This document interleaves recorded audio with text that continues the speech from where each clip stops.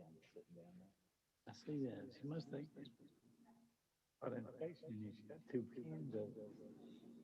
So they don't start liking it. They what? They don't start liking it. Okay, Mr. Mayor, you're live. Thank you, Jeff. I got a reverb going, Jeff. Try it now, sir.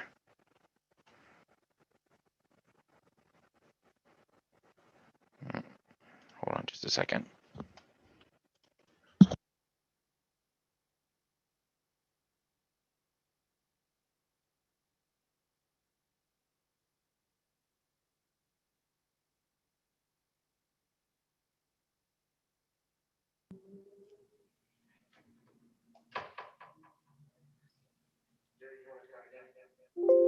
Yes, sir. It's back. Mayor, is the only one microphone's active in front of you, correct? I've got my iPad here. That's probably why you've got a reverb. Make sure that your iPad is muted. I see the auto tune is Yeah, man. auto tune is working.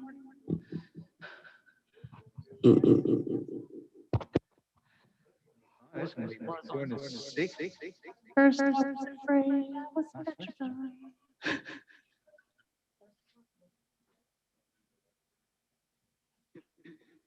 I can shut this down, that's no problem.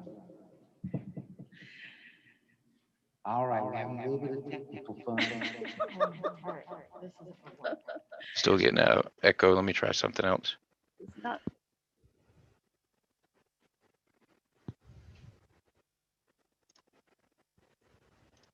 Okay. No, it's still doing it. Jeff, the one that you had selected before this one was better. That one. But I can't hear anything on this end. I can't hear anybody in the council chambers when that one's selected.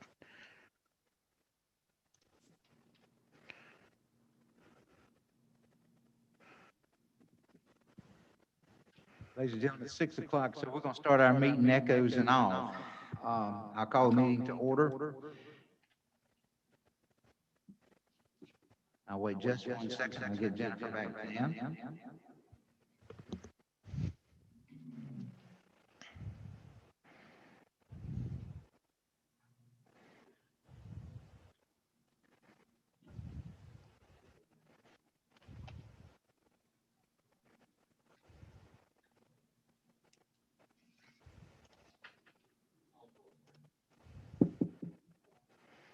Nathan, is the actual computer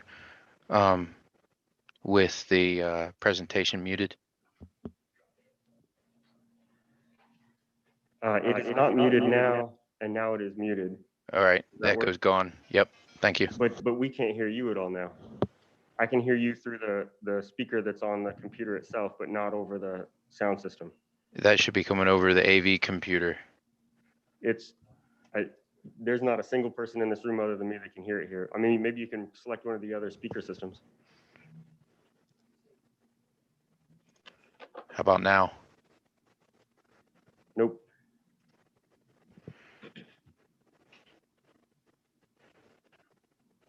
I think Jerry'd just rather go ahead with the echo than, Well, we're gonna have to go. We're holding people up.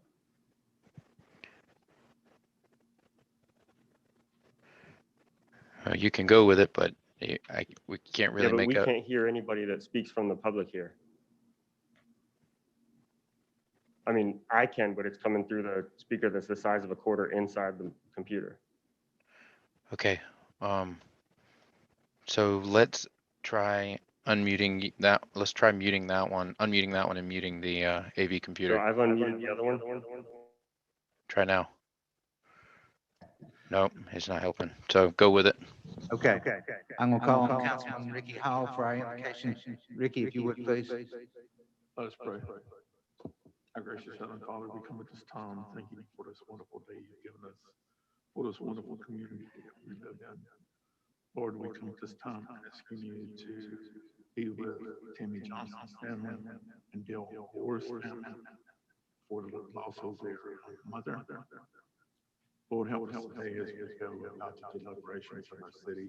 Go up to us with us in thee. In Jesus' Thank you, sir. Would you please rise for our pledge of allegiance?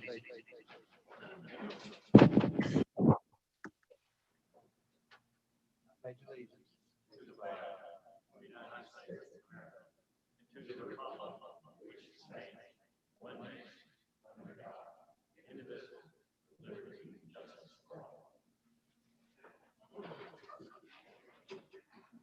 I'd like to welcome everybody here tonight. We are the Graham City Council and appreciate everybody being here, and rest assured, anyone that has business with us will have opportunity to speak, even if you have an echo. So next, first thing we'll do is our consent agenda. Wait a minute, I need to read this right here. I'm gonna go to Darcy Sperry, and she's gonna read our disclosure of conflicts of interest. Darcy, if you would, please.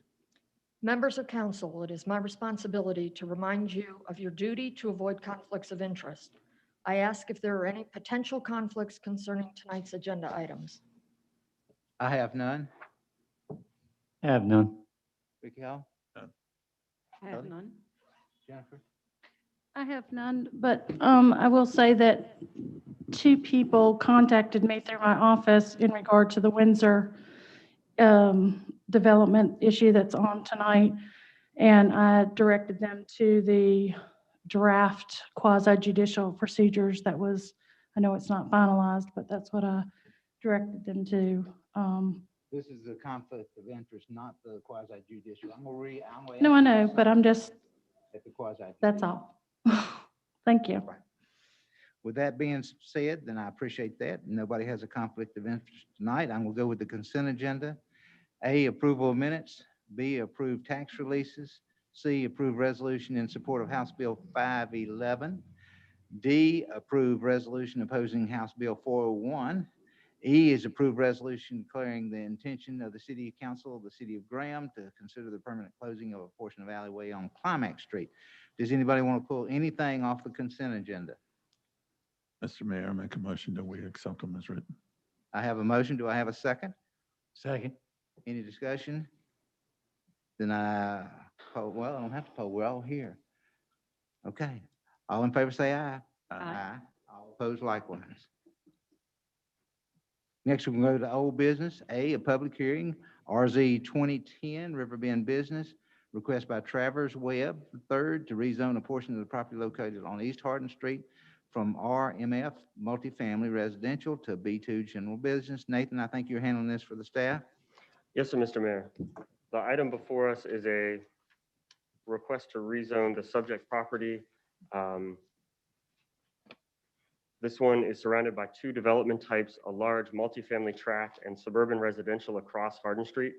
The request is to rezone the portion of the property from RMF to B2. The lot is currently actually, this lot is currently vacant. The stated reason for the rezoning request is for the entire property to be covered under one zoning regulation. The rezoning should allow for marketing for future development. Thank you, sir. Question for the staff. I'll start with the Mayor Pro Tem, please. No questions. Jennifer, please. Are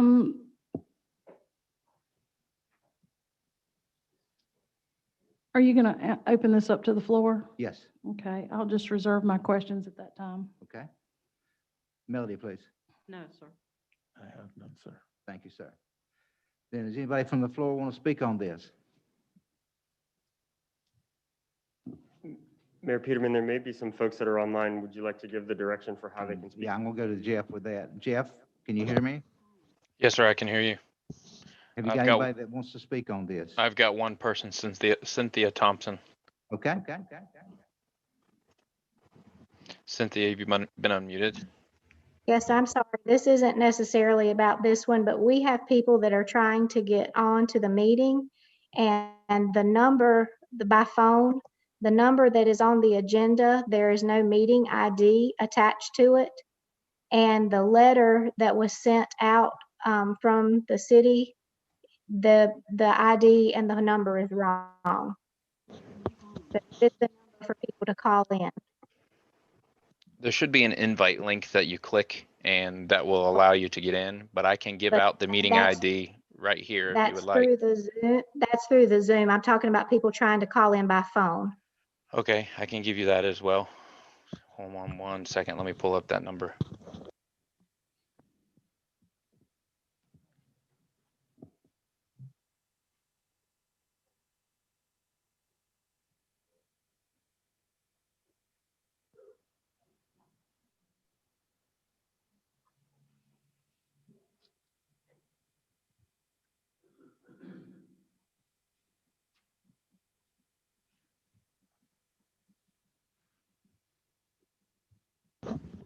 Mr. Mayor, it does appear that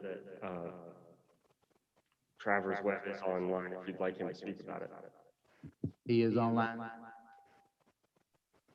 Okay, the telephone number to call is 1-301-7158592. So again, 1-301-7158592. Okay, can al- and I'm sorry, so that number is different than the number that is There- on the agenda that's on the website? There's As- 4, 5, 6, 7, 8, 9, 10, 11, 12, 11 different numbers that you can call. So I'm not Okay. sure which one's on the agenda, but there's 11 different numbers that will work. And like I said, there are probably several residents that have tried to come through because the letter that they received from the city about the meeting, it's been tried several times and it says that it doesn't exist. So anyone that is listening online on YouTube, I'm going to post the actual link out there so they can join as well with the numbers and all of that. And I'll give the number again. I'll give a 1-8. I'll give the same number again so it's not confusing. It's Okay. 1-301-171-58592. And do they have to enter an ID number after that, or that will directly put them through? They're going to need the ID number as well. The meeting Okay. ID number is 883-7860-2605. So that's 883-780-2605.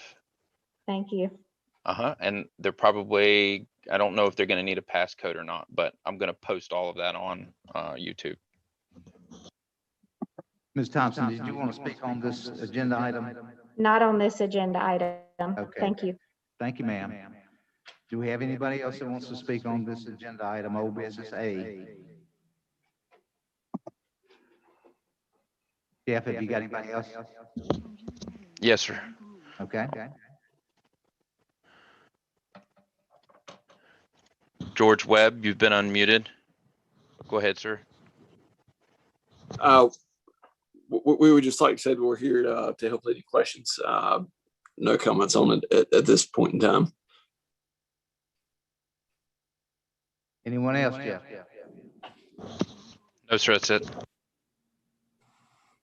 Okay, with that, we'll close our public hearing and we'll discuss it among the council. What does everybody think about this?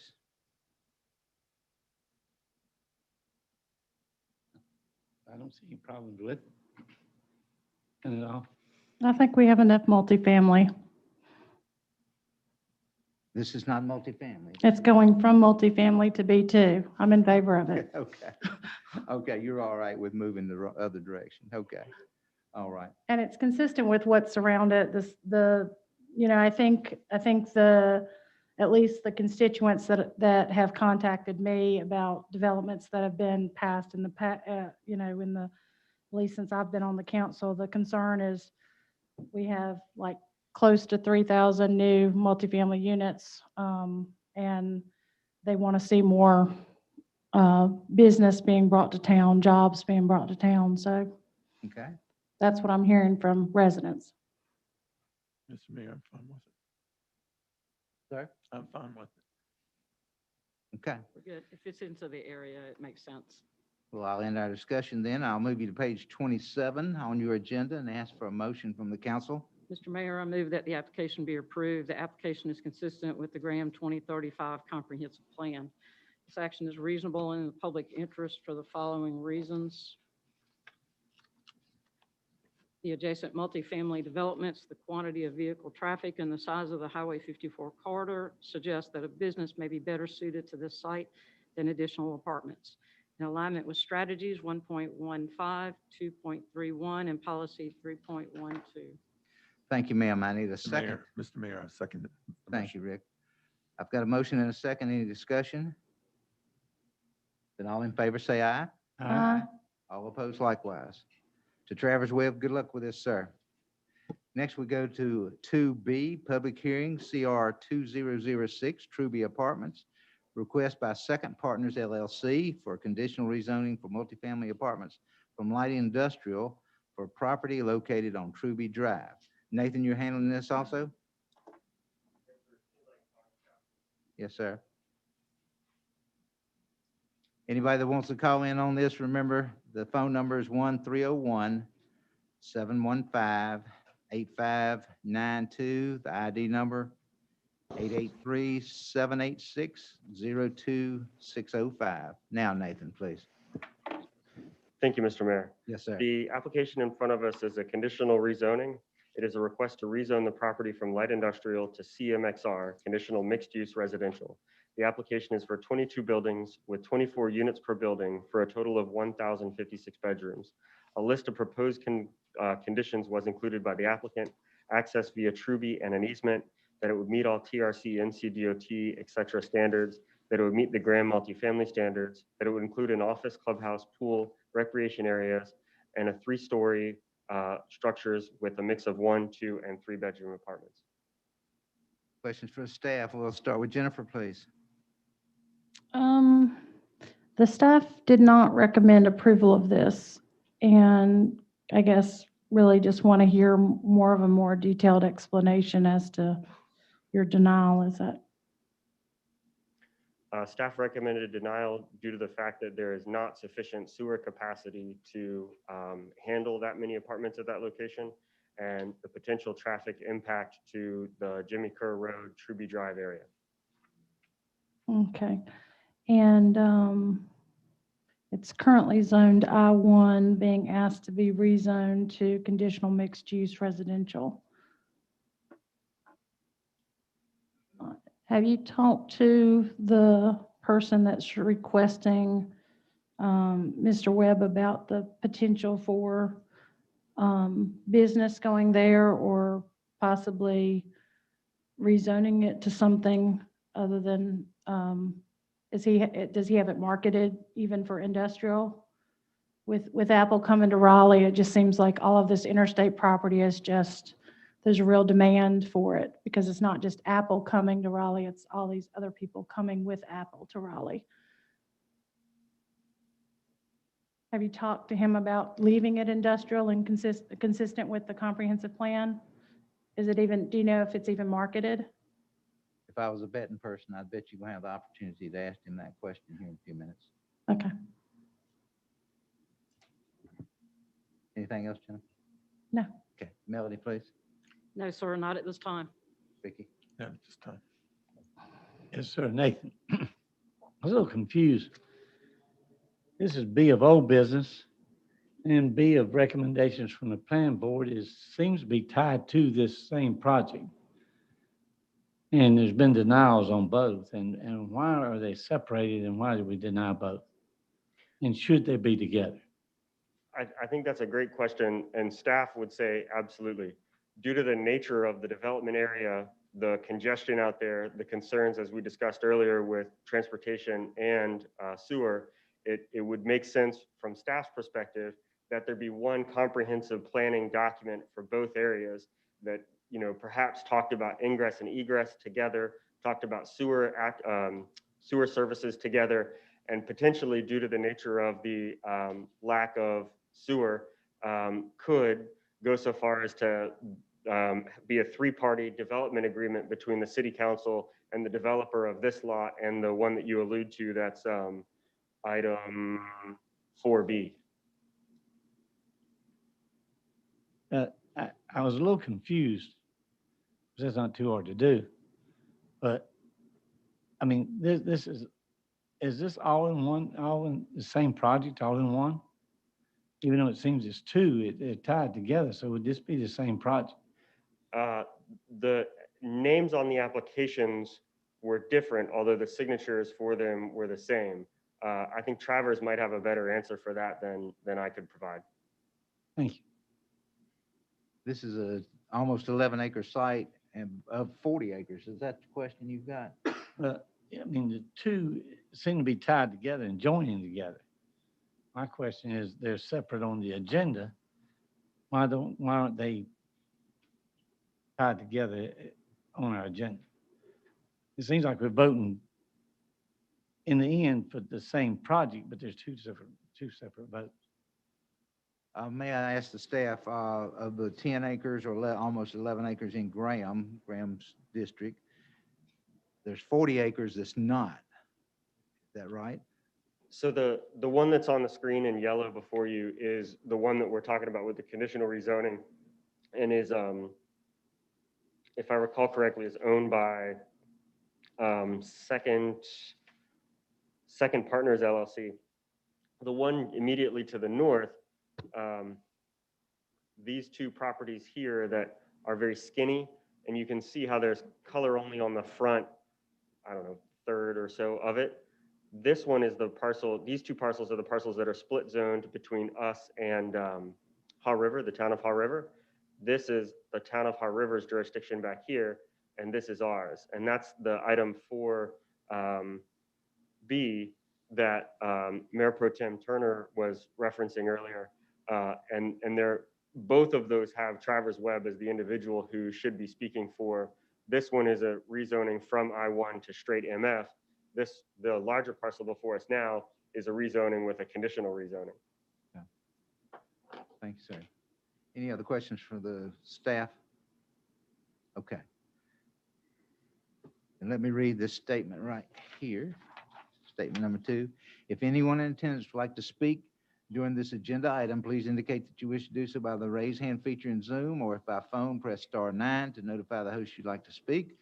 We will recognize you at the appropriate time to speak. If you're having technical difficulties, call Preston Jenkins at 336-347-8674.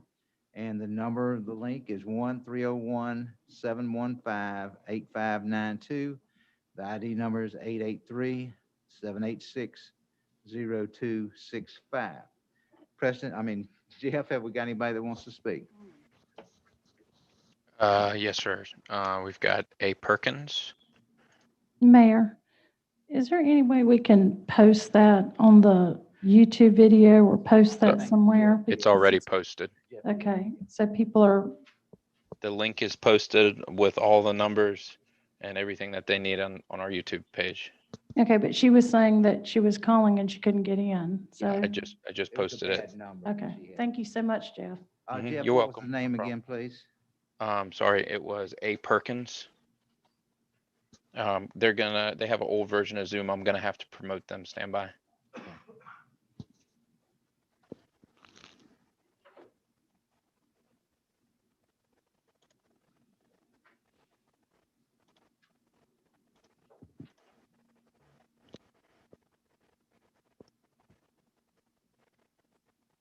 State your name and address for the record, please, Mr. Perkins. Sure. My name's Alex Perkins. I live at 140 Summerlin Place, Samora, North Carolina. Welcome, Mr. Perkins. Nice to have you here, sir. Thank you, Mr. Mayor. I'm actually one of the partners to Second Partners LLC, and I would like to speak tonight in favor of the rezoning and give you a little bit of background history. The property has been marketed for industrial for literally almost 12 years. And the price has been lowered. And anyway, make a long story short, we have not had any takers. We started looking at this project.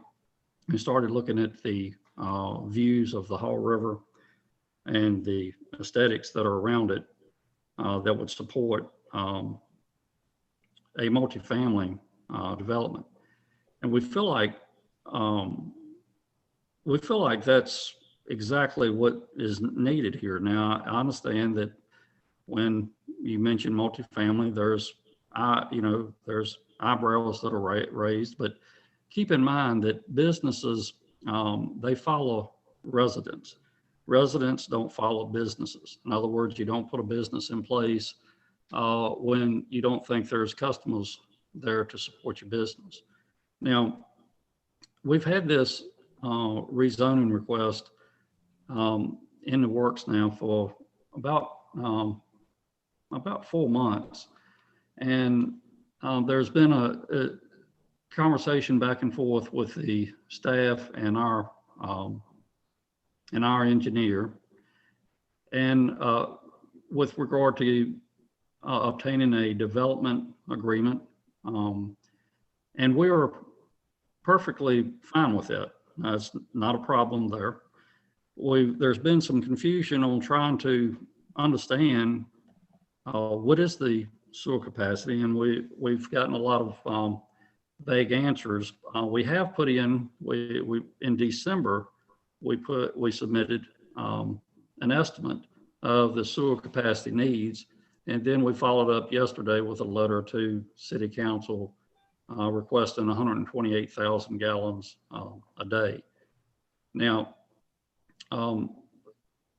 keep in mind, if you want developers, and I'm heavily invested in Graham, I'm extremely pro-Graham in every way, shape, fashion, and form. And I want to see Graham do well. But if you asking developers to spend literally tens of thousands and possibly six figures to do nice projects, we need the rezoning. And the reason being is because if you can imagine as a business owner, making the investments that are required to literally put this project on paper and with all the proper people that need to approve it, and then go for rezoning, and for whatever reason, it's not rezoned. So it's almost like a chicken and egg. Now, so what I respectfully ask is that you approve the rezoning because it's conditional rezoning, which means that we literally cannot move dirt without complete approval and a complete development plan that includes the services. Now, Graham, if the city of Graham wants to truly grow, they are going to have to, plan for these developments. And again, keep in mind, businesses follow the developments. It's not the other way around. I realize everybody wants more businesses, but number one thing a business needs is customers. And if it's a manufacturer, number one thing a business needs is skilled labor. So keep that in mind, and I respectfully ask you to go ahead and proceed with the rezoning and approve it. And I'm available for any questions, obviously, anything that you'd like to ask me. All right, thank you, sir. Questions for Mr. Perkins? Melody, please. Yes, sir. Mr. Perkins, we have a list of things that in front of us, that needed to have been completed for us to truly be able to consider this. Meeting all your TRC standards. It hasn't done that. Meet Graham multifamily standards. The sewer issue is huge. It is insufficient for the development right now. Have you corrected any of that? There's, it comes back to question again about your project that is listed as 4B. They look at tied together in some form and fashion and as phases even perhaps, but you're still dealing, regardless of what you say, we still have an issue of sewer capacity and insufficient sewer capacity. I would rather see you start over and get these two projects together and get all these issues taken care of before you come back to us again. Okay, well, that's very understandable. But the problem is Graham has not, 5 months into this, Graham has not told us what their sewer capacity is. It's been very vague, very similar to what you just said. Now, you talking about the two projects, the two projects are only linked by possible egress and egress to the properties. There's not a link in ownership or a link in, quite frankly, any other financial or development. Now, and I understand what you're asking, but again, it's like the chicken and the egg. You're asking for us to go forward like we will get the rezoning. spend the money we need to, like we're going to get the rezoning, but we're not assured that we are going to get the rezoning. So imagine asking a business to come in and buy millions of dollars worth of equipment and put them in a building for employees to come in and work, and city council has not approved it. They have just said, you guys need to do all this work and get everything in line and have faith that the city council will do the right thing at the end. And depending on what that right thing is, whether or not you get the rezoning. So please understand our chicken and egg concept. I don't know how else to describe it. Thank you, sir. Melody, you still have the floor? Yes, sir. I'd like to ask the staff at this point about your communication with this gentleman and with this project regarding the sewer situation. So staff has communicated a number of times and recommended a development agreement for some time with the developer. It is true that we're not able to say there's 37 gallons of capacity at this pump station, or there's 120 gallons of capacity at the pump station. The answer is most of the capacity at the pump station is spoken for. And by most, it's like 98% of the capacity at the pump station is spoken for. We only received a memo from the city's engineer earlier this month, which has already been passed on to and shared with the developer, that says what the approximate numbers are in engineering terms and what the approximate expenses would be to allocate it. There is not 120,000 gallons per day of capacity at the Cooper Lane pump station, period, full stop. It does not exist at this time. Thank you. Mr. Mayor, I'm done. Thank you. Ricky, questions? Mayor Pro Tem, Yes, sir. for Mr. Perkins now. Mr. Perkins, Yes. we do have a sewer capacity problem. Also, you have a traffic analysis that needs to be done. Are you prepared to deal with that also? Yes, we already have that in the works. We are moving forward with some of these issues. The biggest thing is, again, the approval process, that we need to have confirmation on the rezoning, that when we get to the end of this road, because at the end of the road, we're going to have to work with the city of Graham and help them monetarily with their improvements. You know, whether it be because of time or, I mean, these are improvements that the city of Graham has got to commit to grow their community. But you have a situation here where you have a willing partnership that is willing to put their money where their mouth is. In other words, we're willing to sit down once Graham figures out how much sewer capacity they have. We've made our request based on what we anticipate our needs are. So again, it's at a standstill because we need the rezoning, and then we need to sit down with the staff, and on the staff's behalf, they have described to us on 2 occasions the development agreement, and we know that we're going to have this development agreement to put a shovel in the ground. No questions asked on that, no matter what it's zoned. So I guess the rezoning is a symbolic gesture from the city council that these developers are okay to go forward with planning for their expenses and sit down with the city of Graham staff and try to come up with the dollar amounts needed to help City of Graham expand its public services for more residents. And residents, again, come before the businesses. I'm not against this project. However, there are some problems here, and one is your traffic analysis. Truby Drive has some problems. You will Yes. admit that, right? Yes, sir. That's right. And you're tying your project in with the property down the road. And DOT is, not only the city has Truby Drive, DOT is, I'm sure, going to require turn lanes and all that. So that's going to really tie into what you do down the road. That's my concern about the two projects not being together.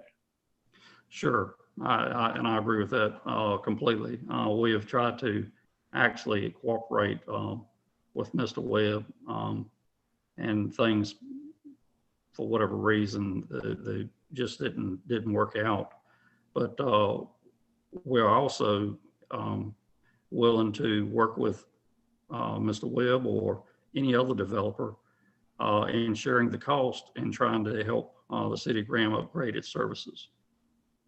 And looking at it, I just thought too, that project next to your project is also going to increase that sewer capacity. Is that correct? Yes, sir. Okay. Thank you, sir. Jennifer, questions, please. I so appreciate Mr. Webb's comments, as it is difficult in trying to spend out all this money and looking at traffic studies, which are in excess typically of $25,000, and then engineering fees, which are over 6 figures, and then whether the city council is even going to lean one way or the other. I will tell you things that I like about this project, and then I'll tell you things that I think that we need to clean up and clear up. I like the idea of you incorporating the river into your project, and I think that would be, something that would obviously sell really well. Obviously, real estate here in Alamance County, it is in such a high demand. I think last month at one time there were 26 houses on the market.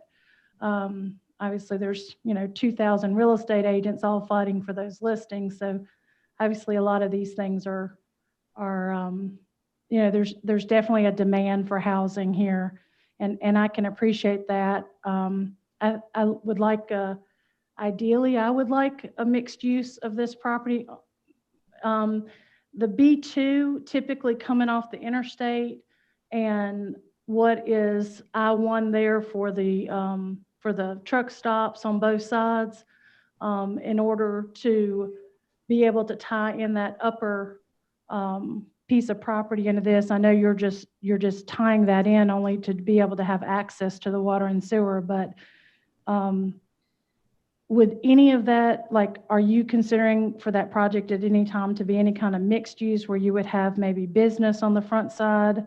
Or is it all just going to be, are you all just wanting it to be apartments from the front of Jimmy Kerr Road all the way back over to the river? No, ma'am. We're definitely looking at, that's one of the reason we asked for conditional, because although we're showing a diagram of apartments, we're still promoting it as zoned, and also are working with a couple of the partners inside of the Second Partners LLC to possibly expand their business onto part of the property also. We do not anticipate this piece of property becoming all apartments. We hope that it becomes, quite frankly, almost similar to a self-serving type community where the residents, we have businesses that want to locate there because we have residents there. There's not many developers out there that are willing to go forward with, putting 500 apartments on the ground.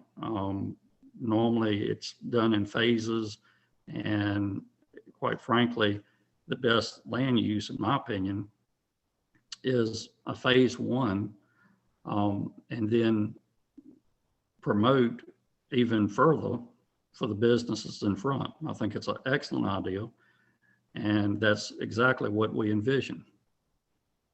Okay. Well, I mean, I think, having housing choice, having single-family detached homes, townhomes, and then going into multifamily with apartments and things, the consistency and having that housing choice obviously is something that, regardless of whether I'm necessarily in favor of more apartments, I'm in favor of, us having the availability of housing and for people that want to live in Graham to be able to have the ability to be able to buy in Graham. If this was all located road frontage on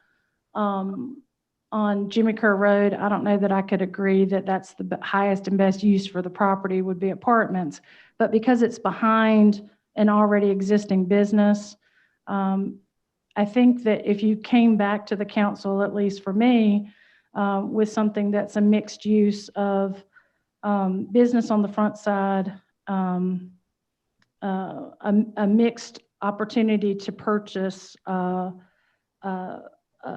different kinds of houses and housing uses in this project, I think at least I would be open to this project a little bit more. But there's a lot of ifs, and I understand that it's difficult for you, but you're not interested in keeping it I-2 or marketing it as an industrial piece of property going forward. You want it to be strictly rezoned for multi-use conditional.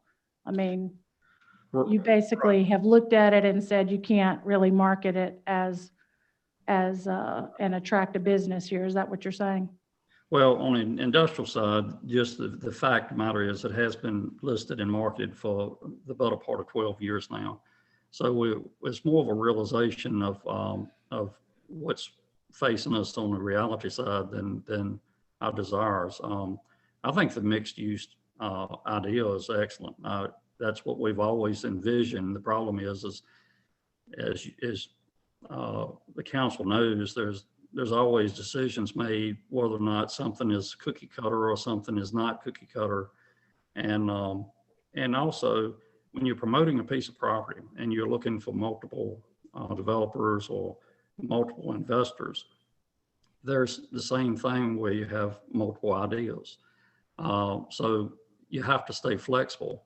And to answer your question on the rezoning, yes, we're all asking on the rezoning because we feel like that with the rezoning, it gives us the green light to go forward as hard as we can with spending the money, but also knowing that more than likely the property will be subdivided, and more than likely we will be back to city council to actually rezone back down to some sort of type of business, depending on what transpires. So we are asking for the golden egg, so, but, we're asking you to have faith in us that we will continue to market the property like we have for 12 years. And we're going to do the best, and again, conditional, which means that this is a true partnership. We just because it says multifamily doesn't mean that we get to go start putting footers in the ground for apartments. That's just not how it works. But I do appreciate your input because this is the type of back and forth that this city council can use and developers such as myself can use, where we both feel like we're supporting each other's ideas.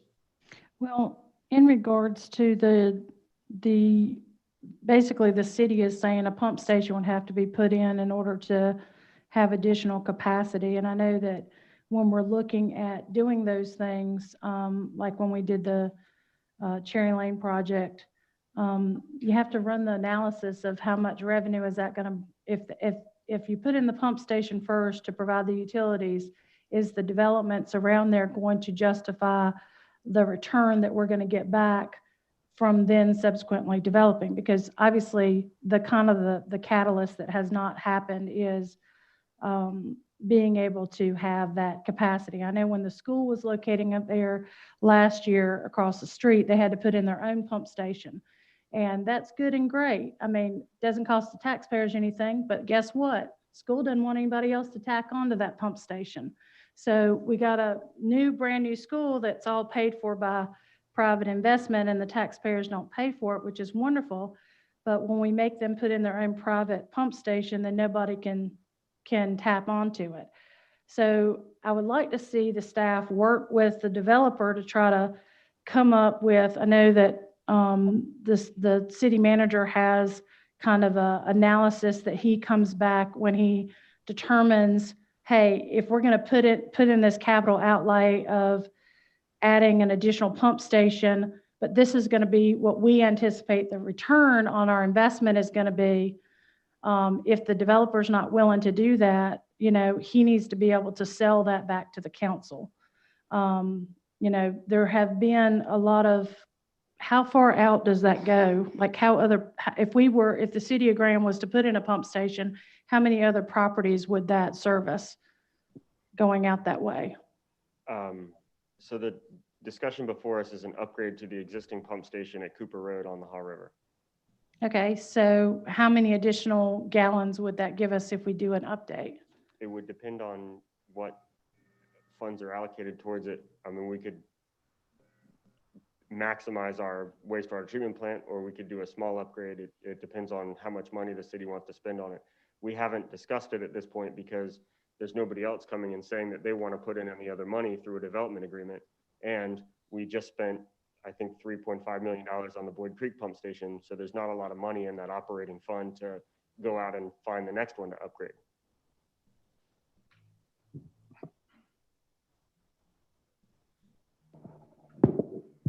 Sorry about that. Yes, I think Nathan's right in what he's saying. I think that it's true that that pump station there off of Cooper Road has reached a capacity that we have to upgrade it in order to accept as much flow as these apartments are looking to send our way. But what you're looking at for an upgrade will probably be north of $3 million. So any development agreement that's going to come before council is going to be, what is your contribution to that $3 million price tag, which is a today's time price. So it could be more than that by the time we get around to bringing something before you guys. The end of the issue on top of that is we would have to see, well, how much would benefit from putting this in. It's slightly different than the one there off of Cherry Lane, because we had pump stations that we took offline by being able to move forward with that developers agreement. And they were coming up for really major repairs. I'm talking $400,000, $600,000 repairs. So it was in our best interest to go ahead and move forward with that developers agreement, because it took that repair cost away from still having those pump stations and doing away with them altogether. So it was a benefit that is a little different than what we're talking about in this situation. So that's, I just want to point that fact out, in that we're a little different in what we're talking about now. I'm sorry. Go ahead. Could I add to that just the $3 million? Let's say that that's very accurate. If the city council can imagine rezoning, there's made mention of the other rezoning just north of it. If you could imagine approving this rezoning and getting the parties to sit down with the city staff and share the expenses, then you wouldn't have a situation with the private school. You would have a situation where the city of Graham is in control of its own destiny with private partnerships. And $3 million is not unsurmountable when you're talking about a development that includes 55 acres plus another 40 acres. You're looking at almost 100 acres of development. So I think, again, if we can get the rezoning I know, speaking as a third owner here, $3 million is not unsurmountable, especially when you're dealing with literally 5 or 6 business people sitting around the table saying, well, again, just like your analysis, our analysis is, well, that might add $15,000 per residence. Does the numbers make sense? I think it's going to, we're going to come back and say yes. I mean, I think when the developer sits down with the staff, and you know, Aaron is great about this. I mean, they have a formula when they come to the city council a lot of times, and will say, you know, hey, this is our kind of, like, this is what we'll be able to generate in revenues for this kind of upfront investment in utilities. And you're right. I mean, we have to be looking to provide utilities in the city of Graham if we want the city to continue to grow and keep taxes low.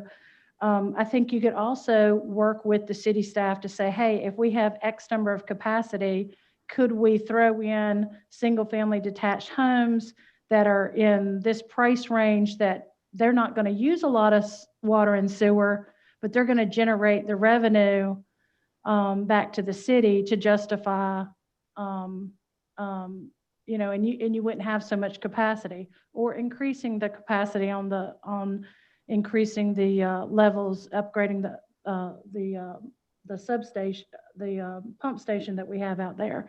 So I think those are all things that you guys need to work out before, I guess, I feel really comfortable with rezoning this. But I will tell you that I hope that our staff will sit down there with this developer and not lead him down the road of 2 years into trying to get a project off the ground, and they're coming in here with the false sense that they're going to get approved by the city council. And, you know, we need to be putting forward projects that are going to be, you know, you don't really have any neighbors around here that are going to be barking or you know, arguing about what you're going to be putting in here behind this truck stop. But if we can make the numbers work, and you can then develop your property, I'm all for that. I just want us to be able to try to work together to be able to do that.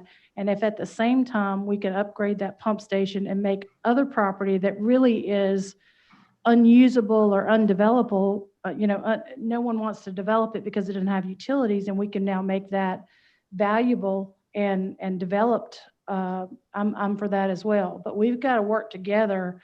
And we can't, like, don't string him along into thinking that he's going to, we had a couple projects, I think, you know, I know Jerry felt a little bit guilty about things, you know, people waiting, going over a year even, trying to get projects off the ground. So we need to try to get a game plan together that's gonna, I mean.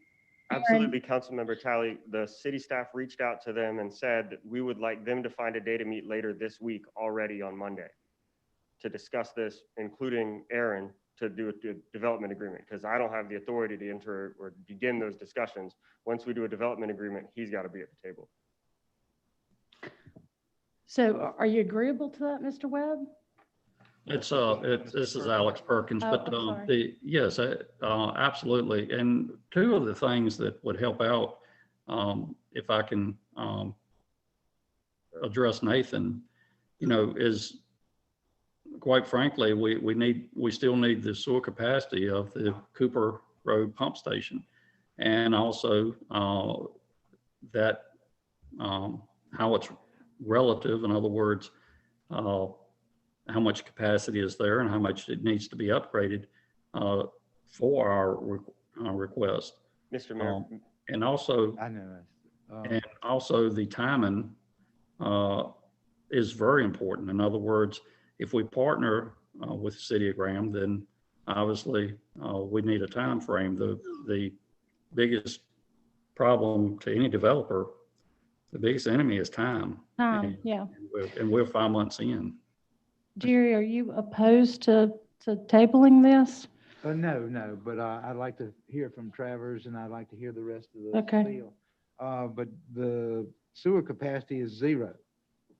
That's what Nathan stated at the beginning. We do have a pump station there, but it's at its capacity. So whatever the sewer use is on this piece of property is going to be the overflow for that station. Is that not right? There may be 1 or 2% capacity at the station, which, you know, they may be able to get 3 units or 10 units in, but that's not worth doing the site work for this developer, right? And the engineering alone to determine that is in excess of the price to determine what they'd be able to do. What the short answer is, there is no capacity at this pump station. And in order for them to have that allocated to them, they'd have to have signed permits that were submitted to the state that allocated the flow to them. By the time they get to that level, to get to TRC approved plans, there is no capacity at this station for them. I think Jennifer still has the floor, and I apologize for going So over where you. did who gave you the information that there's no capacity at the pump station? It's not that there's no capacity, it's that there's very limited capacity, but there are other projects that are further along in the hopper to get that allocated. For example, we had a new house that was just, there were some new subdivisions that were done over near Riverwalk, and some of that flows into this pump station. Okay, but who at the city of Graham? Josh Johnson, Ali Williams, Carmen, and King. Okay, so no one from the sewer treatment plant or any of no other other staff people, an engineer based on the plans have told you that, is that right? Tanya Mann, the utility superintendent, also said that that station is frequently running more than we would like it to. So is there a test or something to say what the capacity is? We ran that test and it is, there are days when that pump runs more than the state says that it should run. Okay, can you not give him the information from the test? That's not me, that's Josh.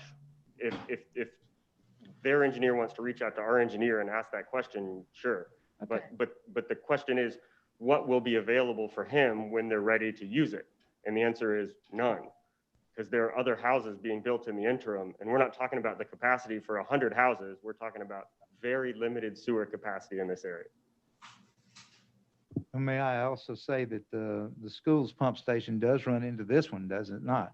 So even though they put a lift station in essence Up to it. right. Yeah. So the school does pump into our pump station. Right, but what I'm saying to you is, that's like working with developers to make sure that that project happens, right? So I just want us to see us work with whatever, not just this, but what is our long-term plans? What's the best use of our money going forward to be able to have, if it's 100 acres and it's worth financially for us to make an investment to make the upgrades, because it's going to then generate all this revenue back to the city of Graham from both water users and building and, all of the property tax revenue from the increased tax base, then we need to hear what that is. I mean, you do that analysis, Aaron, right? Correct. And I was just going to add though, it's really how much is council really willing to take on. Right now, we have the Boyd Creek pump station that we just got finished, constructing to get off of that old one. We have the sewer outfall that I spoke about earlier there off of Cherry Lane. That's another project that we're also getting ready to start construction on to take off 2 other pump stations. So with that being said, what Nathan is getting at is that there's a certain percentage that we can go up to in allocation. And once you get to that point, the capacity is pretty much shot. So anything beyond that, which we're at that point now, especially with the volume that will come from this parcel of apartments, there's no doubt about it. We're going to have to upgrade that pump station there off of Cooper. There's no way around it. But that's going to come before council. If we sit down with a developer's agreement to bring forth to you, we're going to have to do it with an upgrade to that pump station. And what that contribution is gonna look like will basically be what council is willing to put in, given the fact that we already involved in other projects that are taking up funds already. Just want to make that point made, that we are doing this in other areas. This would be another one that we would bring forth, and it would be up to council if y'all want to take on another one.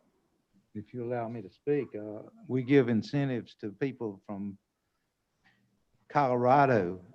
This is a local man, and we need to incentivize people here if we, any way possible. And especially if, as Jennifer said, we could increase the area. But my problem with this idea is, are we increasing the area, or do we run into Hall River? Are we going into the Hall River's jurisdiction? How much, like when we looked at the Cherry Lane pump station, installing that, I mean, that opened up a lot of property for development that otherwise wasn't available. And then like, so here, what is available that would be able to connect to this pump station? Very little, or? I mean, yeah, we would have to evaluate what's out there. We do know that Hall River on that side does flow back into that space. But the problem that you have is that with that one being upgraded, we would have to determine what's already been built out, and then what's available. The property that you're talking about there, it opened up a lot of that property near the Commerce Park area. That Camry and that surrounding area. So it was undeveloped property that it made perfect sense to go ahead and make those areas viable for future development, no doubt about it. We would need to look at this one further, because we need to evaluate, well, what is already built on. I mean, if you already have properties there that are already pumping there, and you're only taking in a few parcels, then that question of whether or not it's worth it to the city would have to be considered. So we would have to look at that. And I know we've had these discussions in the past, and this is more of a policy, would be a policy change, but the demand right now is way up here. And Apple is going to be a game changer in this region because of not just what Apple brings, their $3 billion investment and 3,000 jobs, but all the players that come with Apple, and obviously we're within one hour of downtown Raleigh. You're going to see this area, I'm sure, just more and more people wanting to work in Raleigh but live, in a smaller suburban area. So with the demand here in Alamance County for property to be developed, maybe possibly looking at these development fees, because you're right, the city has this huge volume of capital outlay that we have to do with utilities to provide these utilities for these developments.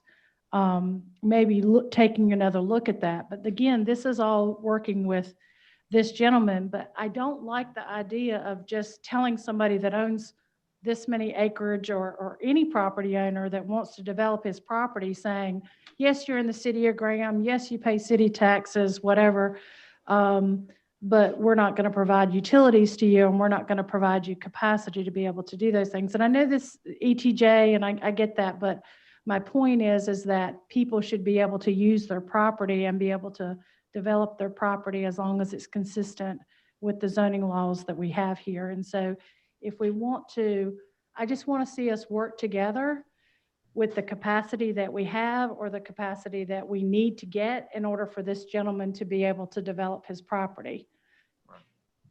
That's just my bottom line there. One more statement there. The only thing I wanted to add was, you're correct, and obviously having a conversation with him and our engineer, that's just a meeting that we set up.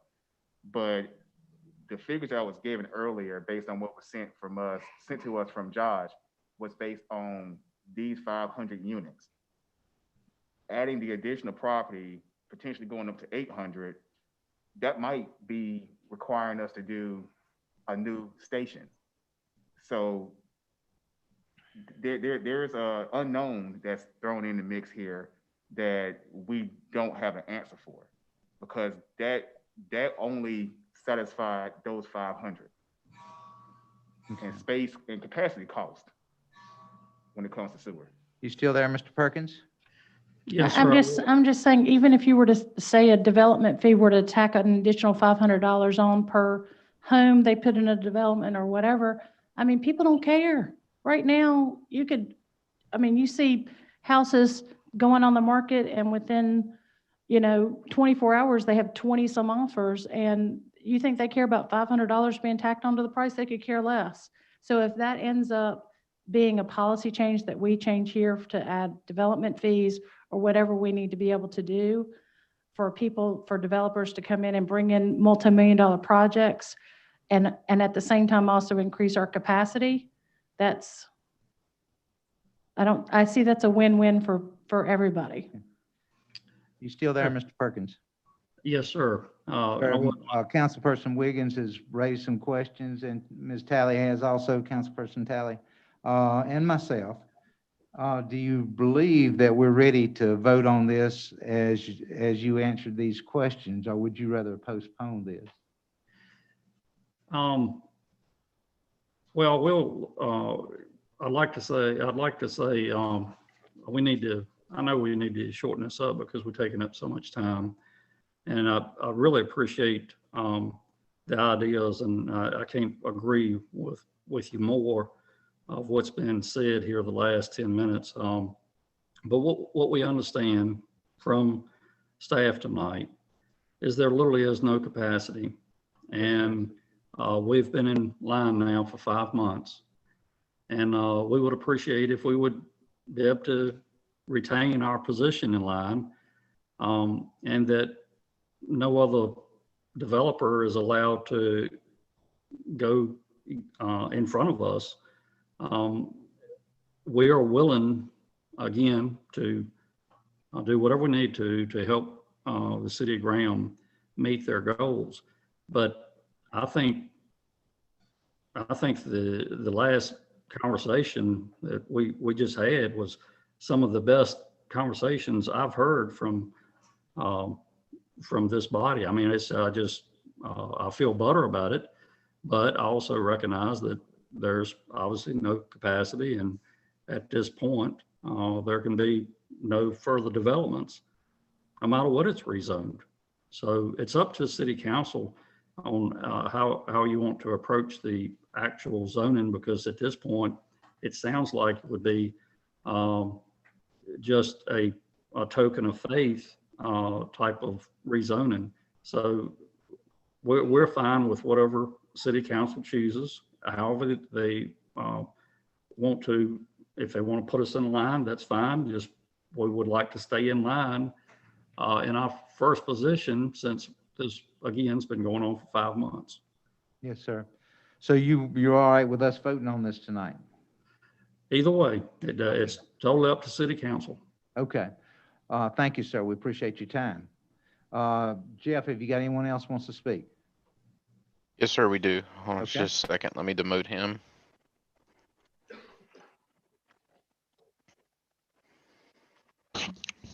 John Burton, you've been unmuted. State your name and address, please.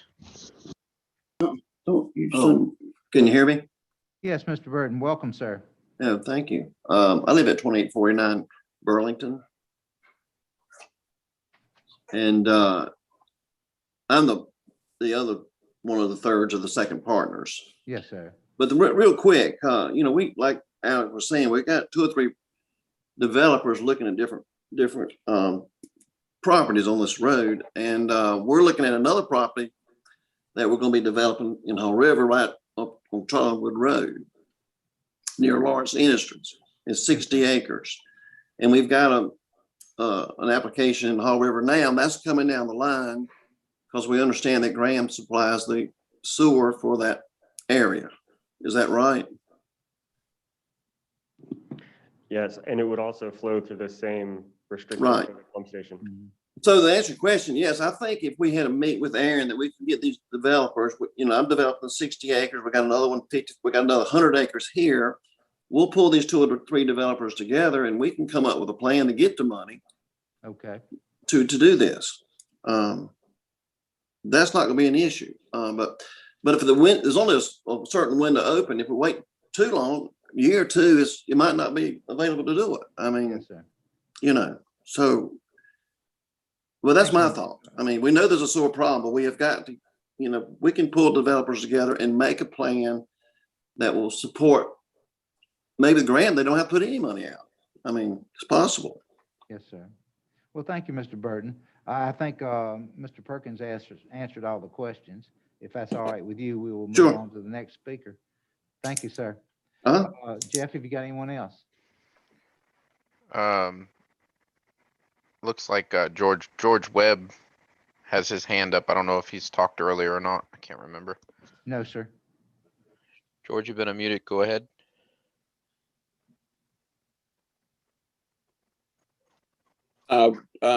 Meant to lower our hand on that one. We're in agreement with everything there. Okay. That's it, sir. That's everybody, Mr. Mayor. Thank you, Jeff. Anybody from the floor? I don't believe I asked anybody. Tom, if you've got a question, sir.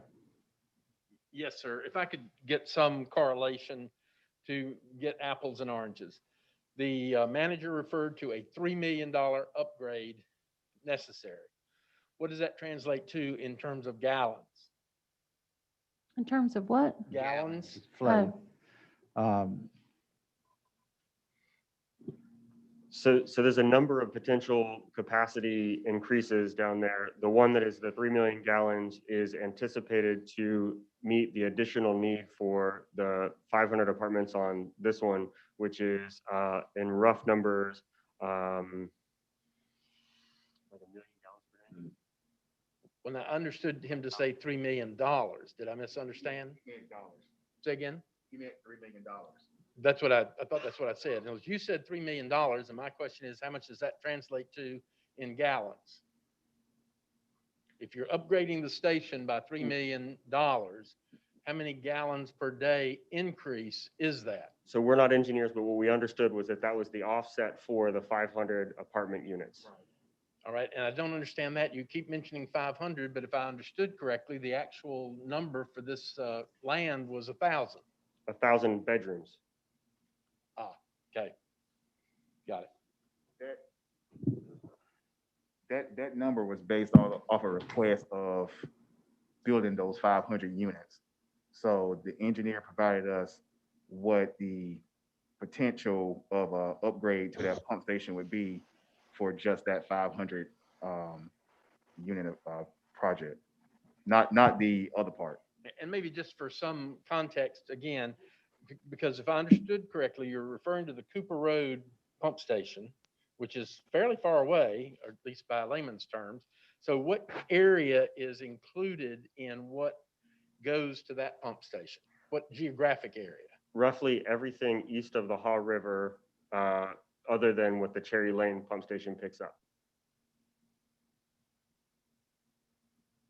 Okay. You remember we had a pump station right there on the interstate at the corner, diagonally from the, right now there's storage units sitting there. Bakatosh. Right. Right. There's a pump station there. Somehow we've got to get to there.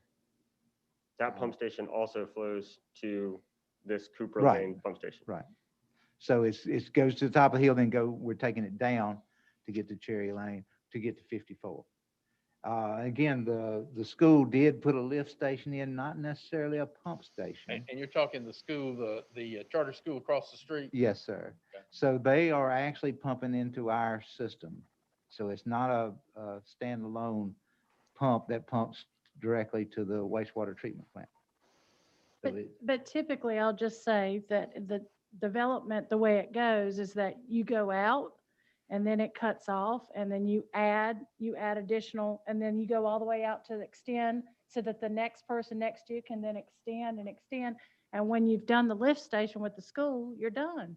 There's no it's got to flow extension. downhill. It's not gonna, you know what I mean? Like, we gotta either update or we're done there, pretty much. And to this, I don't know how much the school spent, but I'm gonna guess close to $100,000, if not more. How much was the lift station? Do you know? Again, I'm not an engineer, I don't have any idea, but I can tell you that we made them do a sewer study to show that they couldn't get gravity flow for the length of their lot. We required it as standard process, as you said, for anybody that extended along the frontage of their property. What they showed was it won't gravity fall back, and so we said, fine, you can pump to our station. And I just want to clear up a question that I had that he made me question. Mr. Perkins referred to a phase 1 of the 500 apartments. How much, I guess, is proposed with the 500 apartments? Would that phase 1 take up? The only proposal before us was a 500 apartment unit. To take up the whole space? There was a site plan in the packet, and there's no phase lines on it. It's 500 units. Mr. Mayor, Mr. Perkins has raised his hand. I don't know if it's about what you were talking about or not. Just wanted you to be aware. One more time, Mr. Perkins. He's being promoted. Stand by, sir.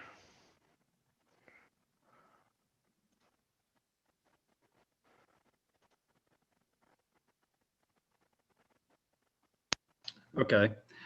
If there's not enough support for the rezoning, we definitely would rather table than get a denial. And we will continue to work towards, again, helping the city of Graham expand its services, because it seems to be very apparent that there is not enough services for any type of development in this area.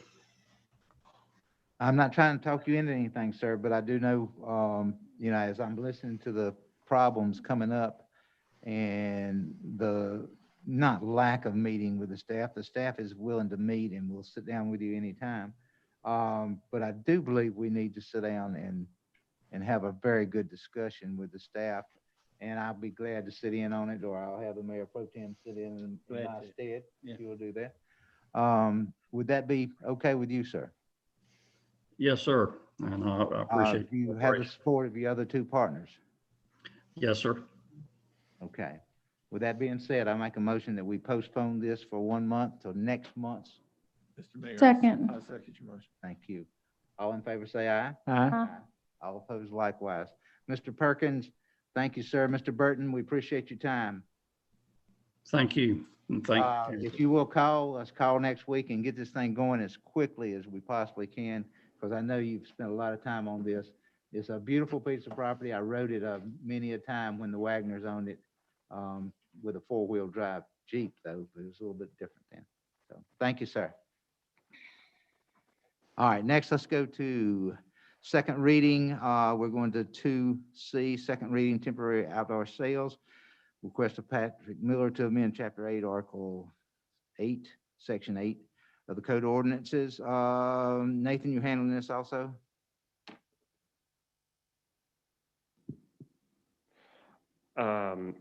I apologize, I didn't have the staff report before me. I thought Mary was going to do this one. Oh, I'm sorry. That's an M instead of, okay, Mary, have you got it?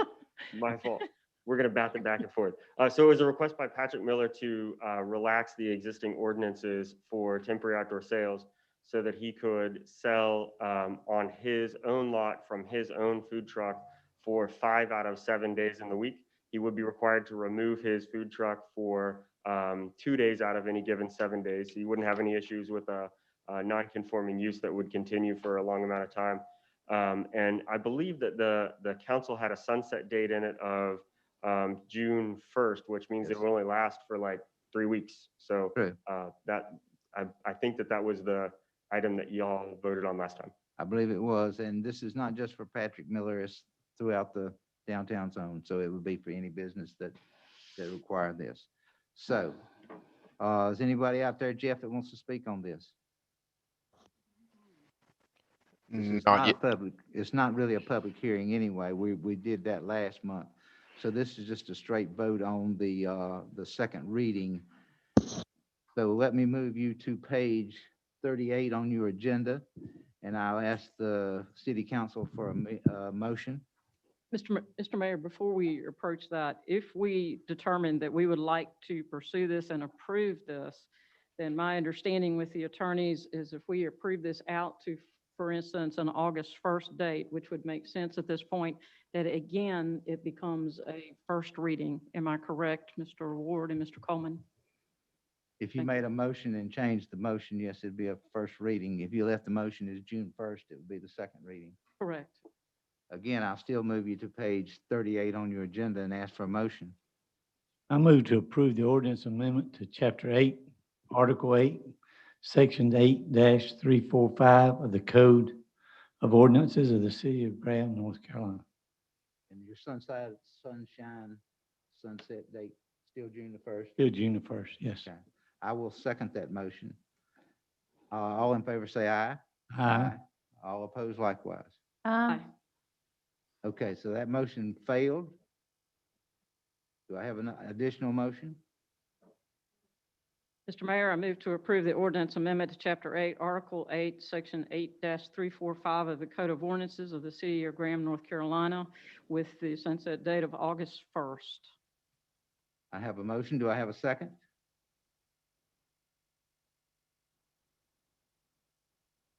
Motion dies for lack of a second. Do I have a further motion? Let me move through the staff. What do? We're on a second reading and it did not pass. Mayor, can I ask what the vote was on that first vote? Chip thought it and I was- voted in favor. The other three voted against. Oh, all right, I didn't hear Ricky. I'm sorry. That's my fault. I should have told that. So, Again, I state as I did last month, I don't think the ordinance needs to be changed. He's renting the space and the private property in which the food truck is sitting. not vote, we've already voted on it. Now I'm asking them, is this over with and done? Okay. Yes, so it that's failed. It did not pass, so the ordinance is not, even from now to June the 1st, you cannot do. The ordinance is back the way it was. Okay? It passed one reading, but did not pass the second. So it did not go into effect, in easy words. So next we go to old business D, public hearing, AM 2101, comprehensive update to the development ordinance as required by North Carolina General Assembly. Nathan, you're handling this for us, please? Yes, Mr. Mayor. The North Carolina General Assembly has changed the enabling legislation for all municipalities and counties. As this is the law from which all of our authority for zoning is delegated, we are required to update our regulations or be at risk of not being in compliance with state law. The council has a deadline to adopt this of July 1st. Questions for the staff? Let's start with Melody, please. No, sir. Rick, Yes, sir. Chipper, No, sir. Jennifer, you got any questions for the staff on it?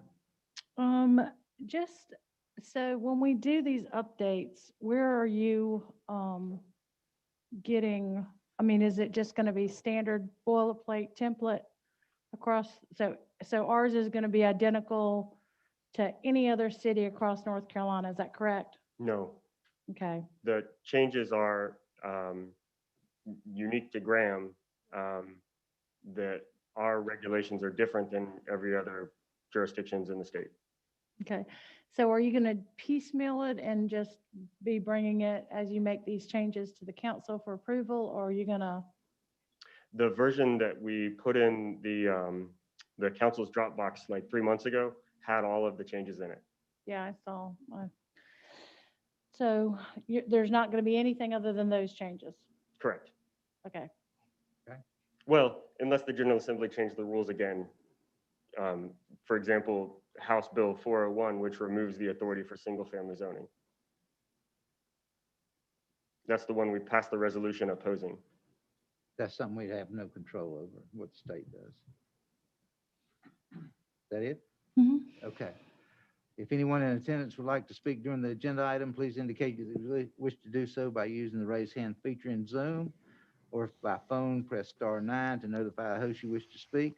We will recognize you at the appropriate time to speak. If you're having technical difficulties, call Preston Jenkins at 336-347-8674. Our phone number is 1-301-715-8592. The ID number 883-786-02605. Jeff, have we got anyone that wants to speak? No, sir, Mr. Mayor, not at this time. Then I'll close the public hearing. We'll talk about it among ourselves. What does everybody think? Pretty much have to go with it. Oh, yeah, I mean, it's one Mr. of, Mayor, I think we have to go with it because it's state has mandated it to us. yes, sir. I agree with you. Any other, Melody? It's a state mandate. That's what our job is. We're just supposed to approve it tonight. Okay, let me That's move what we do. everybody to page 42 and ask for a motion. I move to recommend the approval of the application as presented. The application is consistent with the Graham 2035 Comprehensive Plan. The proposed amendment brings us into alignment with the new 160D regulations. Thank you, ma'am. I need a I second. second it. Thank you, sir. Any discussion? All in favor, say aye. Aye. All opposed likewise. Next, we have number 3, requests and petitions from the citizens. Which staircase encroachment, request by Chuck Talley for the encroachment license agreement for the installation of the staircase on the north side of the building. I believe, Aaron, you're handling this for us, please? Yes, sir, Mayor. The requested action tonight is to authorize the city manager and city attorney to enter into an encroachment license agreement with Chuck Talley to construct architectural staircase on north side of the 21 Southeast Court Square property. Chuck Talley has submitted a written request and supporting photos for a proposed staircase to be installed on the north side of 21 Southeast Court Square. The staircase will be approximately 4 foot wide, 20 foot in length.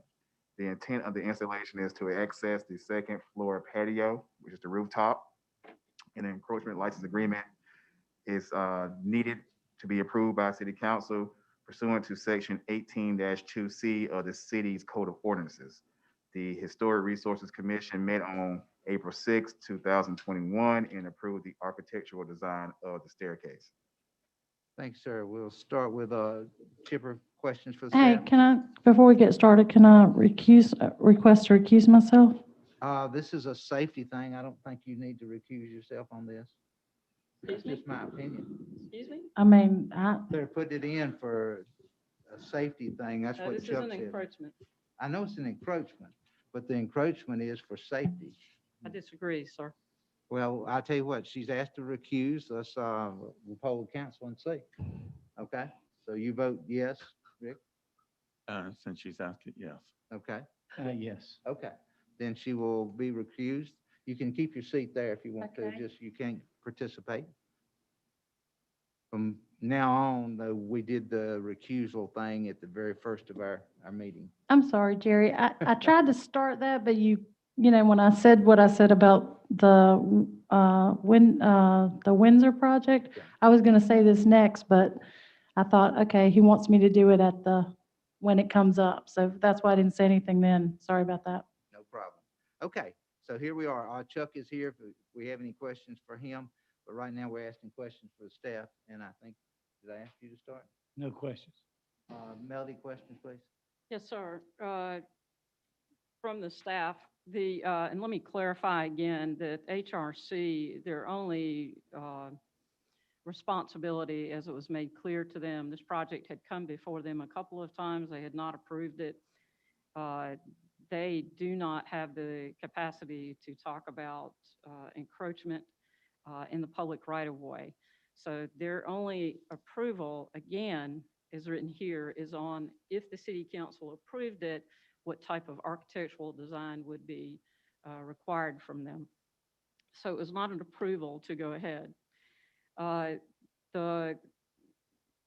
questions that I have are for Nathan or Aaron. Has this ever been done before?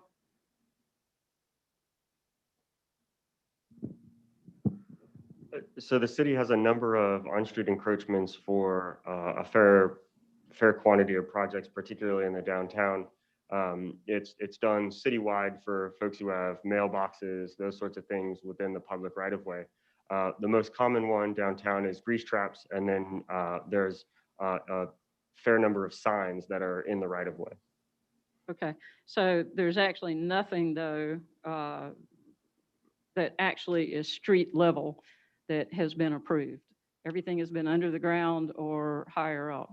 that There are correct? 3 encroachments and with 2, and then this one that are in the public right of way. They're the Paris building, the Farm Services building, and then this one. Okay, so the only landowners who have actually gotten approval for this have been the Tallies, is that correct? I'm not aware of any other encroachments than those. All right. So is it true that in 2017, we actually had another request for an encroachment into the right-of-way and it was denied? Is that correct? I'm not aware of any other encroachments. Is there more information there that would help Would me it- remember? Would it have been to Mr. Cox on his building toward the park? If I recall correctly, there was a request to put a door in on the south side of his building that would enter into the public property, the park, rather than the public right of way. Okay. My next question, I guess, is for the attorneys. This is not normal street. This has not been done before at street level.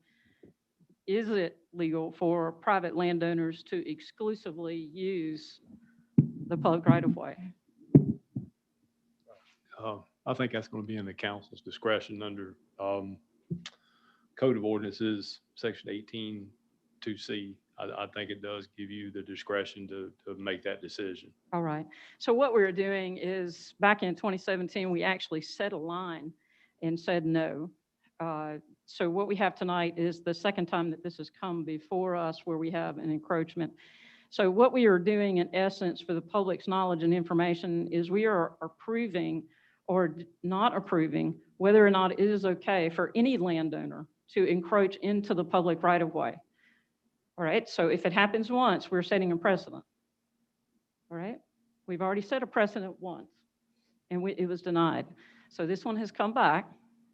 And again, this was sent before the HRC. It was denied because it's not their job to do that. So they eventually did do the design, approved the design. But we need to consider this, and I caution you as a council to consider what we're doing here is setting a precedent so that anyone, whether it's a landowner in the downtown business area, or if it's a homeowner who wants to go put their front porch in the right of way next to the street, you're saying that that's okay. That's all I have, sir. Thank you, ma'am. Rick, anything? Excuse me, isn't the verdict over here on Elm, isn't that an encroachment at ground level? Yes. That was So what we already that's said. been done before. That's correct. Not groundbreaking stuff, it is. Yeah, I mean, it's ground level, so You've had 2 projects before this one that have. no further question. Okay. All right. No more other questions for the staff. Does anybody want to speak on this? Again, Chuck's here. Do y'all want to ask Chuck any questions? Are y'all all right with this? Tell me what to do. I mean, we did it at the verdict. It's an encroachment agreement. The state has them all the time. I'm okay with it. Does anybody on the floor want to speak on this? Jeff, have you got anybody that wants to speak on this? No, sir, not at this time. Then I'll end the public hearing and we'll discuss it among ourselves. Again, I'm fine with it. Anything we can do right now to help anyone, I'm willing to do that. I do not remember the one to Jason Cox, and I'm sorry I don't.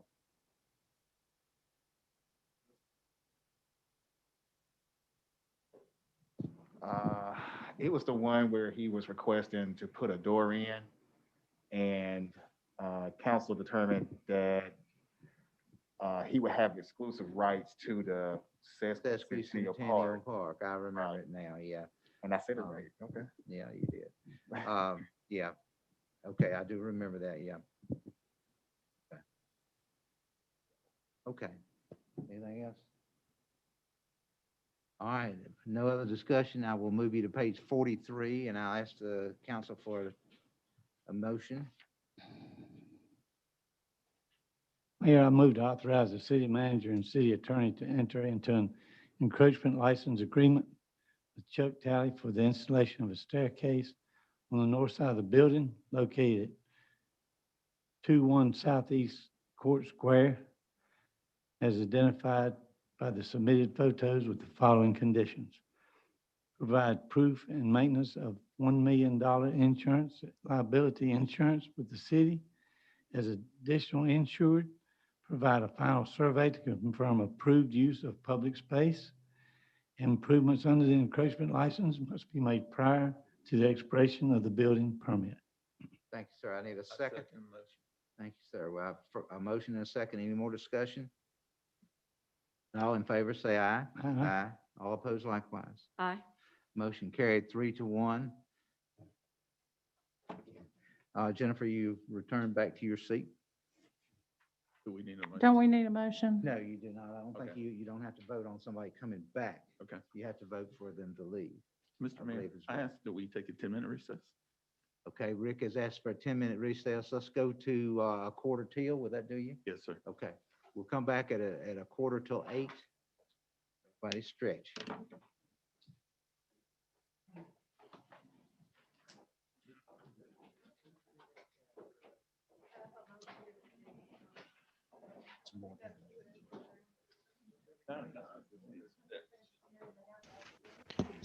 Aaron or Nathan, during the recess, if you would hit the preset 1 button on the remote for the camera.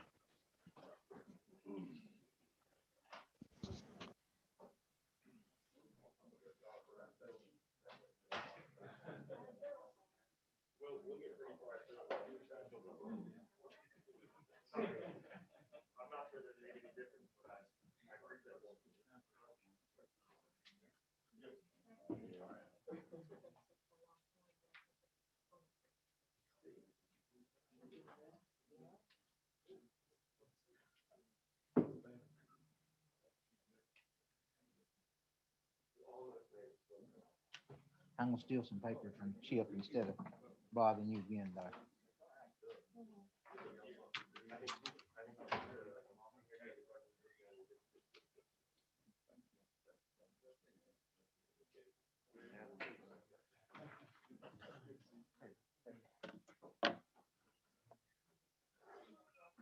Jason, I appreciate y'all being here. Tell the guys thank you.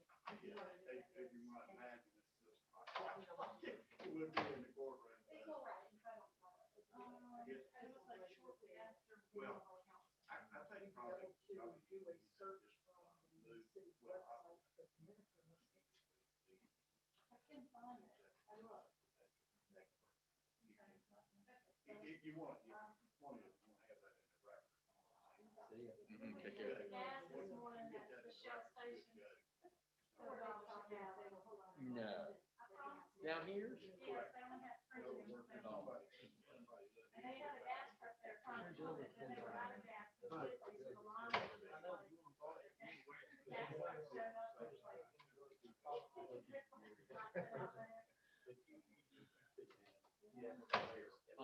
you had any more visits from friends? What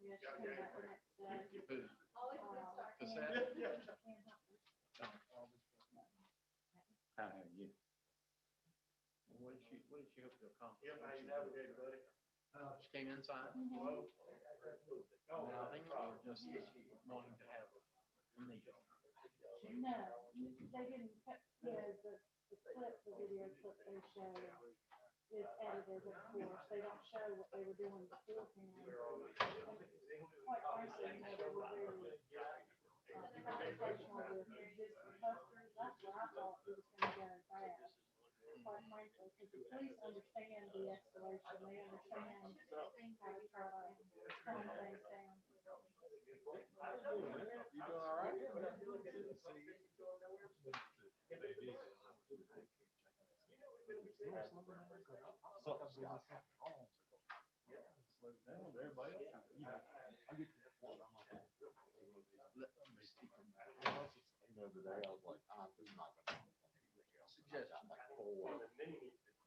And I told him, I said, I'm not promising you nothing, don't call me in 3 weeks and say, where is it? Yeah. So far? Oh, yeah. Right. Right. Yeah. It's like, I really should never do that. with construction costs, with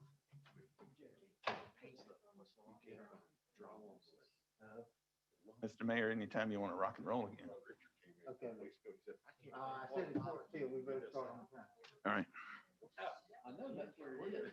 Yesterday, he said that one manufacturer said they weren't gonna produce glue and gray siding.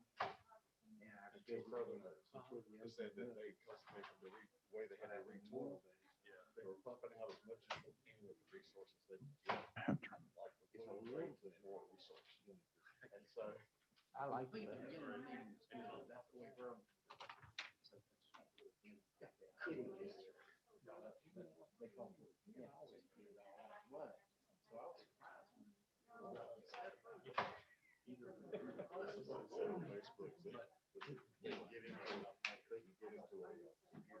Gas line, but they can't mess up the election. Yeah, there you go. There you go. Yeah, I have this conversation the other day, and everybody wants to say something. But this is not.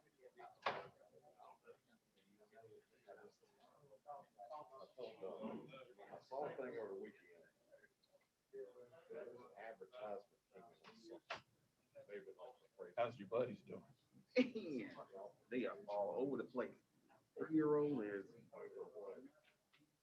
At that point of being 3, where he is extra mobile and extra busy, and it's no longer a little baby. It's like that 3 going to the 5-year. Especially having an older sister, he kind of like mimics everything that she does. So she jumps front flips off. Now, granted, she takes gymnastics. She front flips off a chair. For some reason, he thinks he's gonna survive it too. So, one time I had to like go to him like, look, dude, stop flipping off a chair, man. Like, first of all, you don't take gymnastics. You don't understand what she's doing. She needs to stop doing it because I don't want to be the one that has to take you to the hospital. Yeah. But, kids being kids, man. They growing up on me, Rick. And they approved it for a while. Growing up. How's everything with you? Yeah. Oh, yeah, yeah. They approved it for, I did a closing for somebody. Our Wednesday or next week? Next week. Okay. They're gonna cut on the muscles in every part of my arm. Say anything to And then they're gonna take out, their house, his new truck. hot tissue and tighten all the muscles. How both are at the same time? Was it Wednesday? Next week. I tell you what, we're supposed to be meeting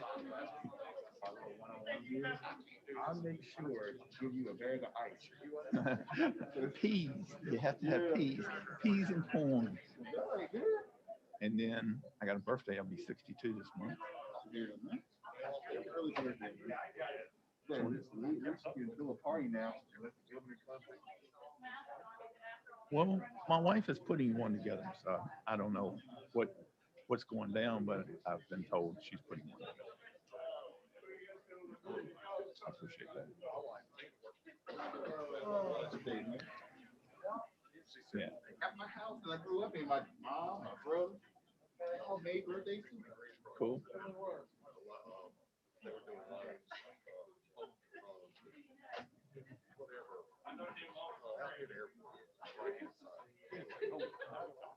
In the big black building. Yeah. She said they would come in. Wait, oh, okay. So they would come in and say, oh, we've got all these wonderful ones here. Oh, yeah. We're gonna give them to you. And they were saying they're only ones that stayed in the black. They're the down there. It's crazy.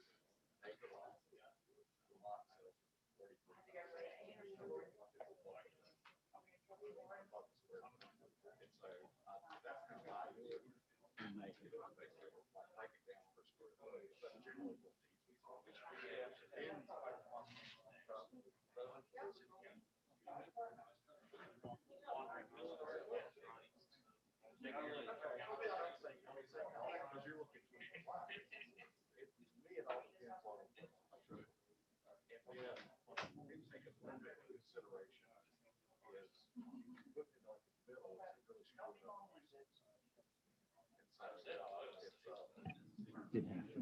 It was all right. I'm gonna have to be here and sign all the papers and stuff, but Can't be I'm on gonna me, be. Tom. I'll be Get me to go. I'll be on your iPad, and you'll be there. The only reason I want you to go first is so I can get a little bit. Oh, yeah, I don't mind. I don't mind. It's easier for me to do it the first time with you. Yeah, we can do that tomorrow afternoon if you want. Yeah, to. tomorrow afternoon will be good. Okay. I'll give you Anytime that. tomorrow afternoon. Okay. You can get Billy Clayton's number from me. Okay. And Saturday, Reminder, Mr. Mayor, the mics are still on. Thank you, sir.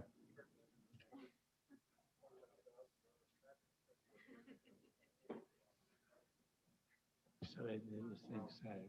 Mhm.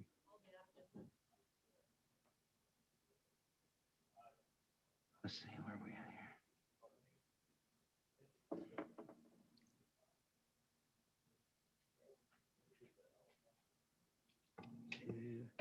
Get my stuff together here.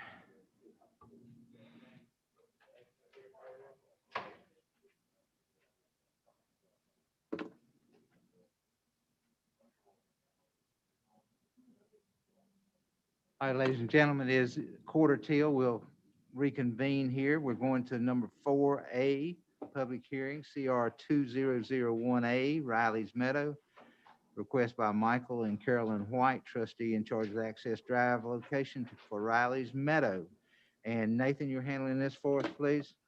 Yes, sir, Mr. Mayor. Rather than spend an elaborate time on the staff report, NCDOT said the road had to move. Everything else is exactly the same.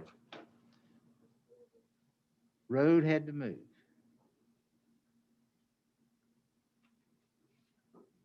Okay. All right, questions for the staff on that? Jennifer, you want to jump on that one since you're a DOT person? Basically, you're just moving away from the curve, the increased sight distance, and as a request of DOT. So for them to get a driveway permit, we got to move it, right? Yeah, the options were get a driveway permit or not. Okay, thank you. No further questions. Okay, Jennifer, questions? No. Melody, questions, please. No, sir. Ricky, questions? All right, let me read this statement right here. This is statement number 2. If anyone in attendance would like to speak during this agenda item, Please indicate that you wish to do so by the raised hand feature in Zoom, or if by phone, press *9 to notify the host you wish to speak. We recognize you at the appropriate time to speak. If you have technical difficulties, contact Preston Jenkins at 336-347-8674. Phone number for the city, 1-301-715-8592. The ID number 883-786-02605. I'll go to the floor first. Does anybody want to speak to this on the floor? Come up, sir. Good to see you again. Would you let us have your name and address for us, please? Yes, sir. Good evening, Mr. Mayor, members of council. My name is Tony Tate. I'm a landscape architect and land planner with TMT LA Associates in Durham, 5011 South Park Drive, there in Durham. Good to see you again, sir. Thank you. Good to be here. As Nathan said, we didn't have an option. It was to move the driveway or else, and so we chose to do that. And Mr. Faze did not have the authority to let us move it that far without coming back to you guys. So that's why we're here tonight, just to seek approval for that. So Would you mind answering questions if we have any? absolutely. Start with Jennifer, please. No questions. Melody, please. No, sir. Ricky? Curiosity, how far did you have to move it? I think it's in the neighborhood of about 125, 130 feet, I believe. Okay, just curious. May have been 150, but somewhere in that range. All right. It was a vertical issue, not real necessarily a Right, that wasn't horizontal, it was a vertical. correct curvature in the road. Thank you, Mr. Tate. We Thank you. appreciate it. Jeff, have you got anybody else? No, sir, not at this time. We will close the public hearing on this then, and I will discuss it among ourselves. Is everybody all right with this, or are Yes, you sir. not all right with it? Was gotta do it thing. Okay. With that, I'll move you to page 56 on our agenda and ask for a motion.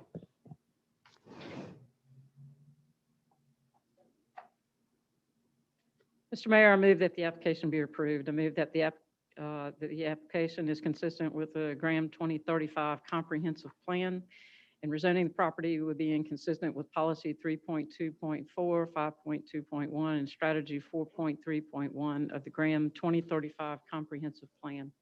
Thank you, ma'am. I need a second. Second. Thank you, sir. I've got a motion and a second. Any discussion? Then all in favor, say aye. Aye. All opposed likewise. Tony, thank you for being here, sir. We appreciate it. Good luck with it. Next, we go to 4B, public hearing, RZ 2104, Jimmy Kerr multifamily, request by Travis Webb for rezoning. Nathan, are you handling this, or? Yes, sir, Mr. Mayor. This is a request to rezone the property from light industrial to RMF, residential multifamily. The property is currently vacant and is surrounded by general business and industrial districts, including a hotel, truck stop, and a packaging facility, the latter two of which signal frequent semi-truck traffic along this portion of Jimmy Carr Road. While this meets many of the standards of the Graham 2035 Comprehensive Plan, the potential magnitude of the density of development, unknown site layout, limited sewer capacity, and potential traffic issues suggest that this development may be better served by one comprehensive conditional zoning for the entire region. Before we ask questions, why don't I go to Mr. Perkins or Mr. Burton and see if they're still with us? Are y'all there? This one was just from Mr. Travers? Webb. Yes, sir. Okay. Mr. Burton's got his hand raised. Mr. Burton, you want to speak, please? Jeff, would you promote him? Okay, I'm here. Can you hear me? Yes, sir. Okay, well, I don't have anything to say on that particular property. Okay, I didn't know if y'all wanted to postpone this also along with the other one. Well, it's up to Travers. I mean, I don't, probably be in best interest to do that. Okay, thank you, sir. Uh-huh. Jeff, you got anybody else? Mr. Webb, you've been unmuted to talk. Go ahead, sir. Yes, sir. This is George Webb of 129 Hudson Street.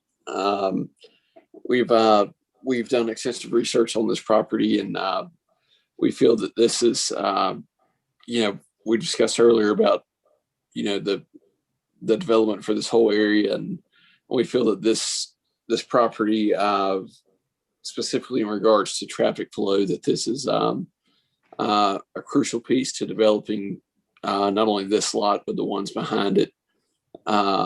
It really has the best access and higher traffic counts to really really improve not only this lot, but the areas around it.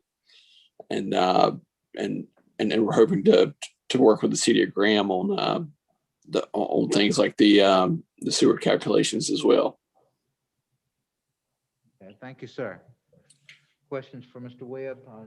Chipper, if you want to start? I was just wondering if they wanted to delay this as we did the previous property. You hear the question, Mr. Webb? Yes, sir. We'd certainly like to move forward with it. We do understand the issues with the sewer, and certainly agree with the council that the sewer issue is best.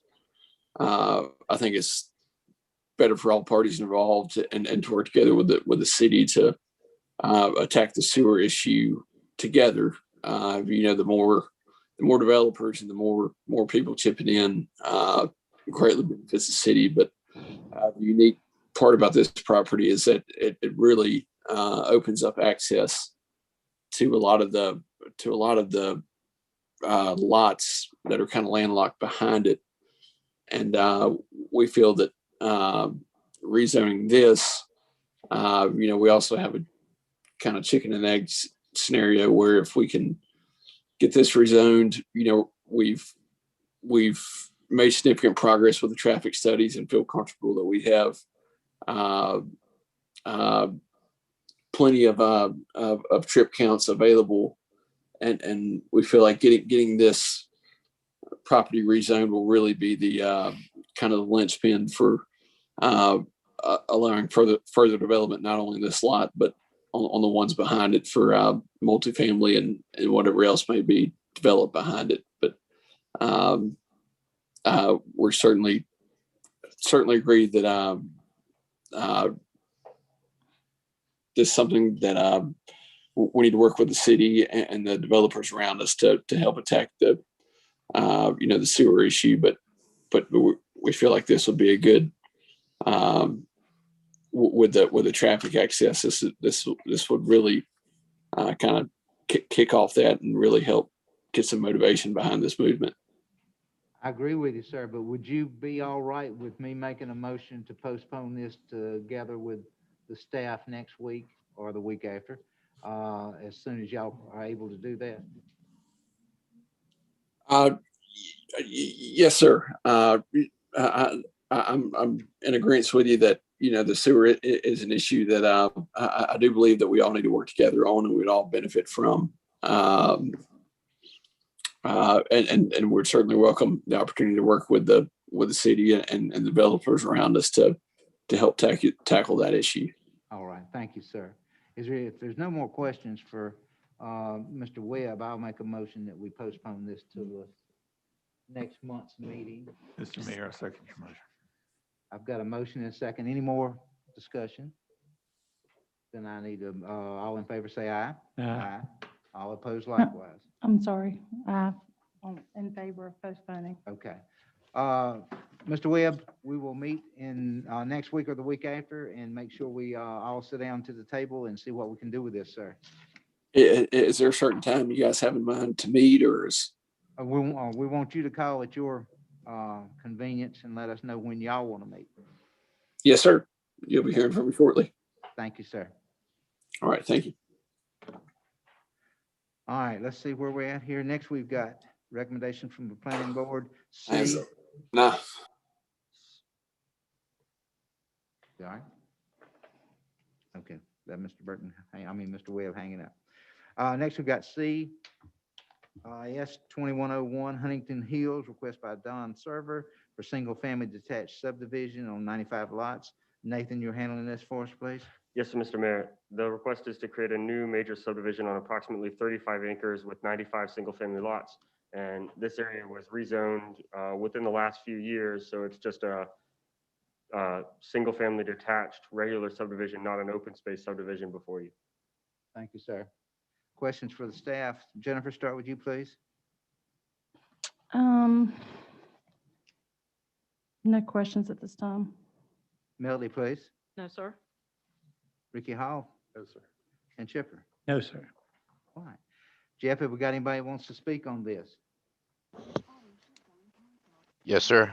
Okay. Yes, sir, I do. Don, you've been unmuted. State your name and address for the record, please. Good evening, Mayor, Council. My name's Don Sever. I'm with Summit Design and Engineering, 1110 Navajo Drive, Raleigh. Yes, sir. Thank Welcome. you. Thank you. I believe the site plan that's shown on page 71 in your packet is the best thing for me to discuss. Yes, sir. As mentioned by Nathan, we are looking for 95 lots on roughly the 35-acre parcel. On the left-hand side, we've got Longdale Drive is ending at the southwest corner of the property, and we were looking at extending Longdale Drive up to basically the northern property line is the Interstate 40. And we have also have an agreement. We purchased 50 foot of right-of-way from the Bradshaw property to the west to connect Woody Drive to provide a secondary access of, for the overall subdivision. What's being highlighted is, Woody Drive will now then extend on the east-west direction and kind of loop back over to Plateau Drive at the intersection with Camelot Drive. For the overall project on the west side, the sanitary sewer is readily available where we'll just connect into. On the east-hand side, that's part of the City of Grand conservation easement, and we need approximately 500 feet of sanitary sewer easement to connect into the line that's running on the west side of Haw River. Overall, we are feeling that this is a very good project, and we've designed 3 different stormwater ponds to handle the water for the overall project. The typical section that we're proposing is 27 foot of 27 foot of pavement within the 50 foot right of way. And that's all I have right now. Feel free to ask any questions. Thank you, sir. We appreciate it. Questions for Mr. Server. Melody, start with you, please. No, sir. Ricky Hall. I have one. Yes, sir. Is this new subdivision going to dump into the pump station that we're already having trouble with? This subdivision also goes to that pump station.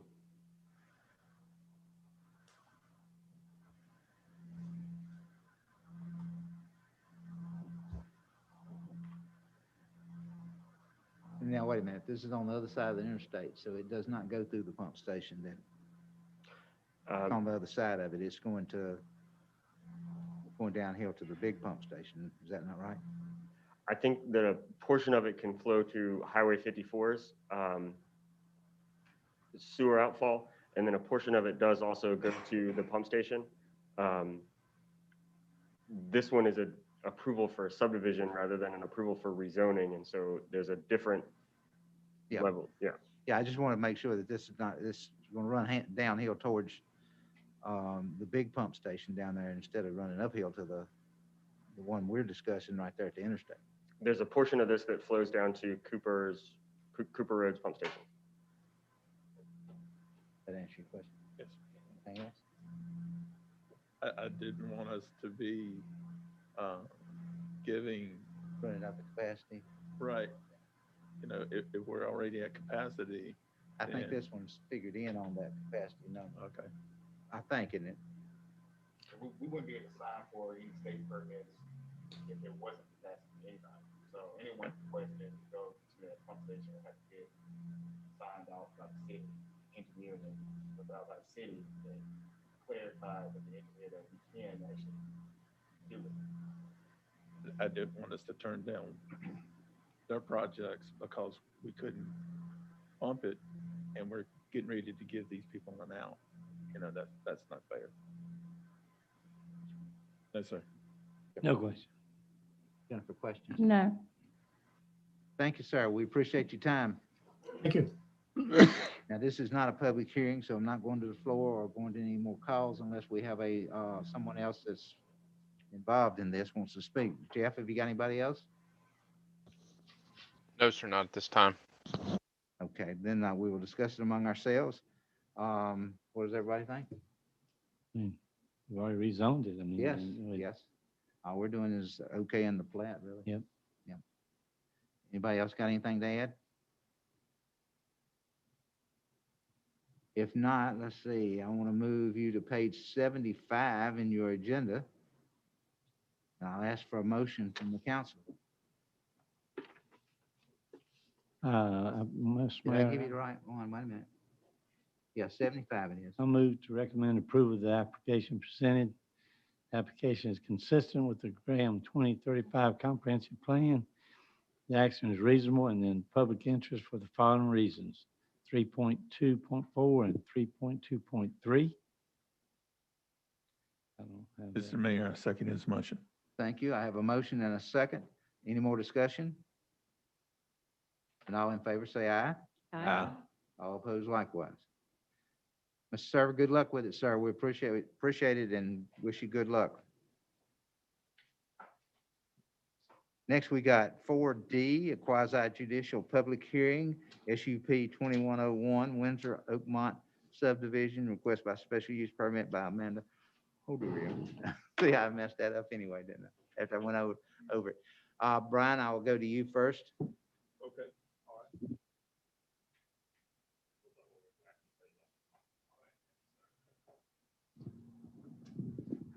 All right, ladies and gentlemen, I'm going to read a opening statement for the quasi judicial hearing, just to kind of explain how that works. And I'm just, so bear with me. This hearing is a quasi judicial evidentiary hearing. That means it is like a court hearing. State law sets specific procedures and rules concerning how this board must make its decision. These rules are different from other types of land use decisions like rezoning cases. The council's discretion is limited. The council must base its decision upon competent, material, and substantial evidence in the record. It is a decision that must be based on the standards in the ordinance and based on the facts presented. If you will be speaking as a witness, please focus on the facts and standards, not personal preference or opinion.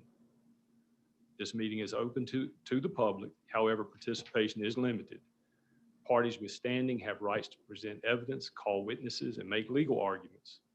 Parties are limited to the applicant, the local government, and individuals who can show they will suffer special damages. Other individuals may serve as witnesses when called by the city council. General witness testimony is limited to facts, no opinions. For certain topics, this council needs to hear opinion testimony from expert witnesses. These topics include predictions about impacts on property values and prediction about impacts of increased traffic. Individuals providing expert opinion must be qualified as experts and provide the factual evidence upon which they base their expert opinion. Witnesses must swear or affirm their testimony. At this time, the city clerk will administer the oath for all individuals who intend to provide witness testimony. So if they would come up for the clerk. I think what we're going to do is have everybody stand who plans on it, and then when you come up to the podium, you'll state your name and address for the record. What do we do with people that are, We'll do that individually as they call in. We'll do each one. okay, We'll have to do the oath. Do you swear or affirm that the testimony that you are about to give is the truth, the whole truth, and nothing but the truth? I'll now poll the council. I did read the letters sent by the neighbors that were included in the agenda packet. So I don't believe it will hurt me in my decision, but I do want to tell you that I did.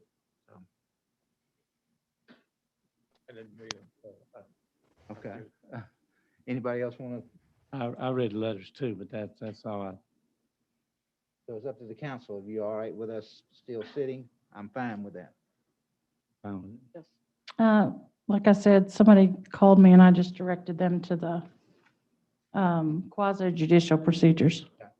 Well, there was a bunch of letters. It was all one form letter. So I read 2 or 3 of them. They were all the same. I did look at the names, but again, Will those letters be read tonight? you should have them in your agenda packet. Okay, but, okay, They weren't in the agenda packet, Mayor. They were a It separate was, file. yeah, well, when you send me two things, I opened them both. So, and it was my fault. Well, I don't know if it was my fault or not, but it came with the agenda packet and it was a rider. And I had. Well, if it's only a template, can we get her to read the one, just at least one of them? Is that actually appropriate in a quasi judicial hearing?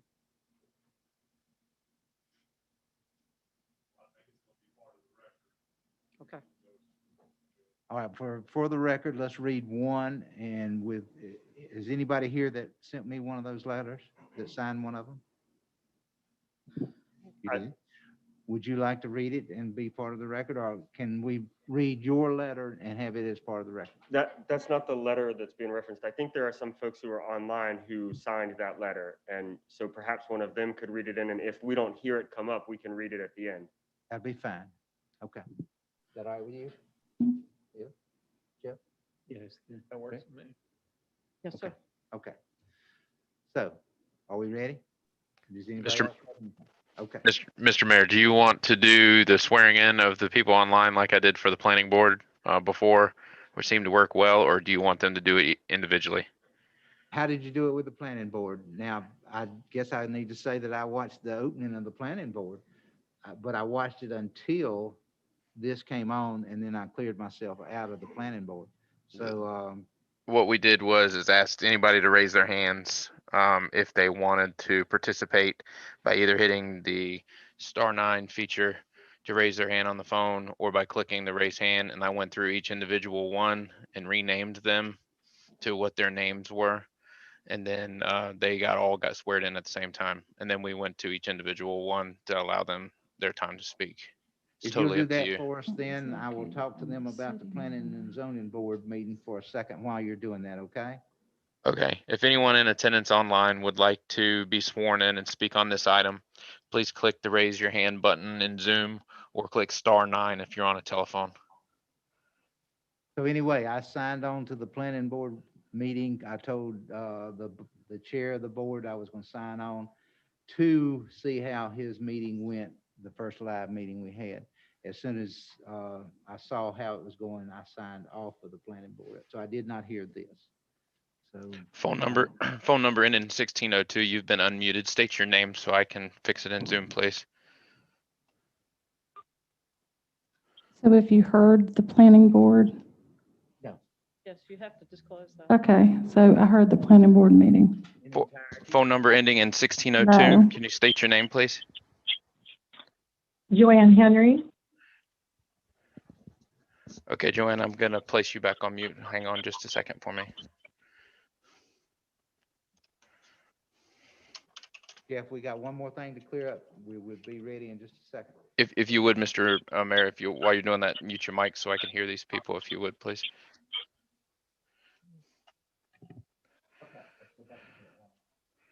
So you did watch the planning and zoning? I saw some of it.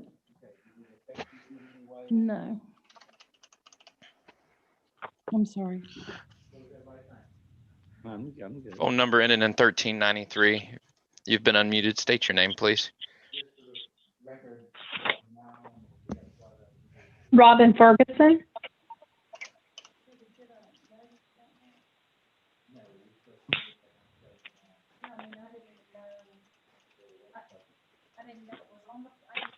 Robin, I'm gonna leave you unmuted. Just keep in mind of background noise, please. Okay.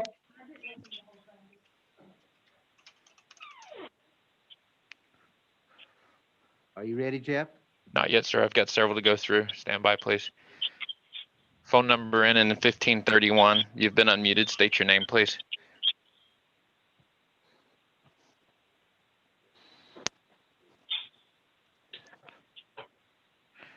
To unmute it, *6 on the phone. Jeanette Beauclair. Jeanette Beauclair. Jeanette, spell your last name for me. Beauclair. Thank you, ma'am. You're gonna stay unmuted. Keep in mind the background noise, please.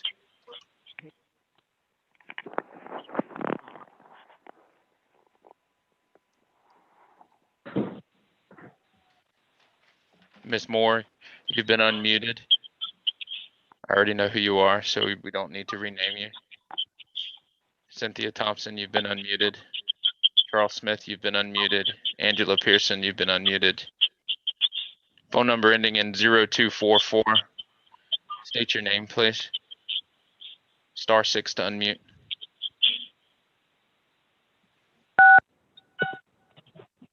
Larry Durham. Thank you, Mr. Durham. I'm going to leave you unmuted. Keep in mind the background noise.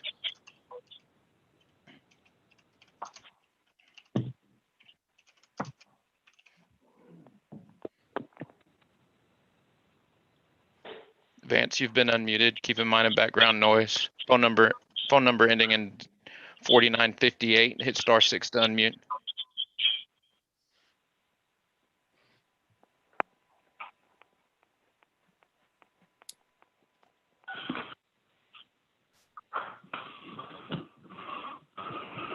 Phone number ending in 4958. State your name, please.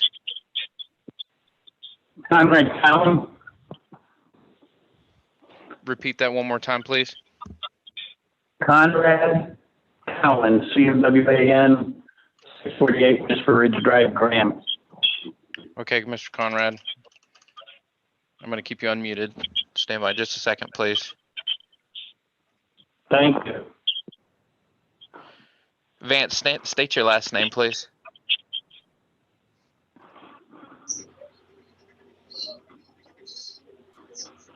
Vance, state your last name, please. Sorry, it's Evans.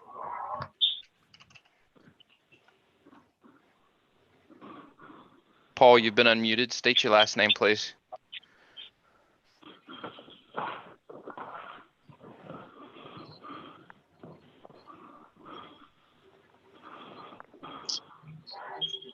Phone number ending in 8922. Hit *6 to unmute.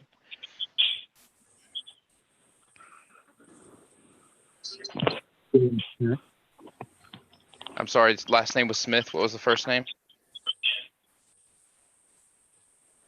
8922, my name's James Peck.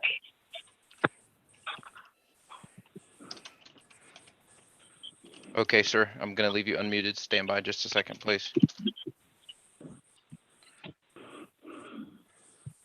Martin Schaffner, you've been unmuted. And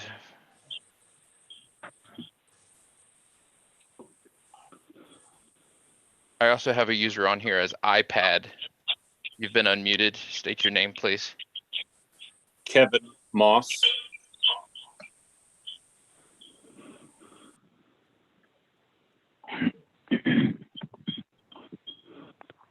Okay, keep in mind, everyone, that you're all unmuted. Darcy, you can go ahead and swear them all in at this time. I have just one clarification question. Do I have to then do a roll call for each person? Yes, to- and yes, and after you do that, I can go through each one and have them affirm them, yes or no.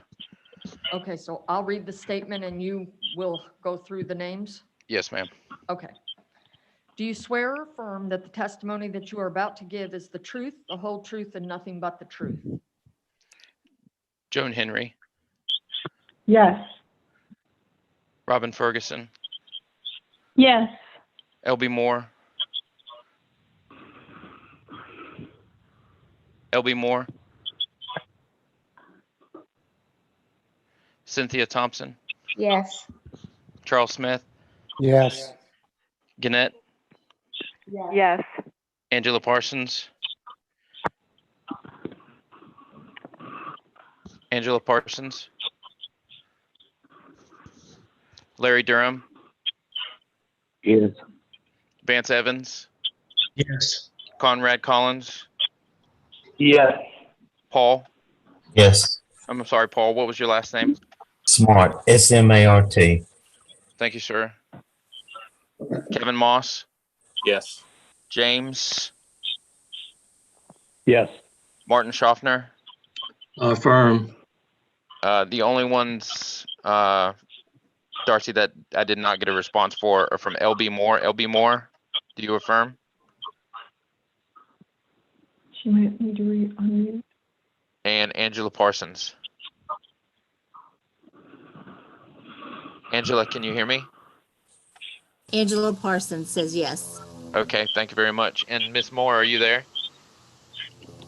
LB Moore?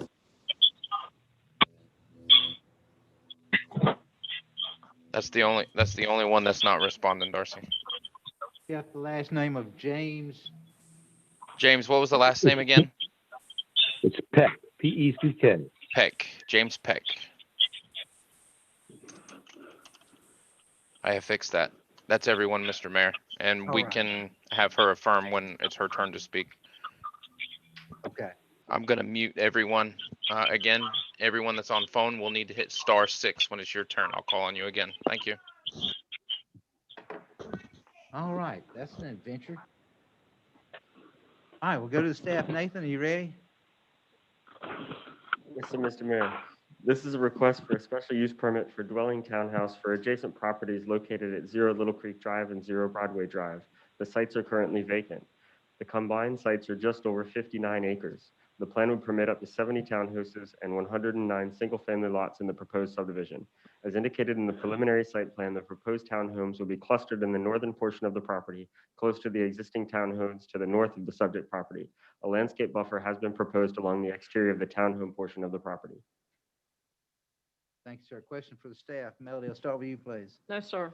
Ricky? Yes, sir. Mayor Pro Tem? No, sir. Jennifer? Okay. Thank you. Okay. Now, do we have anybody who wants to speak on this from the floor? When you come up, let's have your name and your phone number, please. Name and your address, please. Yes, sir. Good evening, Mayor and members of the council. My name is Amanda Hodiern. My offices are at 804 Green Valley Road in Welcome, Greensboro, 27408. Okay. I'm here tonight representing the applicant, Windsor Investments LLC. I am a practicing attorney here as their agent. And I also will move in a moment to qualify myself as an expert when we get into that portion of the presentation. As you've heard from your staff, this is a special use permit request that we're here for tonight. And of course, that special use permit is triggered by the townhome portion of our subdivision.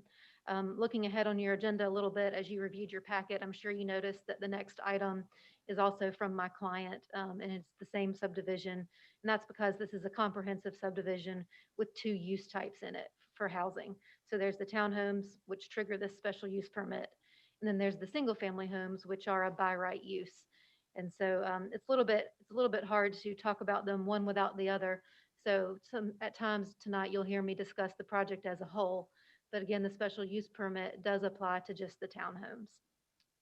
Of course, as a special use permit use, that means that townhomes are already allowed under your ordinance in the given zoning district here, which is R12.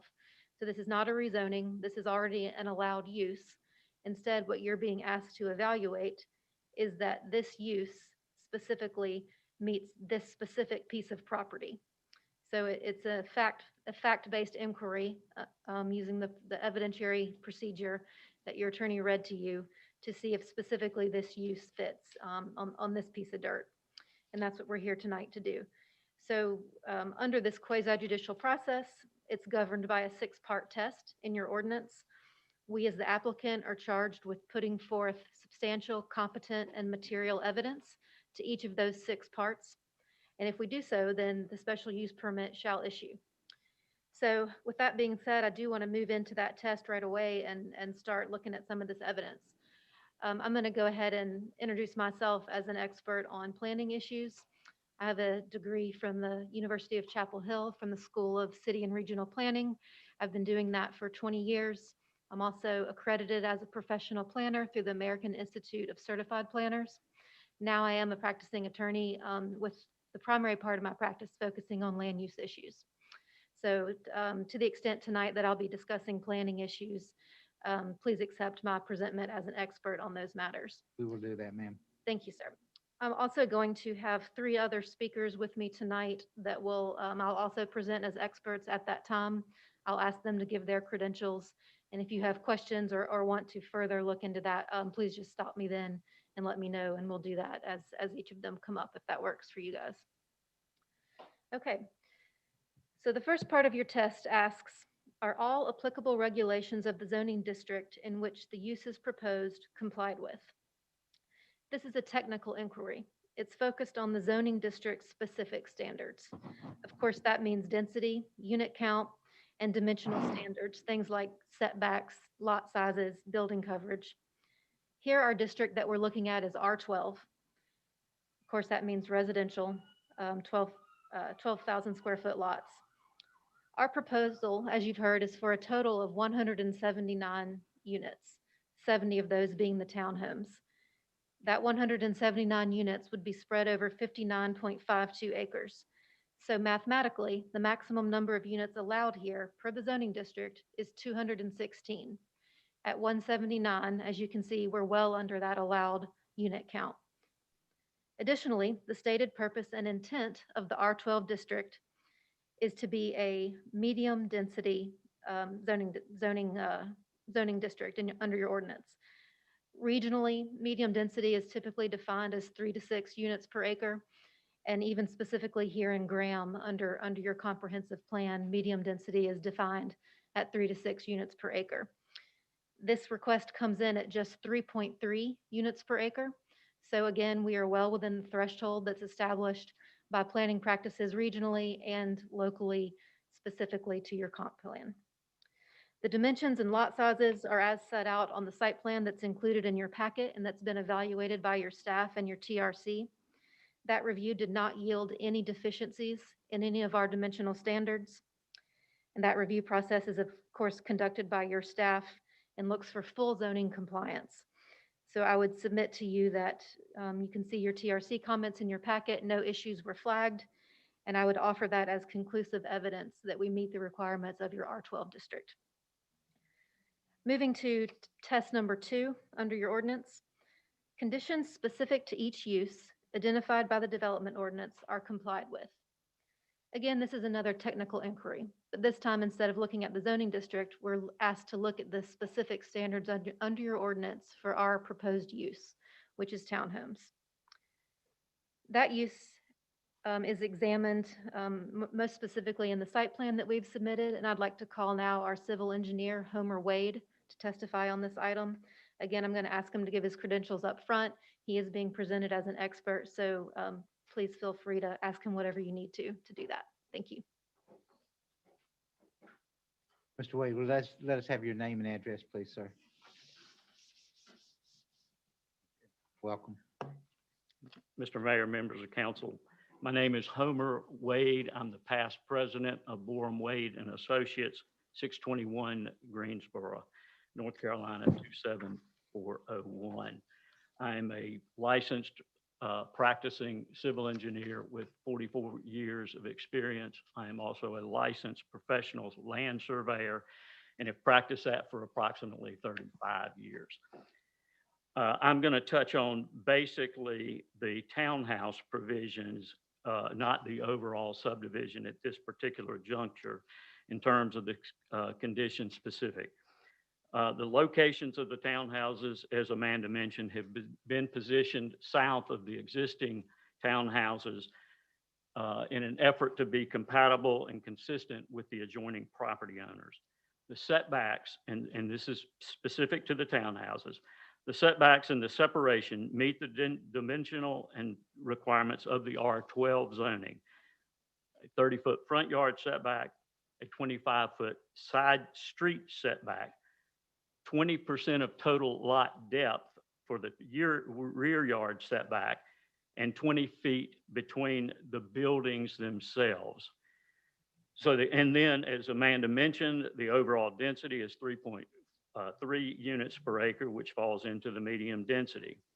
Your ordinance requires that townhouses provide 2 spaces for 3-bedroom units or greater. This plan proposes that we provide those 2 spaces off street, 1 car in the garage, 1 car in the driveway, which meets your ordinance. The developer and builder may and has often provided an additional parking pad. That's generally their discretion with their buyer. Your ordinance also requires a landscape buffer, And that buffer between townhouses to townhouses is a 5-foot type D yard, which we're showing. And then a 15-foot type C yard between the townhouses and the single family. And obviously the single family is being built by the same developer. Your ordinance also requires an 8-foot street planting yard. Our plan proposes to provide all the buffers and the street yards.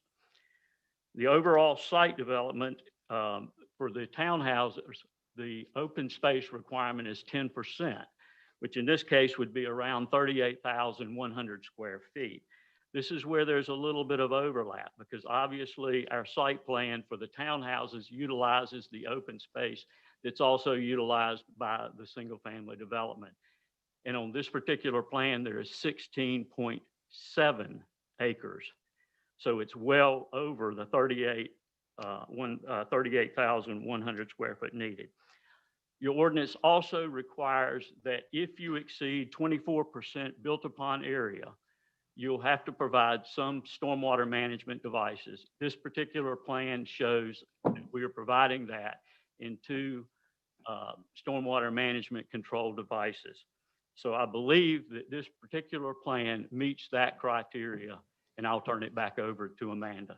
Thank And you, I sir. don't know if you want to question now or questions at the end, but I'll be happy to We'll answer. do the presentation, then we'll answer questions. Thank you. Thank you, sir.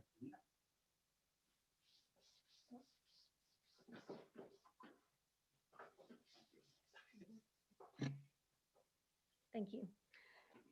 Okay, so I would offer Mr. Wade's testimony as conclusive evidence that we are meeting the townhome standards, the development standards for townhomes set out under your ordinance. And again, reiterate that this has been reviewed and approved by your TRC staff, that signing off that those requirements have been met. We recognize Mr. Wade as an expert also. Thank you, sir. Moving to test number 3. The use will not materially endanger the public health or safety if located where proposed and developed according to the plan as submitted. I do want to look at some specifics here, but first I'd like to re-enter for the record the testimony you've just heard for test number 1 and number 2, because it is relevant here. Of course, the reason it's relevant is that your development ordinance exists to protect your public health and safety and to ensure orderly development. So by definition, if we're meeting your ordinance, I would offer that we are not materially endangering the public health or safety, and that we're developing according to plan, and that's prima facie evidence towards this finding. Looking at some specifics, I do want to call Homer Wade back up again to cover some additional items that are required as part of a rigorous review process to approve something like this. Things that speak to additional safety requirements and things that protect the public that are required when you develop. And then I'll also ask our traffic engineer to speak. And again, since you haven't heard from her yet, she will qualify herself, and you'll be welcome to ask questions about those credentials when she comes up. Thank you, ma'am. Thank you.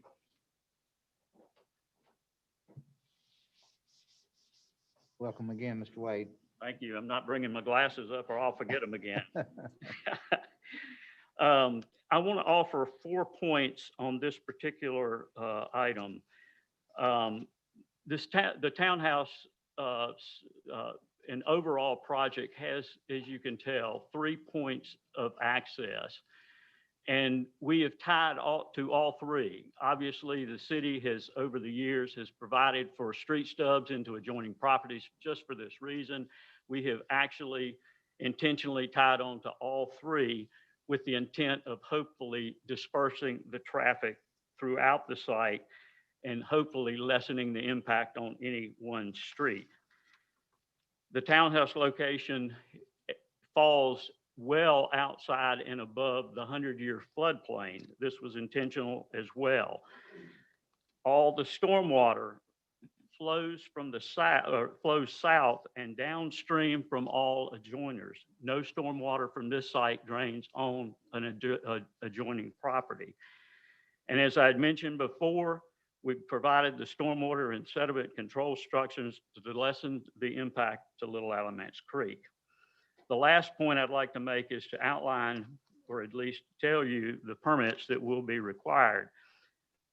driveway permits, encroachment, utility encroachment permits, DWQ and NC Diener permits for streams and wetlands if impacted, stormwater development permits, erosion control permits, and the buffer disturbance permits if we enter a buffer. And right now, I'm not sure that we will be doing that. So all of these permits are required, add an additional layer of protection for the health and public safety. Amanda, do you want to go directly to the traffic?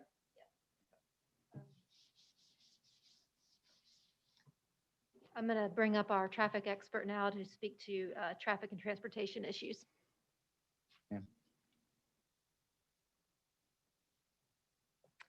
Hi, good evening. My name is Lisa Lundeen, and I'm a professional traffic engineer. I'm with about 9 years of experience, licensed in the state of North Carolina. I'm employed by Exalt Engineering. Nice to have you, Ms. Lundeen. As required by the City of Graham, Exalt Engineering has prepared a detailed traffic assessment to study the traffic conditions of the roadway network surrounding the proposed site. And the purpose of this traffic assessment is to analyze the potential traffic impacts of the proposed development and to identify any roadway improvements necessary to accommodate the increase in traffic at the surrounding intersections expected with the development of the site. And due to the relatively small size of the proposed development, a traffic capacity analysis was not required by the North Carolina Department of Transportation. Exalt Engineering worked closely with the city to determine an appropriate scope of the traffic assessment. We were required to analyze the intersection of Rogers Road and Wildwood Lane as part of the study. A conservative estimated build-out year of 2028 was used as the future analysis year for the study. In the future 2028 traffic conditions, both with and without the proposed development in place, were analyzed. By comparing the results of the scenario in which the development is not built to the results of the scenario that the development is built, we can determine the improvements the developer should be responsible for to mitigate the anticipated impact of the proposed development. NCDOT and city guidelines and standards were used to ensure that the capacity analysis was performed in a conservative manner. The analysis showed that there is available capacity at the intersection of Rogers Road and Wildwood Lane. The analysis also showed that the existing neighborhood roadway network is expected to not only accommodate the background growth in the study area, but also accommodate the addition of site trips anticipated with this development. Our analysis showed that Rogers Road at Wildwood Lane will operate acceptably under future year analysis scenarios. The site is expected to have minimal impact on the surrounding intersections when compared to if the site were not constructed. And I'll be happy to answer any questions at the end. Thank you, ma'am. Mayor, Yes, ma'am. can I get Ms. Lundeen to state her address for the record, please? Yes, ma'am.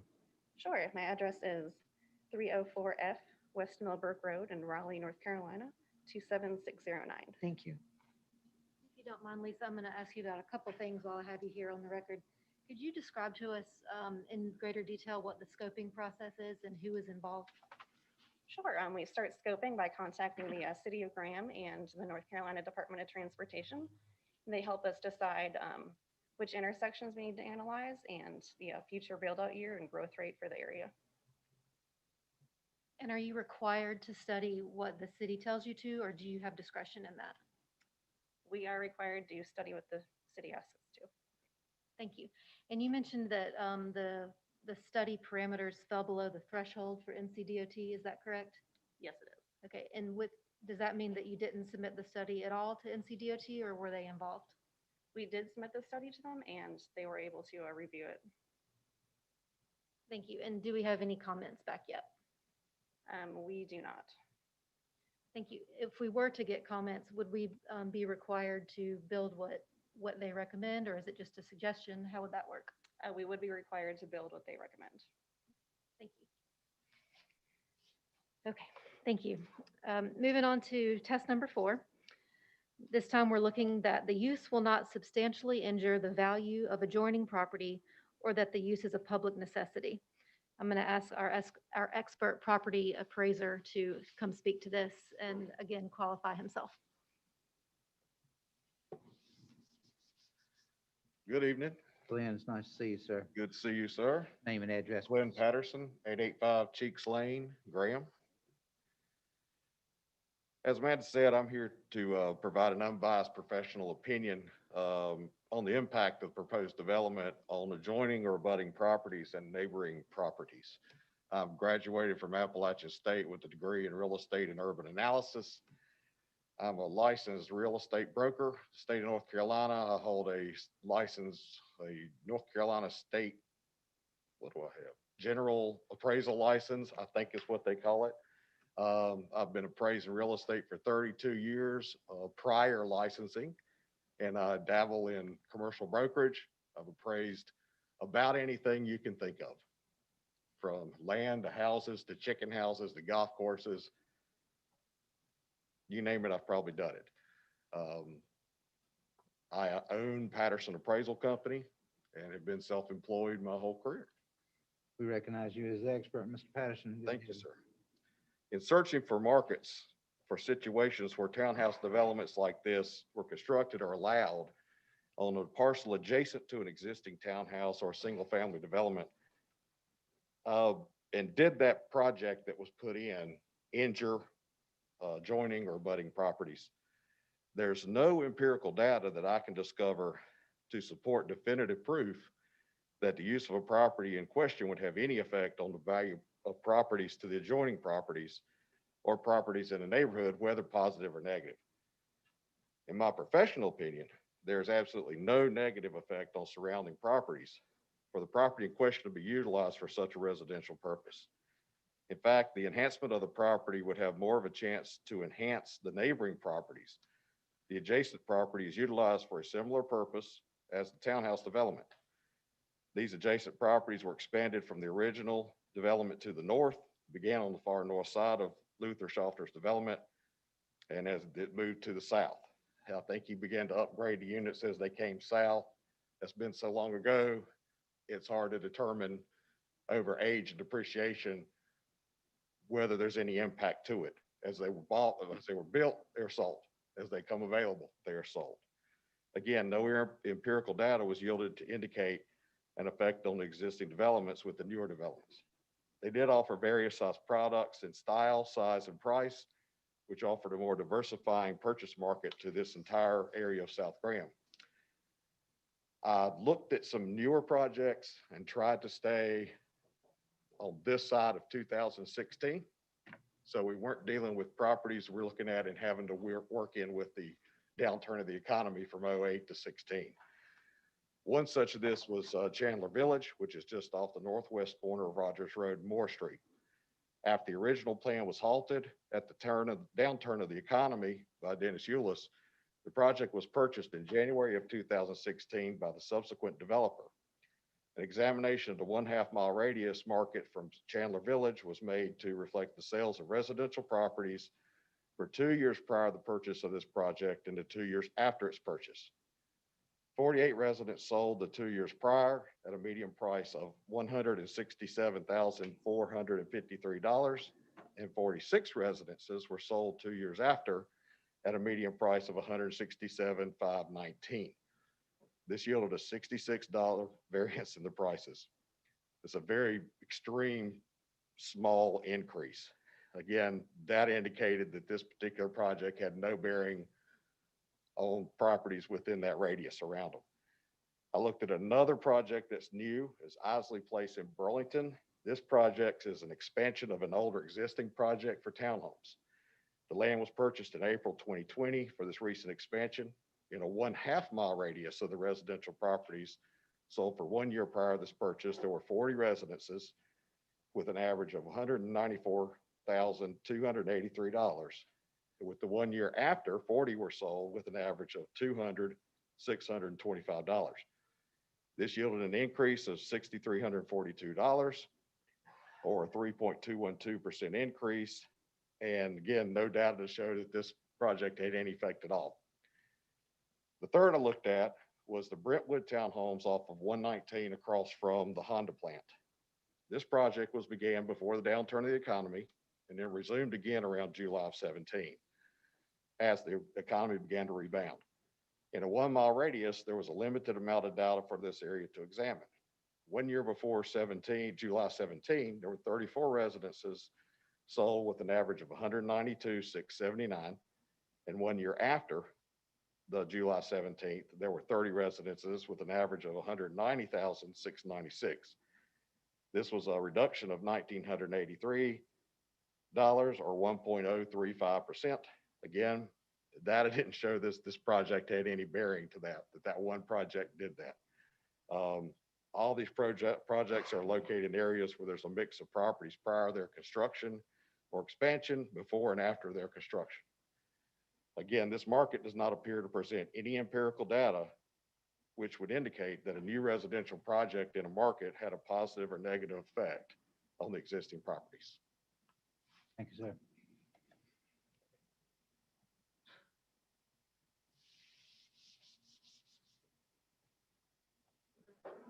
Thank you. Moving on to number 5, the location and character of the use, if developed, according to the plan as submitted, will be in harmony with the area in which it is to be located and in general conformity with the plan of development for the Graham planning area. I want to look at a couple points on this item. The first being your existing built environment. You would want to look for a plan like this to be consistent with what's already on the ground. And I submit to you that this one is. This is like uses. This is all residential here, of course. We're not coming in and putting in a significant departure of a use next to what's already existing and well functioning there. This is residential with residential, even down to the type of housing. We've got our townhomes with the townhomes, as Mr. Wade stated. We were intentional about that layout in putting townhomes with the existing townhomes rather than flip-flopping it and putting single family and then coming back around to townhomes as you get further into the site. Also want to note that our layout is deferential to the significant environmental features on the site. We're preserving all the floodplain that we have here, and we are preserving and following all the regulations for the significant water courses on the site as required, and maximizing those preservation regions while placing development in the other regions of the site. This site, also this has been mentioned, but this site layout also makes full use of the existing road network. We have here a situation where this property has 3 stubs going into it. That die has been cast. This is how this property is going to be accessed regardless of how it's used or developed. And so we made full use of that. We didn't try to come in and out on just one way and overburden any one of those stubs. We're using that existing infrastructure and have a nice efficient layout here that isn't a bunch of cul-de-sacs or dead ends. You have a nice circular flow using all those stubs with just 2 small cul-de-sacs there in the middle. Lastly, as declared by your planning staff, our proposal is consistent with your Graham 2035 comprehensive plan. And that consistency is achieved in a few ways. First is through landform. Your comp plan calls for this to be suburban residential, and this is exactly what this is, what we're proposing. Again, as I've mentioned, this is 3.3 units an acre that would be built out here if approved. And this meets the guidance for density under your suburban residential designation, which calls for medium density. And as we've said, that's of course 3 to 6 units an acre. Also, we're complying with a lot of your recommended landforms for the R12 district under your comp plan by offering home types with front porches, private yards, patios, and decks. Those are just a few of the suggestions in your comp plan. Next, we're meeting an adopted vision in your comp plan for diverse housing and complete neighborhoods. This is an important goal, and no doubt it's in your plan because it provides variety and choice for your residents so that they have options, not just in subjective components that we all can pick and choose what kind of house we want to live in, but also in affordability. And it's even better when you can get that in one neighborhood, because that way if a buyer likes an area or likes a neighborhood, they don't have to have just one choice of what type of home is available to them in that community. Also, if their needs change, if you expand your family and want a bigger home but want to stay in your neighborhood, you can do that in these types of communities.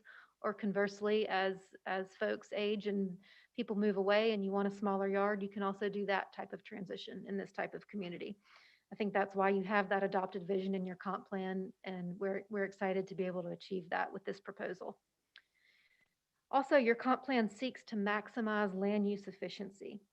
We're achieving that goal here by placing townhomes at this location, along with some single family, where you already have existing infrastructure in place, set up, ready, resources have been spent to support this type of development.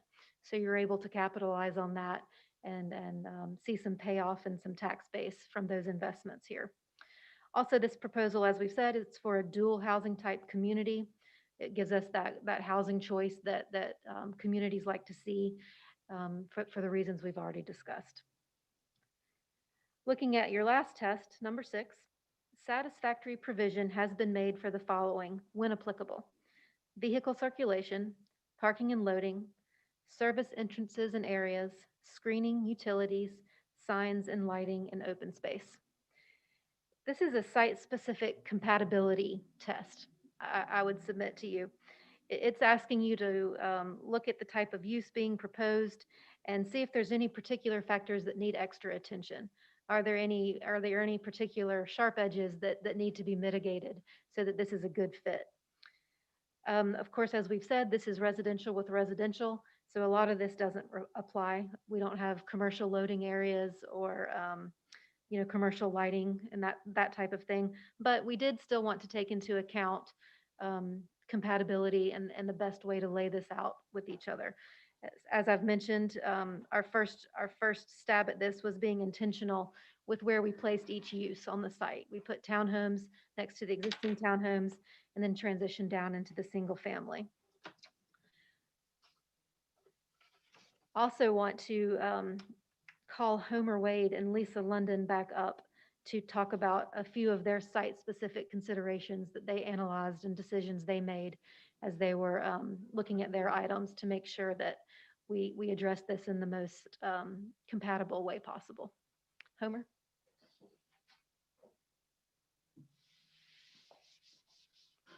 Thank you.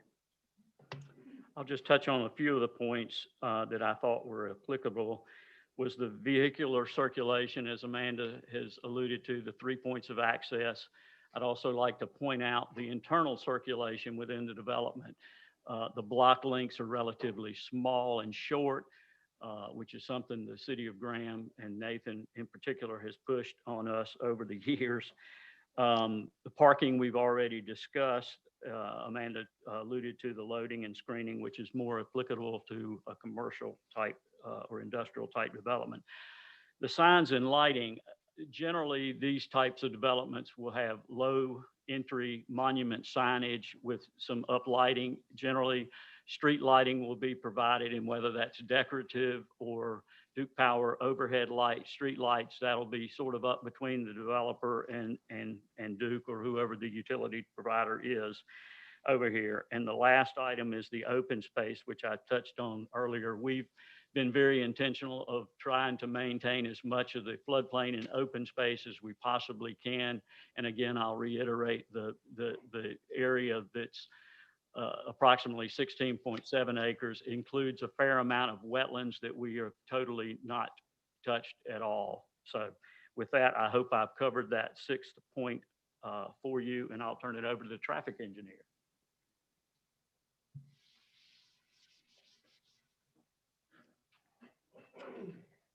I would like to add to that the city required stubs in the existing neighborhood to be built for connectivity to future development.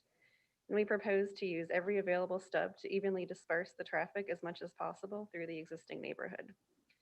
And the existing traffic control or stop signs in place within the subdivision are expected to support the proposed development site traffic volumes, as the increase in traffic for this particular development is minimal and able to be accommodated with the existing infrastructure.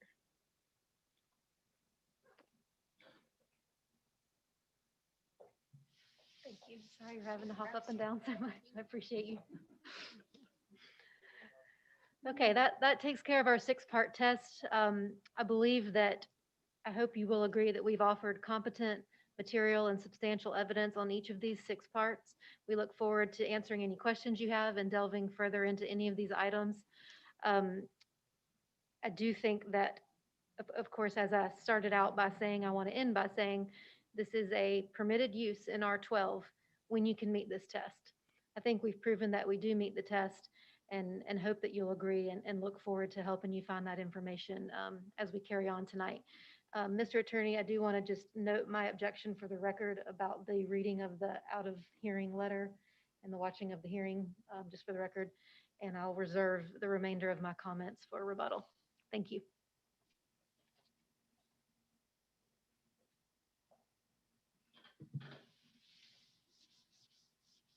All right, do we have any questions for the three experts? We have four experts, excuse me. I'll start with Chip.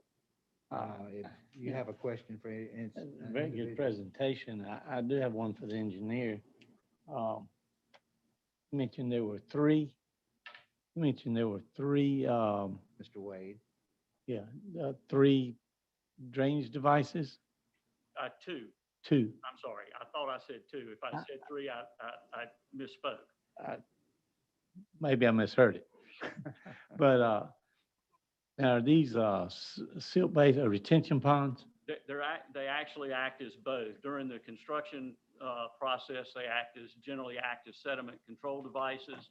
There are also some upstream sediment control devices before it reaches that. So you have a minimal amount of clean out at the end of the project. And then they are converted to full stormwater control devices, which contain and protect the water quality. But I guess the way you described, but these would be retention ponds. Is that Yes. correct? Yes, I'm sorry. Yes. I may be wrong on this. I think there are three different types of retention ponds. Well, I mean, you have a stormwater control device, which generally fluctuates in water quality, and that's a water quality device that fluctuates in elevation to allow the sediments and other solids to settle, if you will. That's a water quality device.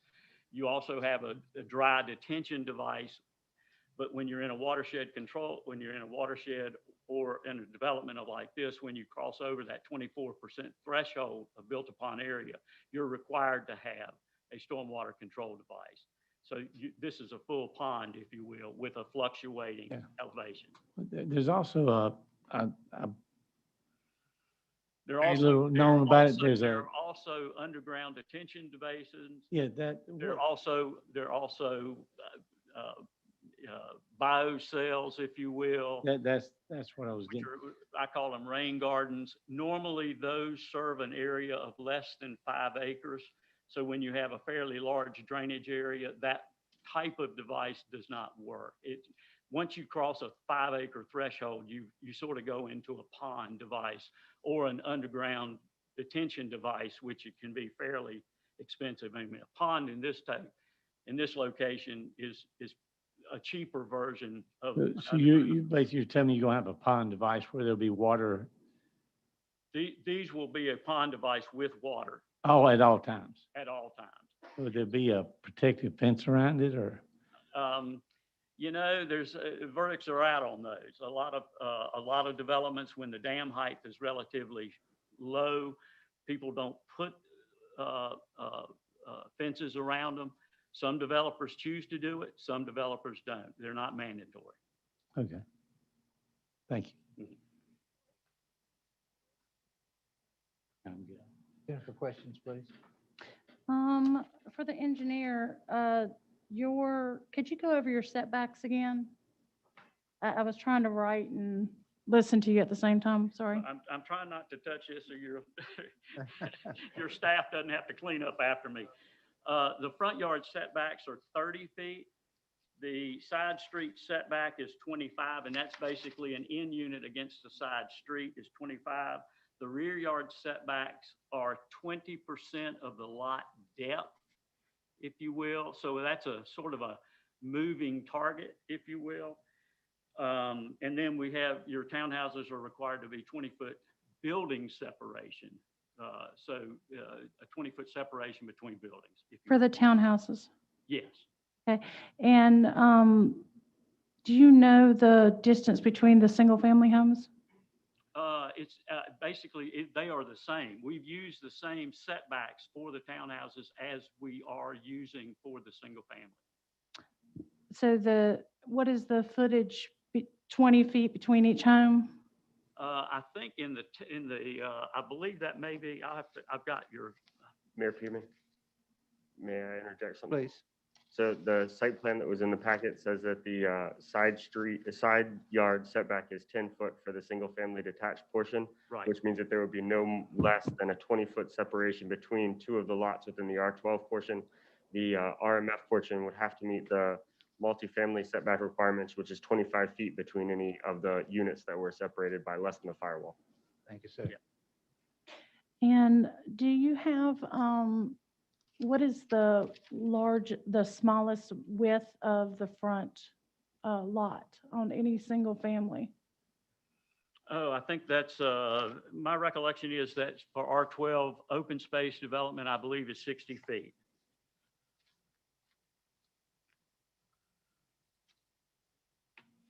When this project was, or similar project, I think was proposed, was it 2020?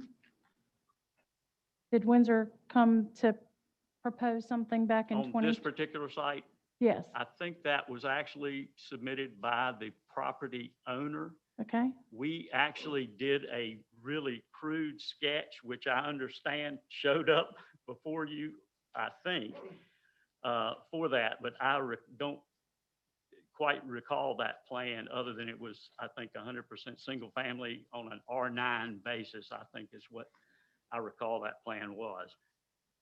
Okay, and do you know how many homes were being proposed under that with R9? I'm sorry, Councilman Talley, with due respect, I'm not sure what the relevancy is of that old request to tonight's special use permit. I'm just asking. Okay. I was just curious if there was something about the townhome special use permit that it would help you answer, that we could better clarify.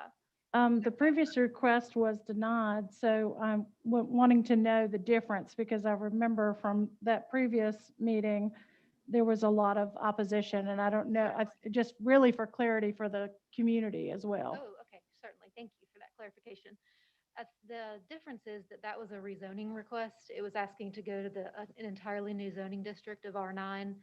I was not involved, but I do understand that I think Mr. Wade is right, that it was a single family request. Under R9, you're allowed to have 9,000 square foot lots. So I think that, that would change the math completely from what we've discussed here tonight. So it was an entirely different request under a different entitlement vehicle, being a rezoning versus tonight being a special use permit. And it failed before the council, right? I was not involved, but I assume it did, or we wouldn't be here tonight. Right.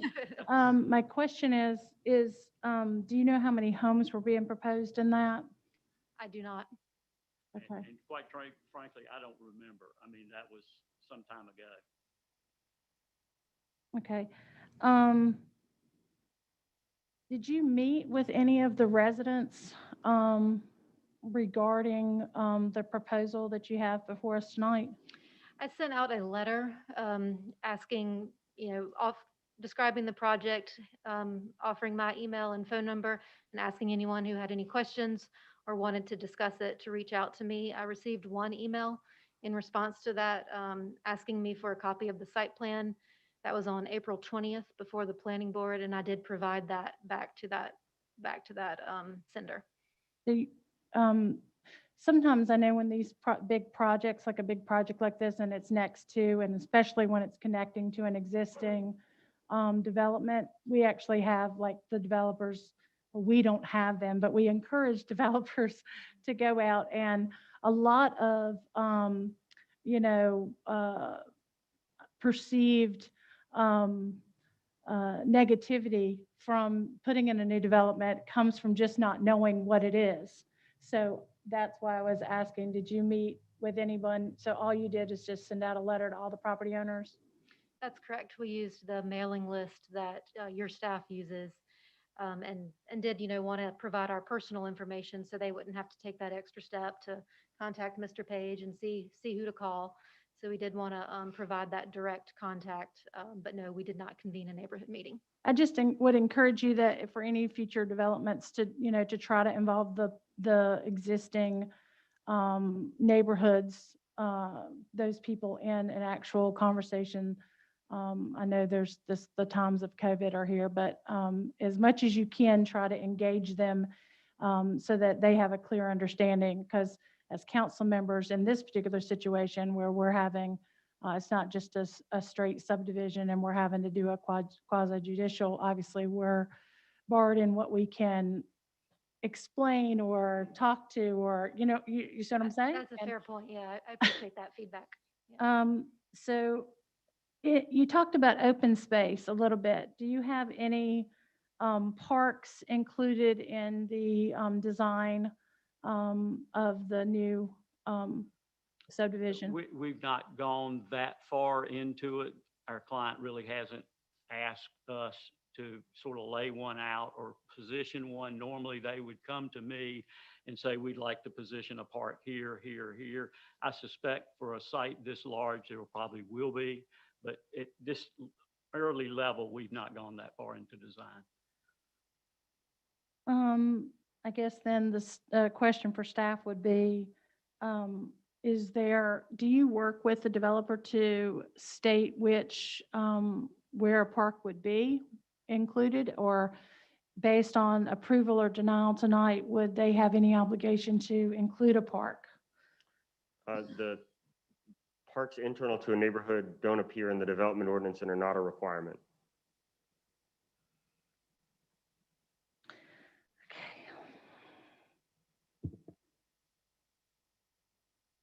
But you say it is your plans to include a park. I don't know if the developer could probably answer that. Normally on a site this big, they normally provide some type of small park. I could not answer whether they have not asked me to include one. So I guess this is the question. In the land you're not using, and all this additional land that you say that you're only building 179 and you're building, what was the total here? 216 is allowed, but you're only proposing 179, and obviously you have some additional, but you have to protect the floodplains. We try to encourage, obviously, in our comprehensive plan, the use of neighborhood parks. Do you have a plan to do that? And do you have the existing land outside of what you already have marked here to be able to include that? I think they have the existing land, but they've answered the question. Let's move on. Have you answered the question? Of course, they cannot say that they're going to do it. And it's up to the owner. Just to speak to the sequencing of events, tonight is what I would term an entitlement, meaning we're still trying to make sure that we have the proper permissions from the city to further refine this use. So what happens after this, if we are approved, is that Mr. Wade has to do full-blown construction drawings and submit a preliminary plat. And that's the fine detail engineering and point of the process when we would be able to determine what pockets of land are actually out of the floodplain and that we can, grade and make safe for a playground, and where we can add in those types of amenities. What I will tell you is that this, of course, will be an HOA subdivision, and it will have that management arm to it to accept common element and to be able to run and maintain and collect dues that would facilitate having a playground. So all that infrastructure will be there. Once we fine tune the engineering and the land area, this is about creating an attractive subdivision that attracts families and people want to be there. So I think all of that, to your point, only enhances that goal. So I think once we're to that level of detail, that's something that this particular developer likes to include when he can. Okay. How long was the traffic study done? Over how many days? The data was collected over one day during the peak hours. Over one day? Yes, and that is typical for a traffic study.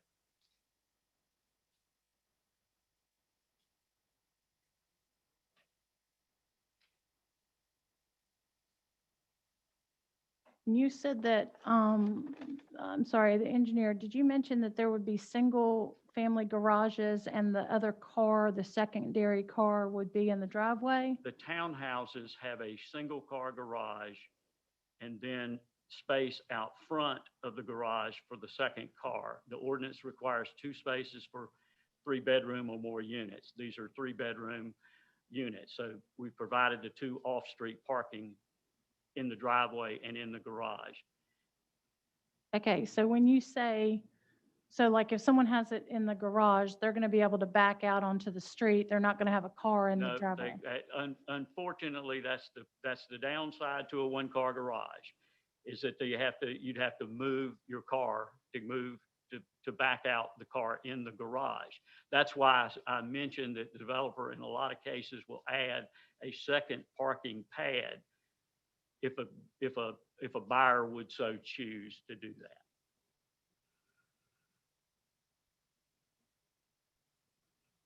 Okay, and the existing neighborhood now has 1 or 2 car garages. I have no earthly idea. I mean, I've driven through it, but I couldn't tell you.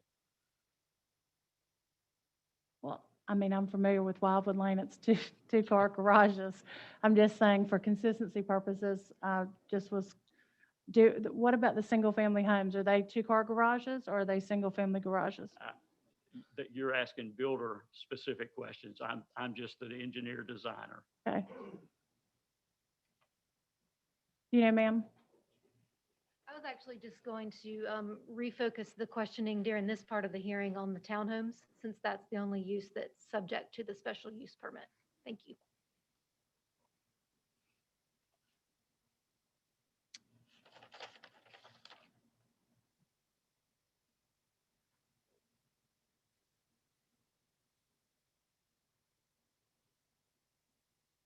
Will the roads go into the townhomes? Will you have curb and gutter on those or will they be? Yeah, these are standard public streets, 27-foot back-to-back Graham streets with curb and gutter, yes. The trash trucks and all that will be able to go down there, turn around Service vehicles, safely? emergency vehicles, yes, ma'am. Okay. That's my questions for right now. Thank you, ma'am. Melody, please. Yes, sir. Thank you. I will disclose, we were not asked individually. I will disclose that I did read one of the proposals that did come to us in the second packet. The questions, they were minimal. There were only 2 concerns. For the most part, there were like 3, I think, at max. You have actually extended your findings on both of those articles that they were concerned about. One was traffic, the other was the Little Alamance Creek. And you have extensively explained both of those. We can see by the drawing that you have taken care of the creek and your buffer system, and we appreciate that very much. I don't have any further. Thank you for your very detailed input tonight. We appreciate it. Thank you, ma'am. Ricky, I question? don't have any. I just have one. Since Ms. Codier said it was hard to talk about one project without the other one. The traffic study, if you join the 2 together, would you had to have done a study with DOT? We did join the 2 together and Okay, it still that was below answers the the question NCDOT then. threshold. Okay, thank you. All righty, we appreciate it. Anybody else from the floor want to speak on this? Then Jeff, we'll go to you. Okay, sir. I'll just start from the top. Joan Henry, you've been unmuted. State your name and address for the record, please. And Mr. Mayor, is there a timer I need to set on these? Yes, let's set 3 minutes. Is that what we usually do? Yeah. Okay. Let's Okay, do sir. 3 minutes and do it that way. Okay, here we go. Okay, Mr. Joan. Henry, welcome, sir. Oh, it's ma'am. Excuse me.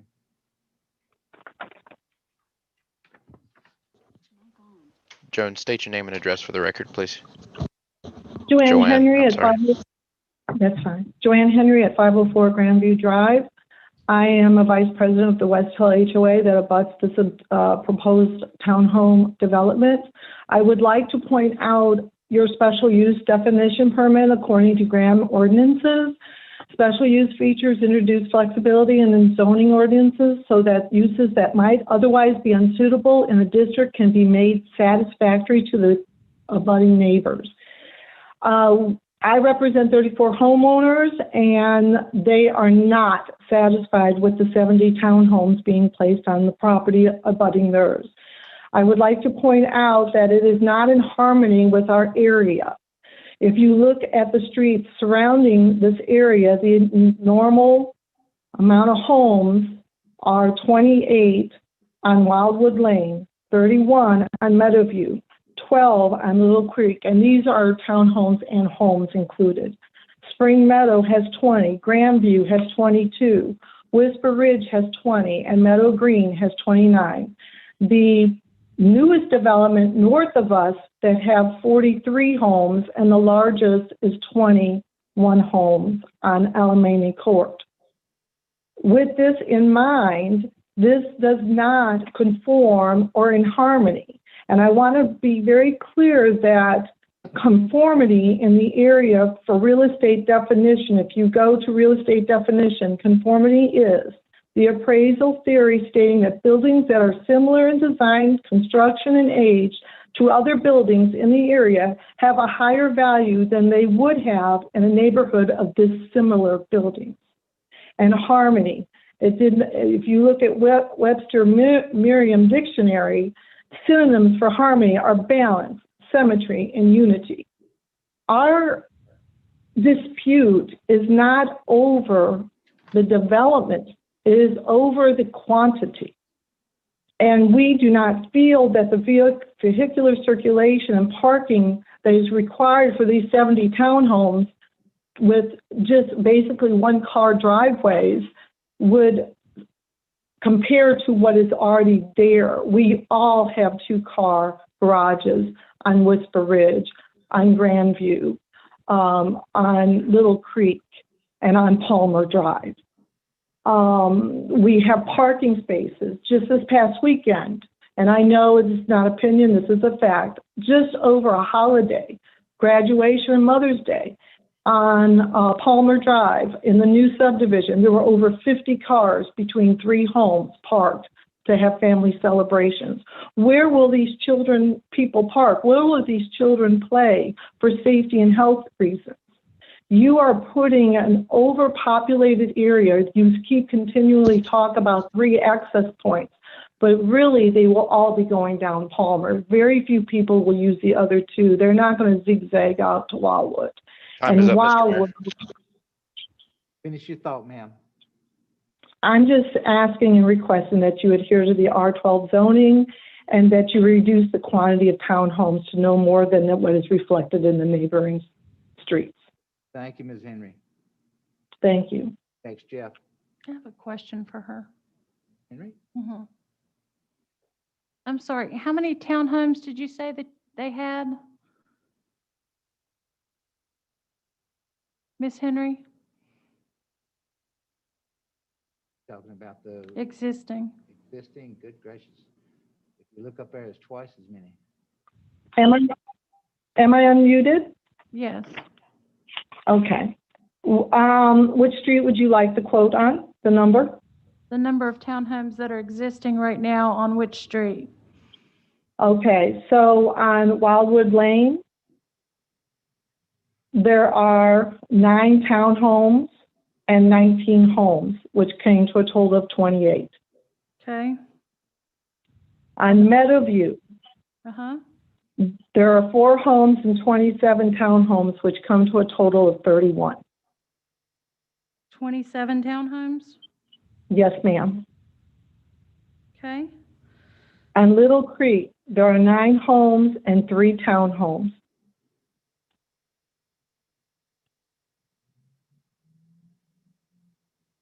On Spring Meadow, there's 1 home and 19 townhomes. 19 townhomes and, I'm sorry, what? 1 home. And 1 home. Okay. And that was on what On street?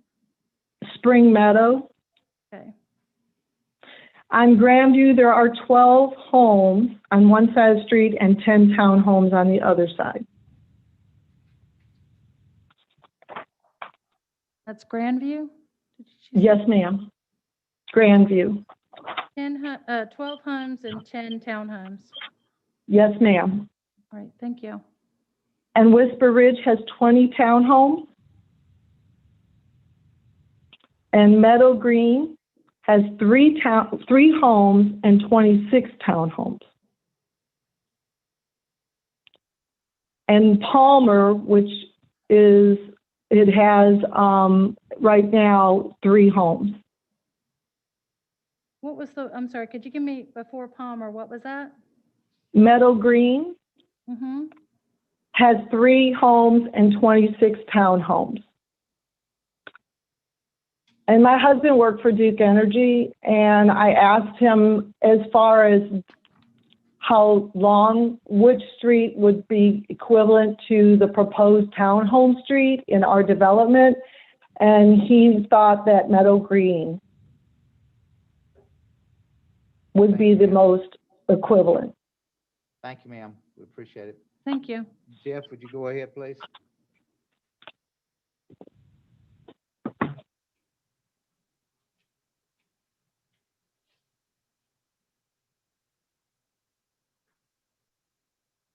Are you there, Jeff? Yep, sorry about that, Mr. Mayor, I was muted. Robin Ferguson, you've been unmuted. State your name and address, please, for the record. My name is Robin Ferguson. I live at 592 Grandview Drive in Graham. Okay. Good evening, Mr. Mayor and council members. Thank you for your time. I'm an accountant at LabCorp, so I took the time to see what our demographics were for just our small area of West Hill subdivision. That includes Whisper Ridge, Hanson, and Grandview. We have exactly 34 townhomes, and they're all single level brick with double garages. Looking at this, I found it interesting that 50% of our residents are in their 70s. And we have 35% of our residents are in their 60s. And then it dwindles. We have 10% in their 80s, and then it goes on down. We actually have 2% of our residents are in their 90s, which is pretty awesome. We have a nice neighborhood. It's quiet, and we're all good neighbors. We walk the neighborhoods, and we use the streets. It's just, it's great. And we get along with each other, and we visit and talk, and only Grandview has sidewalks. So Whisper Ridge doesn't have sidewalks, and neither does Hanson. So people are having to use the street to walk in. So after looking at the ages of our folks here, I also wanted to keep it simple for my own sanity. I just kind of ran the numbers on the increase in vehicles based on what's being proposed for the special permit. If I did 2 cars per home, which is fairly typical, and there are 70 townhomes, that ends up being about a 300% increase in vehicles over what we already have in our area here, just in West Hill. The increase in vehicles is not minimal. I mean, that's a 300% increase in just vehicle count. That's not traffic. So, I can't estimate the traffic. I'm going to assume that people are going to drive their cars, once or twice a day. But I don't have the facts on that. But I do know that there's a 300% increase in vehicle count, and it isn't minimal. And because of this increase in traffic, the vehicles, there is an increase in traffic, and that is an endangerment to the health and safety of our residents.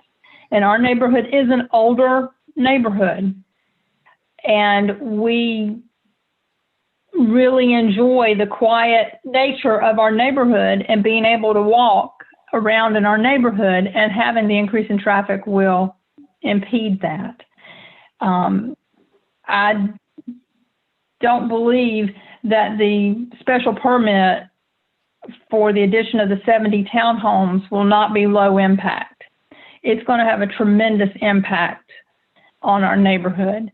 And I humbly request that the board would consider denying the special permit. Thank you. Thank you, Ms. Ferguson. Next, Jeff.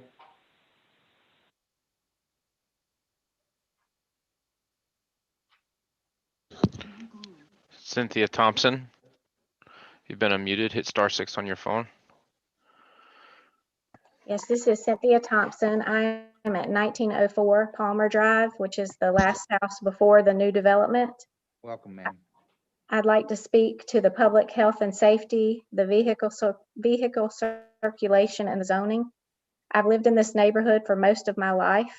My family walks and bikes in the neighborhood, and like it was said, we don't have the sidewalks in this part of the neighborhood. I'm very concerned about the increased traffic that will be up and down Palmer Drive and the safety of my family with the increased traffic. I understand that there are 3 points of access to the development. However, Palmer Drive is the most direct route and therefore will be used the most.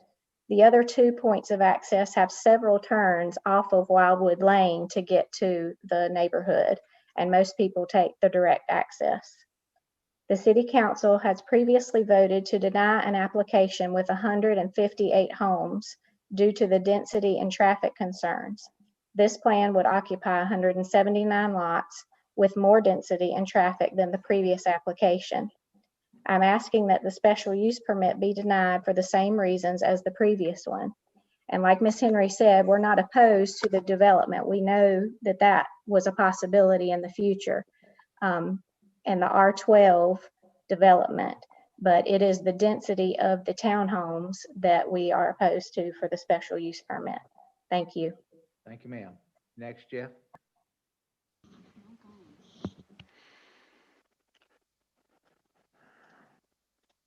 Charles Smith, you're next. You've been unmuted. State your name and address for the record, please.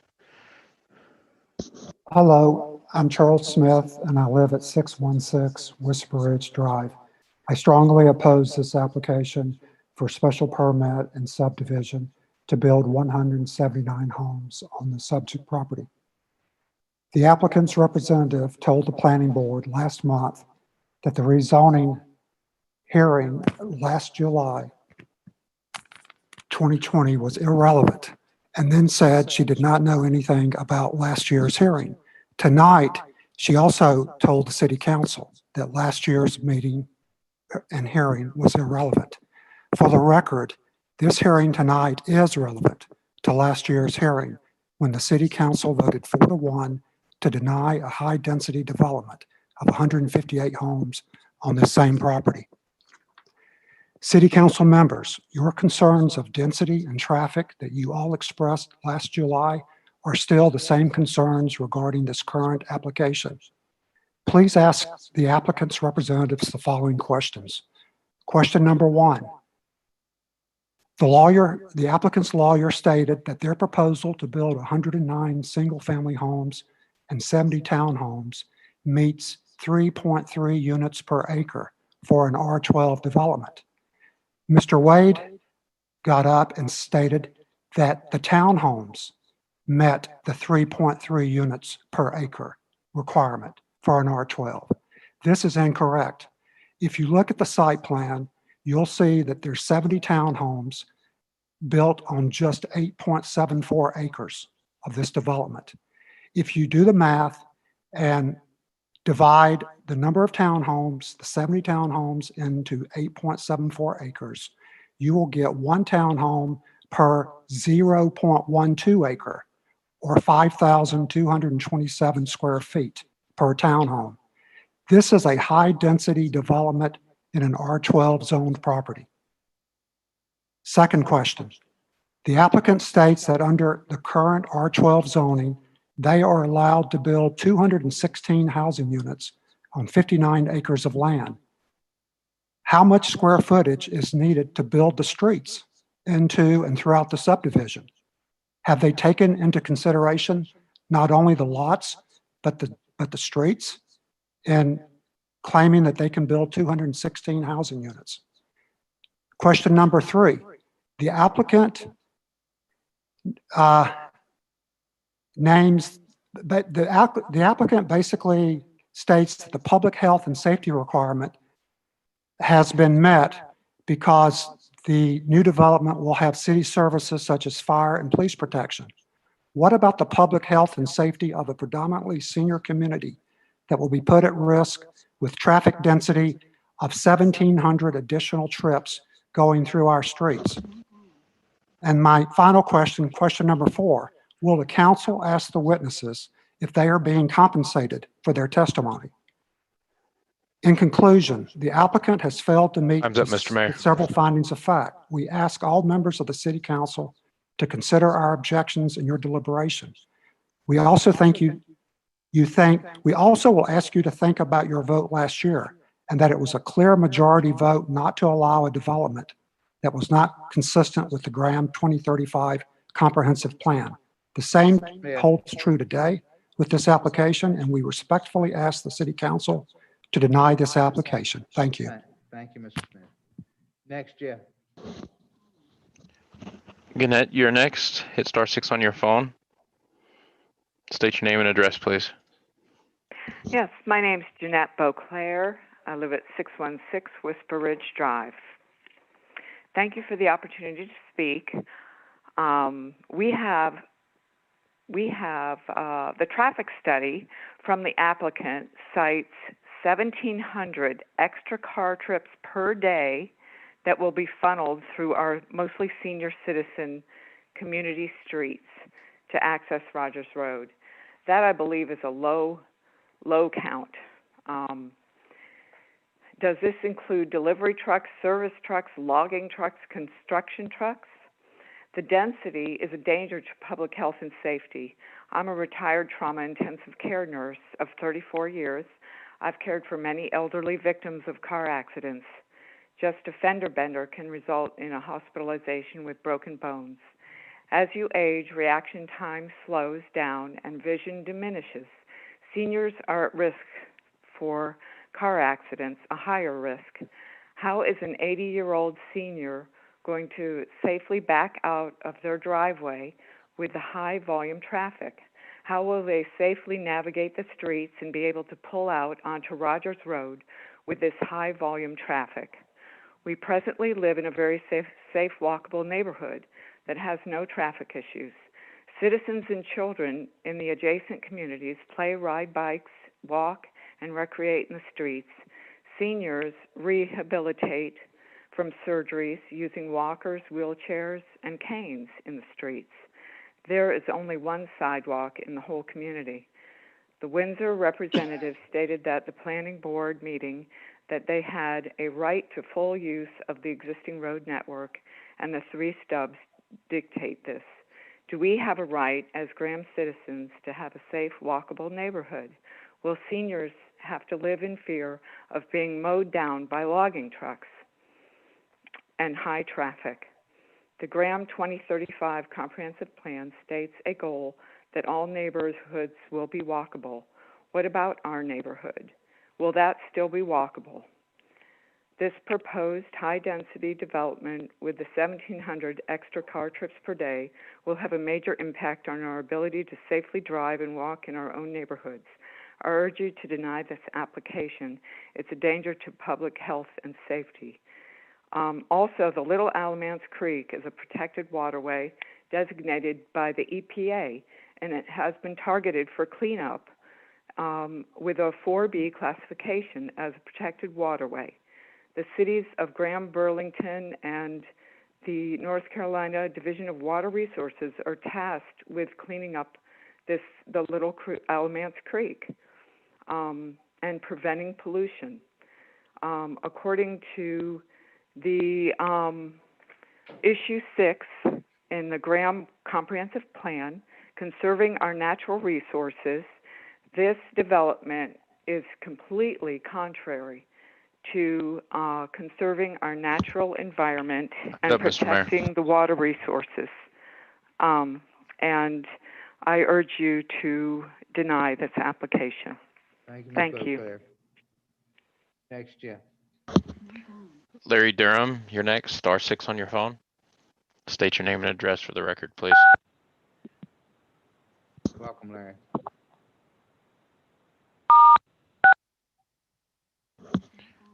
Do it one more time, Mr. Durham. You just muted yourself.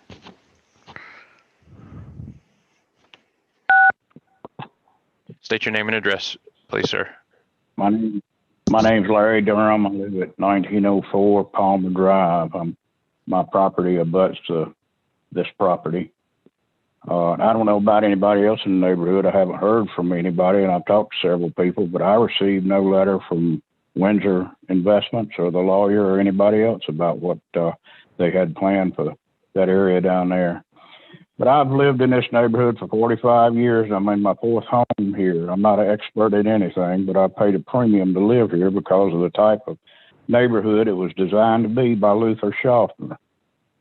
If you Google Windsor Investments, you can plainly see that the homes and the townhomes they advertise are not in harmony with the existing neighborhood homes and townhomes. You don't have to be a licensed real estate appraiser to realize that this is going to affect existing home values. As far as that traffic study, I think they said it was 2 hours in the morning and 2 hours in the evening that they did the traffic study. And if I can remind you, it was done during the period of COVID when people were trying to limit their travel as much as possible. A lot of people were working from home and not even leaving the neighborhood. I would remind the council members that you rejected a rezoning of this area from R12 to R9 last year because of the issue of high density and a concern with public safety and traffic. This special use permit would make this area even more dense and even more traffic than the rezoning request that you rejected. I urge you to stand firm on your last year's decision and allow this part of the neighborhood to remain the quality living area it was designed to be and protect our home values. Thank you. Thank you, Mr. Durham. Next, Jeff.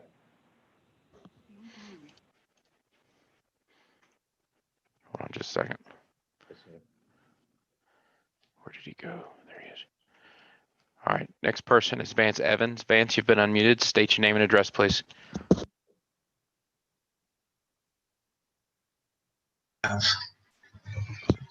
Start over if you would, please. Okay, Vance Evans. I live at 1810 Spring Meadow Drive.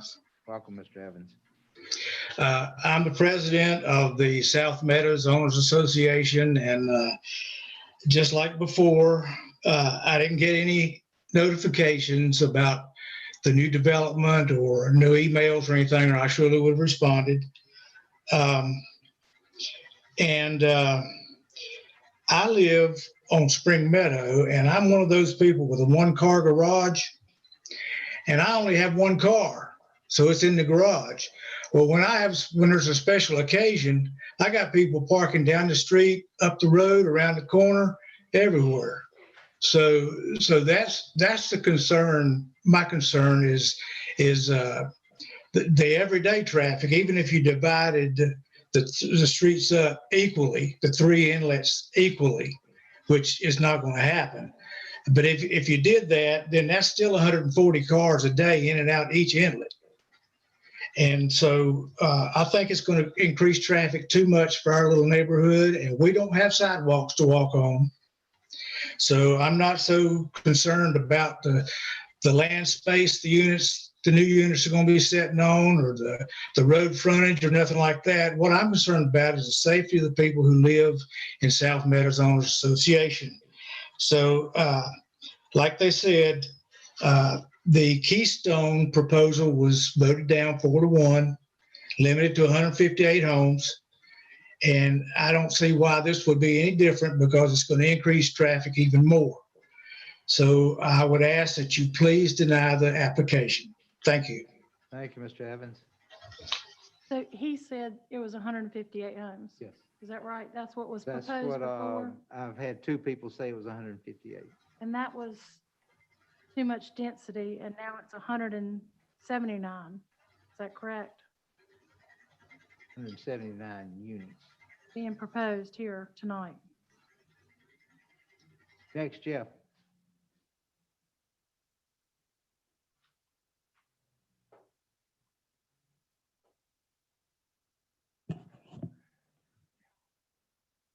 Next, Jeff. Conrad Collins, you've been unmuted. State your name and address for the record, please. Certainly. Thank you for the opportunity to talk to all of you. My name is Conrad Collins. I live at 648 Whisper Ridge Drive in Graham. I'm the president of of the West Hill Homeowners Association that represents 34 families in townhomes. The proposed Oakmont development will literally be in our homeowners' backyards opposite Whisper Ridge Drive. We have 5 buildings, 10 homes on that. We have great common areas. There is no compatibility between the proposed townhomes and ours. I just need to say all of us are mostly retired senior citizens, and the real issue here is the proposed development has no direct entrance or exit to Rogers Road, and will be using our residential streets not suitable for this kind of traffic. We are in, I would like to mention to the Graham City Council also, because I just heard it in my own ears, that during the previous presentation, Windsor Home representative, the planning and zoning board members, was disrespectful and tried to silence our free speech rights.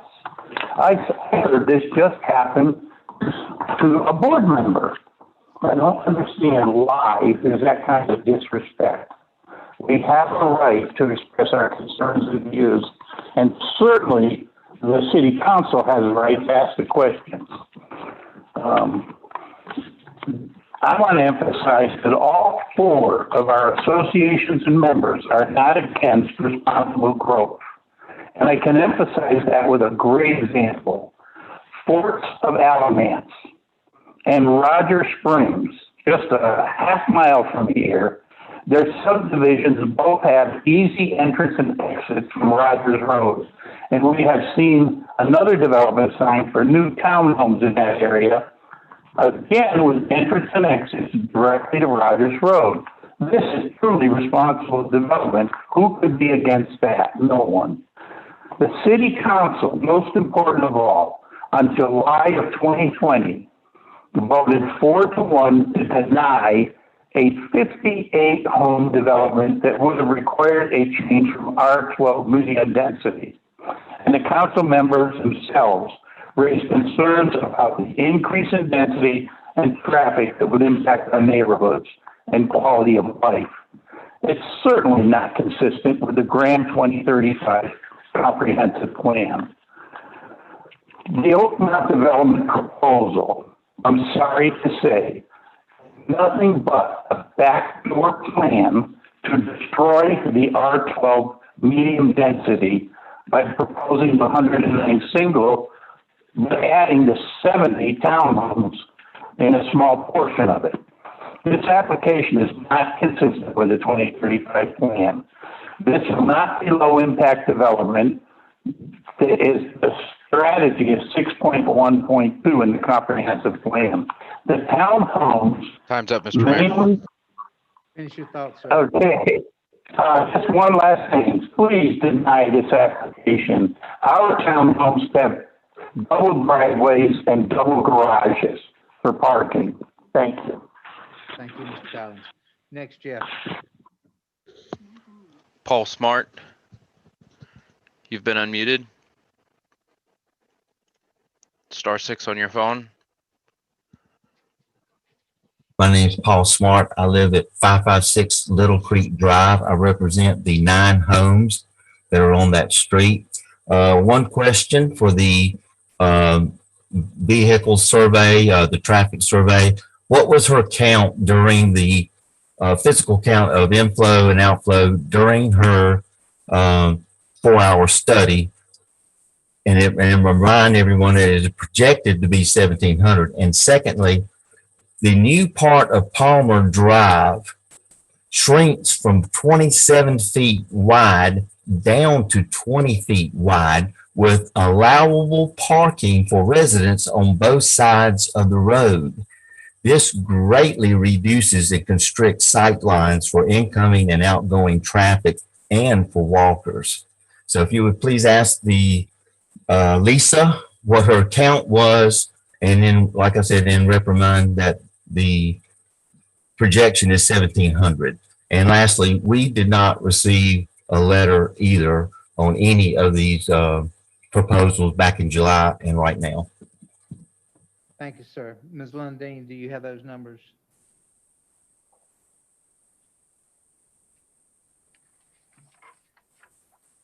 I do, and what's more relevant is the peak hour traffic count, because those are the 2 hours that we did study, which represents the worst case scenario. And I'm sorry, did you say you only studied 2 hours out of 24 hours? we study the peak hours because that represents the worst case scenario. I'm sorry, what are those peak hours? The AM peak hour and the PM peak hour. Okay, what are those hours? Generally, we collect data from 7 to 9 a.m. and 4 to 6 p.m. Determine the worst 2 hours of the day. And what day do you pick? We generally pick a Tuesday, Wednesday, or Thursday of a non-holiday week. What were your numbers, ma'am? See the existing 2021 counts. We had 89 cars exiting in the AM peak hour and 56 cars exiting in the PM peak hour. Thank you, ma'am. What would you come up with a total daily traffic count on that? You say, why do we come up with What would you come up with a total daily traffic count? the total daily traffic count would be 1,700 cars. A day? Yes, and that represents 24 hours. That's for all the residences that are in there now and the proposed? No, that is for our proposed development. How many residences have you got? How many residents for the proposed development? Yes. 79 units. Yep, we have 118 single-family townhomes and 118 single-family homes and 70 townhomes. About 10 trips per day. Okay. Thank you, ma'am. Yeah, next. Kevin Moss, you're next. Hit *6 if you're on the phone. State your name and address, please. Okay. My name's Kevin Moss. I'm at 705 Whisper Ridge Drive. I back up to the proposed development. I've got two things I want to talk about. One is the traffic study. The date that the traffic study was performed still has not been stated, and I would assume that that is done during COVID days, as like Mr. Durham pointed out. And I'm a 35-year data analyst, and so I would propose that the study could be invalid because it was during COVID times. And so it'd be interesting to know what the date of the study was done. And the other thing I would like to point out is that the townhomes on at least Whisper Ridge Drive, they're all 2-car garage, and they are just 2 townhomes together in one unit. Okay. And when I see this drawing, it looks like it's between 4 and 5 townhomes that are being put together in a unit. So they don't seem to be compatible with each other. Plus, they are just single-car garage. And so I'm very concerned about the density of this and the compatibility. That's all I had to say. Thank you. You happen to have that date, ma'am? I do have the date. We are aware that NCDOT and the city are typically not accepting new traffic counts during COVID. So we actually used a traffic count taken in 2018 and grew that with a 1% annual growth rate, which is conservative for the area and approved by the city and NCDOT to determine our existing traffic volumes. We have grown way more than 1% per year. That is based Yes. on the historical average daily traffic volumes. Okay, well, I mean, there's a lot of problems with this traffic study. But What was the date? 2018, February 13th, 2018. Thank you, ma'am. One second, if we're going to talk about the COVID parameters of traffic studies, Lisa, I believe that is a prescribed methodology that is being practiced by traffic studying. Is that correct? How you're supposed to increase the counts during COVID times? Yes, Could you it talk is. about that a little bit more? Yes, it is. We've typically been using older traffic counts if they're available, and if they are not, we do take new counts and compare it to the average daily traffic volumes on the road and give it a COVID factor to increase those traffic volumes. But since there was a recent traffic count done here, we used those numbers and increased it by 1% per year. Thank you, ma'am. Was that traffic count a physical traffic count or an estimated traffic count? Did you do, I mean, did you do the physical count with tubes or? The traffic count along Rogers Road was a physical traffic count, and the traffic count along Wildwood Lane was based on trip generation numbers, and that was approved by the city and NCDOT. Okay, how many trips per day was that, per home per day was that? I do not know the daily numbers, but I did read off to you the peak hour numbers. Okay. Lisa, when you say typically, is that just an internal best practice of your firm, or is that a industry standard or a state standard, or can you kind of expand on what typically means? That has been accepted by the NCDOT and most municipalities as how we obtain new traffic counts during COVID times. Thank you. And can you talk about what trip generation means? Talk about the trip generation manual and what the science and methodology is of that for folks who are licensed and qualified to do what you do.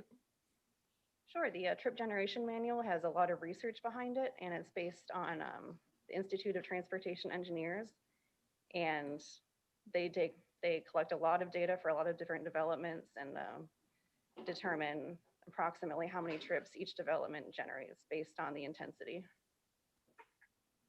And is that further broken down by use? So would there be kind of a chart where you would look at use and then follow the estimated generation? Is that how that works? Yes, it is. Thank you. Next, Jeff. James Peck, you're next. You've been unmuted. Hit *6 on your phone. State your name and address, please. Yeah, my name is James Peck, and 617 Whisper Ridge Drive, and I want to thank you, Mayor and City Council, for listening to us in this neighborhood. I make several points. I want to reiterate, too, that I never received, I moved here in November of this last year, 2020, and never received any letter or notice. I also bring to the council's attention that I saw signs posted on two of the stubs, but there was no sign posted on the stub nearest my home, which is at Hanson Lane. I also listened to this presentation, and I'm now really starting to scratch my head as to what would be relevant on a traffic study done with 2018 numbers in a one-day study as far as current traffic coming in and off of Rogers Road onto Wildwood. I think it just seems very, very premature and probably not properly done. I even wonder about the qualifications of the expert, as I didn't hear anything as far as or education or other things said. With that all said, I pretty much reiterate what my neighbors have brought up concerning the fact that this does not seem to come close to meeting what I would think would be required of that 2035 plan, and that this is a high density. I've heard 70 townhomes. I've heard 100. I thought 109. Then I heard 118. That's from the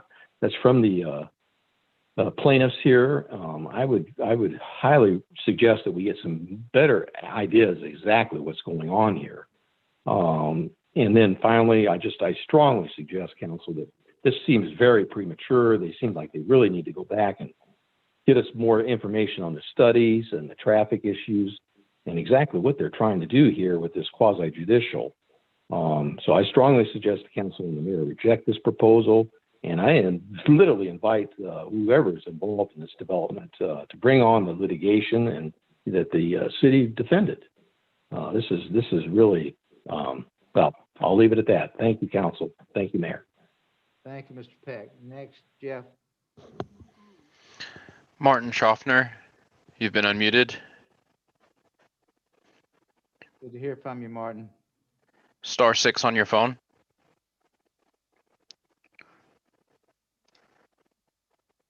Martin, you've been unmuted.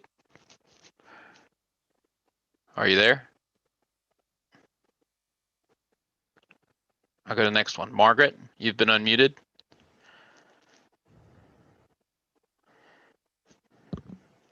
Ma'am, if you would just have your name and address, please, your full name.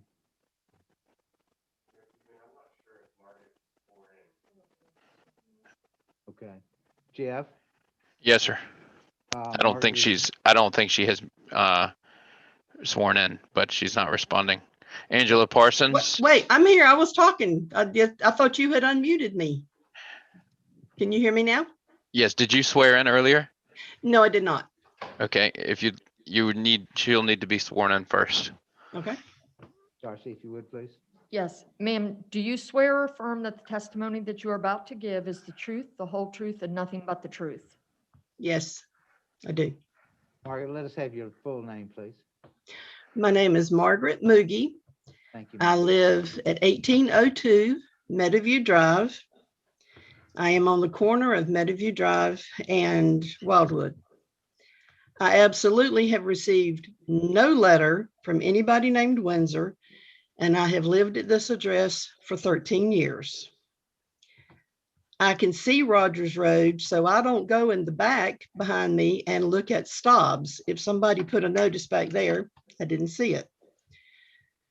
I'm wondering, is there not a way to have access from this neighborhood to Highway 87? I can't really tell looking at this map because it's really small on my computer. And I know the traffic study couldn't possibly be right because I sit on my deck or I'm in my yard all the time. And anytime you build a house, you've got bulldozers that come through here on very large trucks. You have septic tank trucks. You have trusses. You have concrete trucks. You have every truck that brings an appliance, paint, plumbers, electricians. When they built the 43 houses that I can see from my deck, I really feared for people's lives and their cars because I watched very, very, very many near misses. When I cross the street to go see my neighbor, I stand for about 30 seconds to a minute to make sure there's nobody flying in off of Rogers Road or flying down Wildwood. I cannot even imagine how much traffic I'll have to watch as I turn 75 and 80 if these homes come in. Please deny this request. Thank you. Thank you, Ms. Moody. I think you called on Angela Parsons next, Jeff. Yes, sir, I did. Angela Parsons, you've been unmuted. State your name and address, please, for the record. This is Joey and Angela Parsons at 506 Wildwood Lane in Graham. I've lived in this neighborhood for 43 years and in Graham for 47 years. Also, I wanted to say that I did not receive anything from the lawyer or the developer about any of this, no consults or anything, no information. Wanted to point out again, just several things that have already been mentioned, but just that, what was denied in July of 2020 was less density than what they are proposing at this time. When they talk about the different points, the safety of test 3 is, the additional traffic for our seniors and children using the streets because we don't have the sidewalks. It has always been a very safe neighborhood, and that has changed and will continue to change. And the more traffic we have, the more dangerous it will be. The test 4 was about affecting the value of the adjoining property. They're not telling us exactly what they're proposing to build, but we can tell with 70 townhouses as opposed to the numbers of townhouses that they're adjoining close to, that it's a lot more townhouses. So it's a lot less, in size for those townhouses. And also the townhouses that are currently here are all brick all the way around. They're garages. They're, very nice homes. Yeah, hopefully the internet's working. And then when it talks about the harmony, our house, for example, is 58 feet off the road with 22 just to our property line on the sides. I know that's the individual homes, but I know it's all, the setback for the townhomes that are already here is a good amount, a nice amount, and the harmony, we don't know exactly what they're proposing, but they look like they're very much on top of each other. So there's a lot of things. Number 6, the vehicle circulation has already been addressed as well. Just all of those are a concern, and we just request that you, really take into consideration and deny this as well. Thank you. Parsons. Next, Jeff. Martin Schaffner, you've been unmuted. State your name and address, please. Martin Schaffner, 611 West Ridge Drive, Burlington, North Carolina. Welcome, Martin. Hi. I really don't have any comment. I've wanted to listen in, and it's good to hear from everyone and their perspective and their passion. I understand that part. And I appreciate the city council being there to represent all of us, the homeowners as well as the vacant landowners in Graham who are building and helping contribute to the population count and tax base. The only thing I will say is the trees come due to be harvested this summer. That will happen either way things go.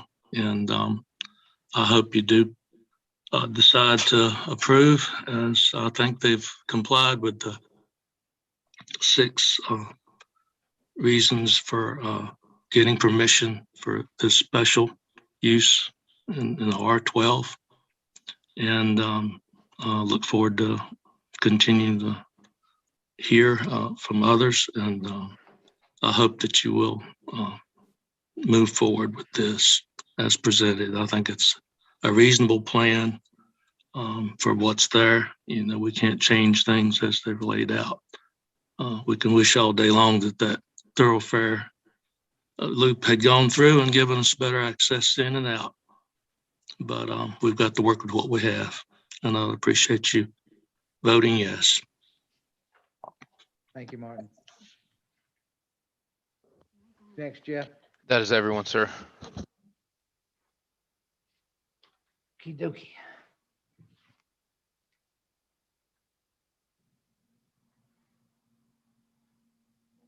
Okay, anybody else on the floor want to speak? Yes, sir. Thank you. I do want to take a moment to respond to what we've heard. I too appreciate the passion and the concerns of the neighborhood. I don't stand up here in an adversarial fashion to silence anyone's right to speak. It's a public hearing, and that's what we're all here to do. What I am here to do, as is my role in tonight's proceedings, is to remind us of what fashion these proceedings have to go under. And as a special use permit, we are just held to certain standards that are different than a rezoning, and they are evidentiary, and they do require testimony to be competent, material, and relevant. And that is not, that's not my requirement. It's not the city of Graham's requirement. It is state law. It is under the statute. And that is the only context under which I mention it, not in any attempt. Certainly everyone's been heard, and you as the board are the ones who have to apply the appropriate weight to the testimony that you've heard using that statutory requirement. So that's what I'll say about that, and I don't mean anyone any disrespect by pointing that out. In that same vein, the opinion testimony that you've just heard, I'll mention it in blanket form, everything about traffic counts, traffic impact, who's going to use what road, how many cars there are going to be, which intersections will be too congested, whether or not the traffic study is accurate, whether or not it was performed correctly. All of that is opinion testimony about traffic and traffic engineering, which is called out specifically under the state statute to require expert opinion only. So that cannot have any weight here tonight with what we're discussing. Our expert has talked to you about a study that was performed under all the required standards and methodologies and the science of traffic engineering. It's not something that she makes up or starts from scratch each time she goes to do a traffic study. She's required to follow certain protocols. That's what her license requires of her, and that's what she does. The city evaluates that against their rigorous process, so it's not in a vacuum. She stamps it and that's it. The city looks at it as well. NCDOT looks at it as well. So that there's a back and forth there of her work, and that's all done by engineers. I don't weigh in on that. Our client doesn't weigh in on that. That's an engineering dialogue. And if the engineers come back and say, hey, we read your counts, we need you to study it again. I've seen that happen in projects. She has to go study it again. If they question her numbers or her methodologies, then they don't accept it. That's what all that is about, and that's why it's done in such a formal fashion. And at the end of the day, if they say, hey, thanks for your numbers, that means you need to build a turn lane, or that means you need to widen the road, then those are the things that we have to do. If we don't want to do those things, then we don't get to build the subdivision. So it's a very easy analysis there that the NCDOT with their driveway permits and their ultimate site plan approval through the city is what controls that process. And it is a very standardized process. It's not something that's made up or discretionary every time a traffic study is conducted. I want to talk about the density and the previous application that you've heard a lot about tonight. I'll mention two things there. This meets your R12 density any way you want to slice it. R12 is what the property is zoned. That calls for 12,000 square foot lots. When you do that math on 59.52 acres, that's how I get the number 216. That's what density asks of us.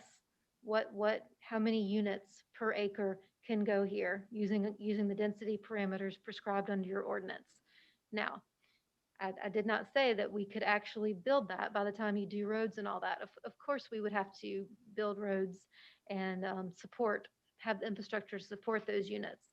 But that's not what zoning density looks at. That's what's done at site plan time. And if you back out and you have to lose some units, then you have to lose some units. But what density evaluates and what the test number 1 in your special use permit evaluates is whether or not that mathematical equation is met.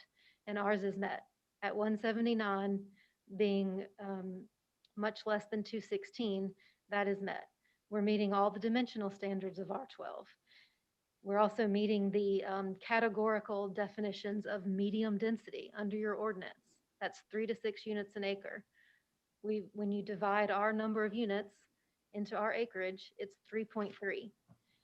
This is a comprehensive site plan. That's how it's submitted according to your ordinance requirements. So we are using the full 179 to calculate that density.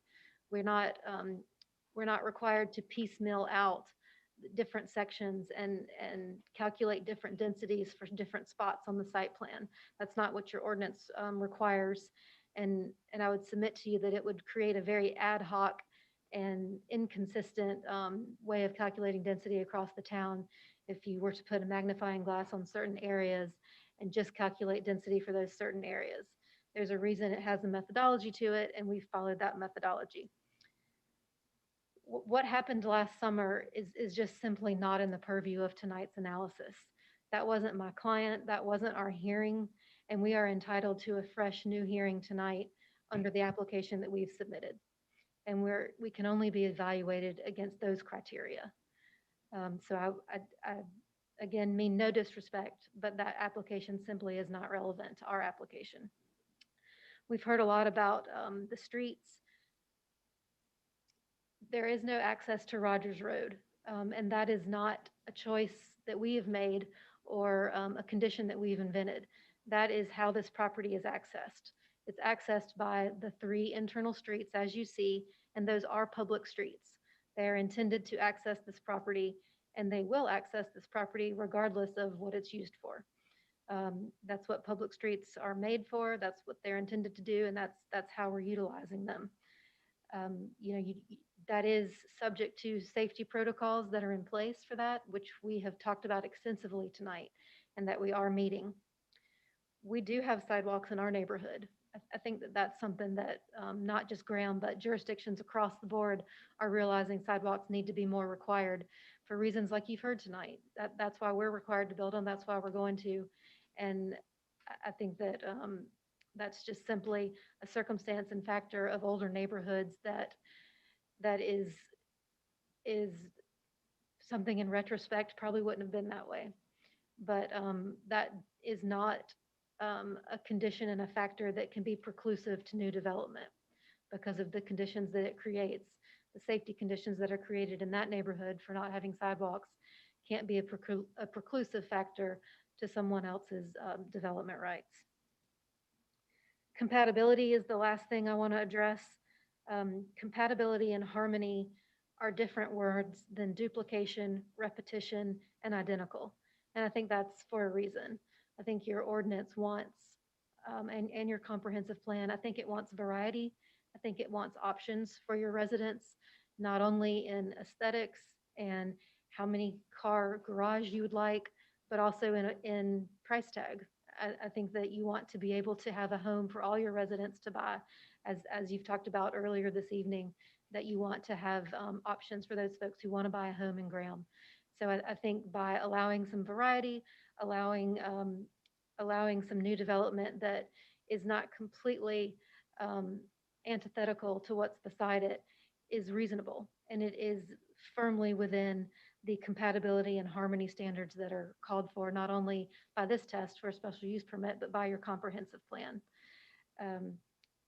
There's a housing crisis that's local and regional and nationwide right now, and that is across the board. It's not for one type of housing. And there's a reason that people want different things. It doesn't mean that everybody in this room is going to want the same thing, but that's exactly the point, that people should have those options and should be able to go buy what they can afford and what appeals to them. So that's what this development is trying to do. Those are the broad categories that I sketched out while I was listening, but I'll be happy if anybody feels like there's something I haven't addressed, if there's a specific point, I'd be happy to talk to that if you want to let me know that. Thank you. With that, we will close the public hearing. Mr. Mayor, before you close the public hearing, we tried to call on LB Moore earlier to swear in, and she didn't respond while she was talking. She did raise her hand, so I'll give that option to you. Yes, sir. Let's go ahead with it. Let's make sure we hear everyone. Ms. Moore. Darcy will swear you in. Just a second. She put her hand down, so I have to find her in the list. Ms. Moore, I've asked you to unmute, hit unmute, and you'll need to be sworn in. Can you hear us?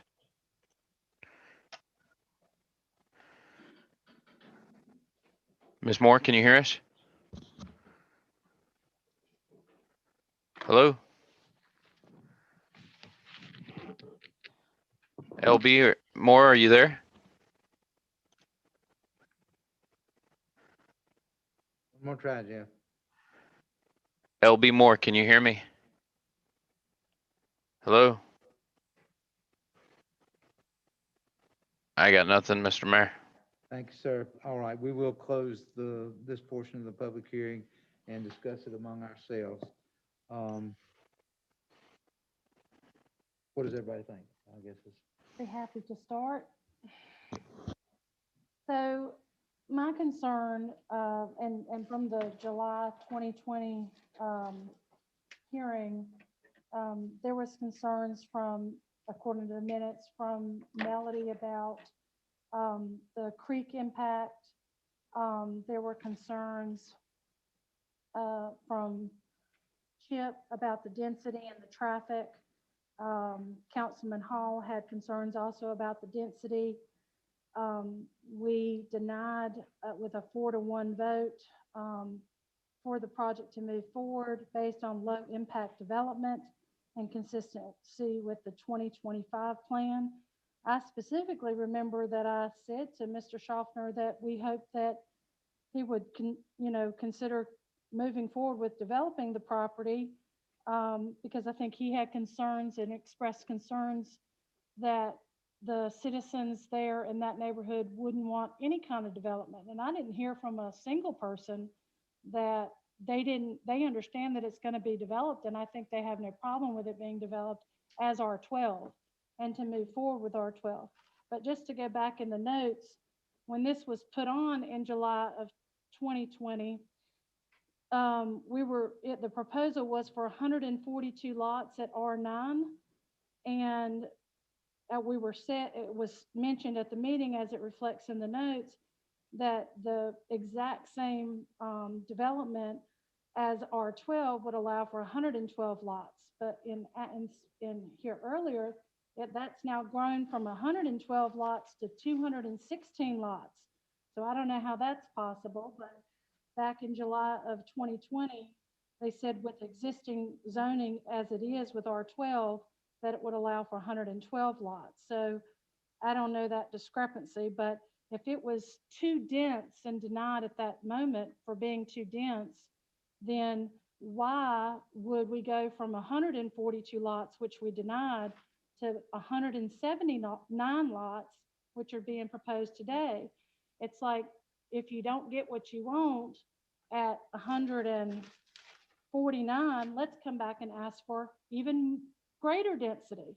I think, we as council members have to make sure that we are being consistent across the board with the 2035 plan. When people have already invested in their particular zoning area and they know that these stub outs will at some point in the future be connected to other neighborhoods, they have an expectation of, well, what is that zoning? It's R12. Okay, well then I'm fine. I'm R12 now.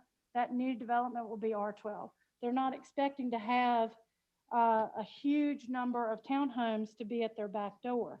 And I just want to specifically state here from the 2035 plan, and to me, this is kind of the deal killer for me. Principal uses of suburban residential in the 2035 plan: predominantly detached single-family homes. New neighborhoods may include a range of duplexes, townhomes, and small-scale multifamily dwellings of 12 units or less. 12 units or less. So let's go through that. We have 9 townhomes, basically 104 townhomes already existing in the neighborhood. The property is rezoned, is currently zoned R12. In my opinion, it needs to continue to be developed as R12. I have concerns. I actually agree with Melody that we have some concerns with all of that the tree farm there that's going to be completely wiped out. That runoff is going to be going into the Little Elements Creek.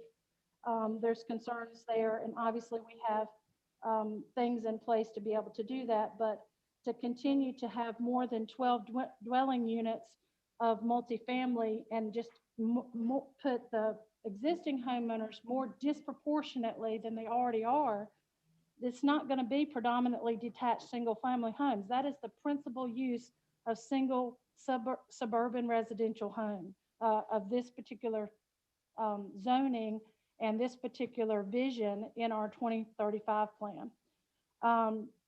It says the primary settings for existing and future single family detached housing is what we want there. Affordable detached homes with attractive walkable neighborhoods will continue to make Graham an attractive place to live and work in the surrounding areas. Neighborhoods should include pedestrian-friendly design, create street lengths of less than 600 feet between intersections.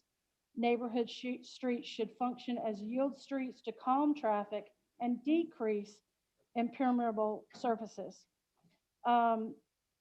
Curb and gutter should be discouraged in order to decrease development. we want to have a lower impact on the existing neighborhood. If you were putting in a new development and nothing was around you and the existing residents didn't already exist there, you know, I think that that the council would be more open to what you're doing, but to make sure that when you already have existing development and you're going to then put development all around that, my primary focus are the residents that we currently have, not the residents that we don't have yet. I want the city to grow. I want us to have additional housing options. But in my opinion, this is not harmonious in any way to the existing development that we have there. I think it has some safety issues in regard to the traffic, the increased traffic that we'll have there based on this. I think the townhomes are too many. And I don't know how we get around this because it specifically gives a number in this 2035 plan. So unless you're going to put 12 units there, I mean, I can't get past that. In regard to, I don't believe it's consistent. You have 6 different items here. The use will not materially endanger the public health or safety if located where proposed and developed. I disagree with that. That the location and character of the use of the developed according to the plan is submitted with will be in harmony with the area. I disagree with that. The satisfactory provision has been made for the following when applicable: vehicle circulation, parking.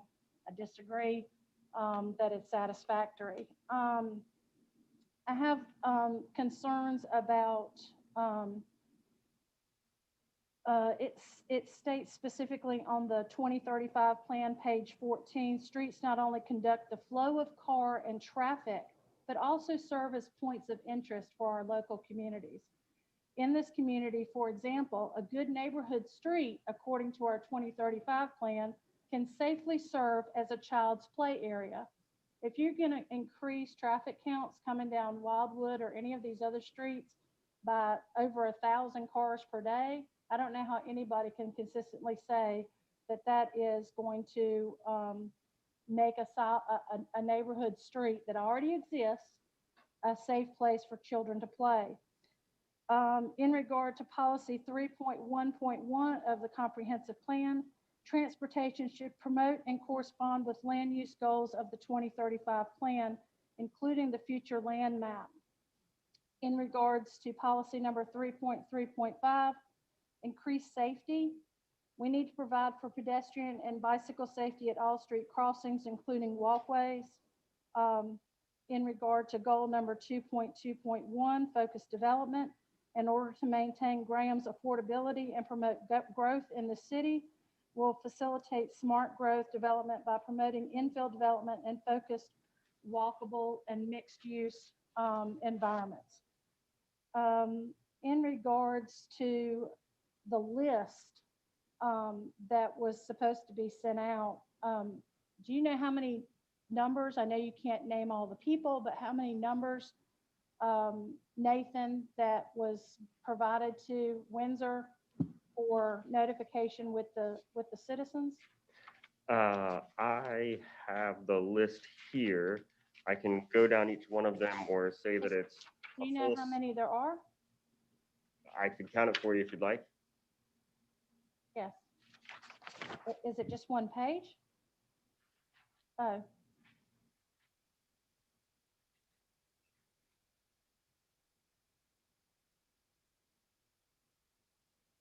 All right, Ms. Talley, let's finish up.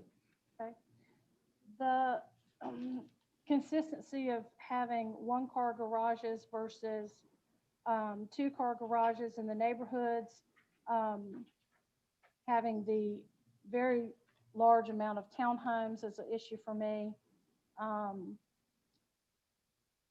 Neighborhood streets should be designed to slow down traffic. Predominantly detached single-family new neighborhoods should increase a range of of duplexes, townhomes, small-scale multifamily dwellings of 12 units or less. As I stated earlier, all designs to maintain the single-family character of the neighborhood.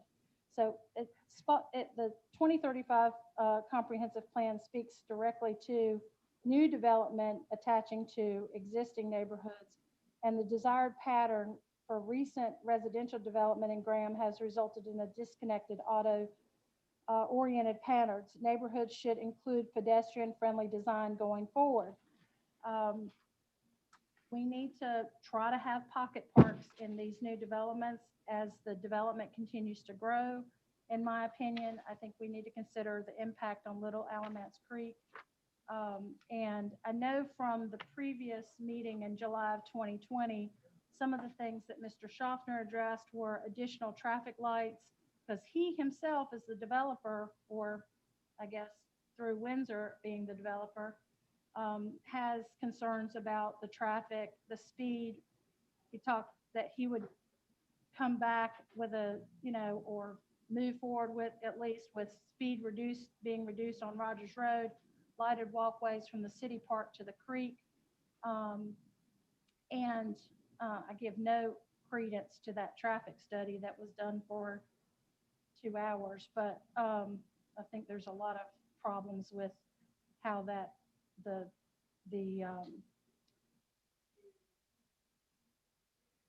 not with her credentials, but the methodology in which she used to derive the numbers that she has. But I think the council in July of 2020 has a lot of the same issues with this project, though it be different, that they had with the project back then. And I don't think when council tells a developer that, hey, you're attaching to an existing neighborhood and we have a problem with density, that you should ever come back to council and increase the density. It's like, no, but we're going to come back and we're going to get it a different way. And, I really strongly, we really want this development in Graham. Believe me that we do. But it has to be consistent with the existing neighborhood that's there. And I strongly encourage you and any developer that comes to Graham wanting to put something in, that you talk to the existing neighborhoods there and really work with them on trying to put something in that is consistent with the neighborhood that already exists here. All right, here we are. We've got a quasi judicial hearing, and I'm going to go to Brian and Bob for a second. I feel like they did meet all 6 requirements. So if we turn this down, we're running into litigation. Is that not true? If they met all 6 requirements, then I think the board shall pass. I mean, yeah, if you find they met all 6 requirements and denied. I just want to warn the board, if this passes a court of law that they've met all 6 requirements, that would put us in litigation. It's our responsibility not to let us go into litigation intentionally. So it's just a warning. So what does everybody else think? I mean, when you tell somebody Mr. no, Mayor, and I then you believe come we've back heard with Jennifer we quite a come bit, back. and she's already had her But opportunity. if I didn't I finish. believe she's already had her opportunity. Well, Well, Melody, we'll I'm all have sorry a that you chance. We're feel that way, discussing but- this. Okay, But hold it down. We'll all take turns. Let's let Melody go. I'll come back to you. Go ahead, Melody, please. Mr. Mayor, I agree with you.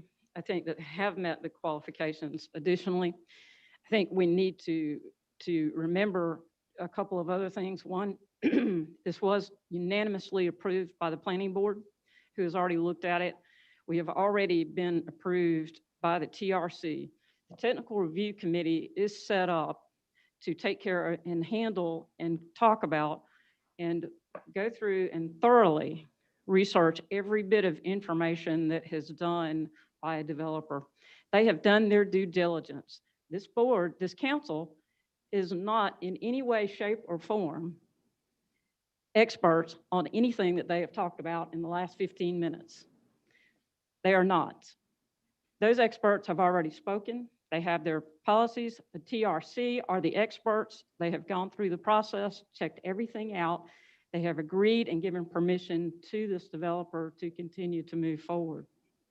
Secondly, while I appreciate, I guess, the one comment regarding my concern, quote, my concern about the river, I do have concern about the river.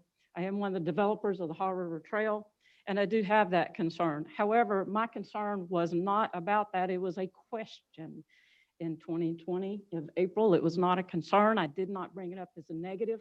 And if any of you would like to check the record, I was the one. So in that 4-1 vote, that was not a question. All right. So it is not a concern. The other thing is we are not the experts here. We have heard from the experts. We have heard a lot of opinion tonight. But we have heard from the experts, we have heard the planning board take the same route and listen to the experts. And I think that's what we need to do. And that is my opinion. Thank you. I thought the citizens of Graham did a great job. I think that they referred to the 2035 plan, which absolutely gives us I think the ability to be that able Jennifer has already to spoken, right? Let her How have many a times chance. are we We're going to do this? Clay? discussing, and when you discuss stuff, everybody has an One person opportunity. at a time. But One person how at many a more time. times, Jerry? I will go to the, Thank you. I'll go to the lawyer here in just a second. Bob, please let me know here, and Brian, this is a quasi judicial unless the people, the citizens of Graham are a expert, then it's sort of hearsay. Is that right? And Well, it needs to be like, what was the standard? The competent, the material and substantial evidence. So only opinion evidence that should be taken into consideration by the board would be those of experts. Anybody else's opinion that's not an expert should not be relevant or considered. it's my job to keep this board from getting into trouble, and I'm afraid we're headed to trouble if we go a different route other than say we're going to do this. And that's just my. But Jerry, we haven't had, I mean, it is not up for a lawyer to decide whether a project moves forward or not. It's up. No, it's up Right, to the state of North Carolina, and they've already decided for us. I mean, Jerry, literally, let me read what it says here, that the location and character of the use, if developed according to the plan as submitted, will be in harmony with the area in which it is to be located and in general conformity with the plan of the development for Graham planning area. Yeah, That is it's your subjective. opinion that it might not be in harmony, And but is I'd it going be to be a well within judge's my opinion? legal right to vote so. You can vote any way you want to, but I'm saying if we vote the wrong direction, you're headed for litigation. And I disagree. It's in zoned my opinion, we're going R12. to lose that litigation. It's zoned R12. It can, Bob Ward, can you sit there and tell me that I cannot, as a council member, vote against this plan Didn't say based that. on that it will materially endanger the public health and safety, if I consider that to be true based on the facts as presented, even as presented by the applicants, that I consider that the character and location, if developed, will not be in harmony with the proposed development, with the existing neighborhood, that the satisfactory provision has been made for the following, that in regards to the parking and vehicle circulation, which is a concern that I have. Can I not vote against this project? Yes, you can. Exactly. I know I can. But if we carry by, you have to have a majority for it to carry. In other words, you could vote against the plan and everybody else can vote separately. Right, and that's perfectly fine. I have no problem with that. But don't come and intimidate this council into thinking that we have to vote a certain way just because you bring a lawyer and an engineer and that none of the citizens, I represent the citizens of Graham. That's who I represent, and I am here to hear evenly and openly what they have to say and what the citizens have to say. I understand that I cannot consider things like, oh, I don't want this project here. I can't consider that. I can't consider petitions to say, no, don't do this or whatever. I have no problem with that. I'm very open-minded, but I do not, I mean, literally our comprehensive plan says no more multifamily dwellings in this particular zoning section, suburban residential of 12 units or less. It says you have to do 12 units or less. It's not consistent with the 2035 plan. That's why they backed it up to the other, they designed it this way so it backs up to other buildings. I mean, they're putting it back up into already built buildings. I'm just, in my opinion, this passes the 6-point test. And I voted against the thing last time at R9 and would probably vote against a straight rezoning at R9 today. But at the last meeting, we warned them that something was coming and it's going to be something that we cannot defend.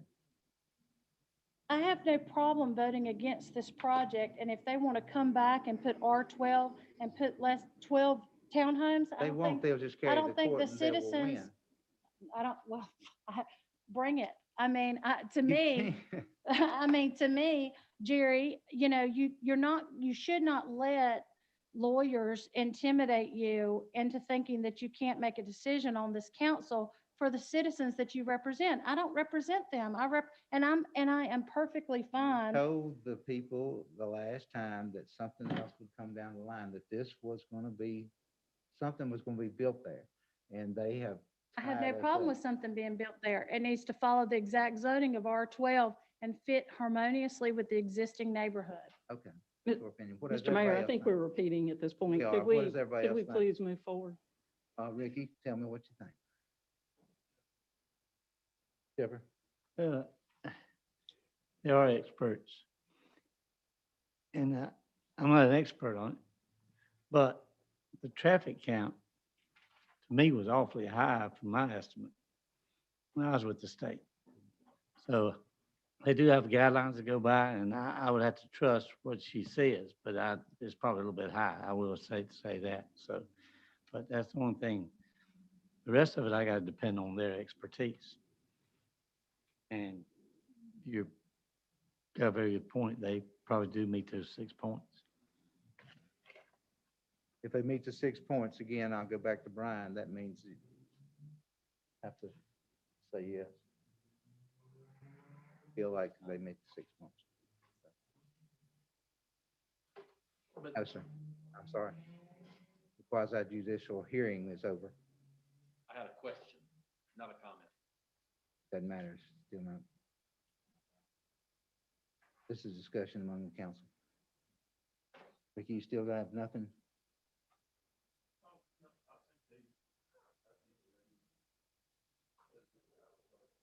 Mr. Mayor, we can't hear Ricky at all. Oh, I'm so sorry. I think she did a good job of laying out her case. When they come to us in June of last year, or whenever it come to us in 2020, it was a rezoning of R9. Yes, sir. We told them to bring it back to us as an R12, and that's what they did. You remember us warning the neighbors that something else was coming down the line to get ready? Right. All righty. Anybody else got anything else to say before we move to a vote?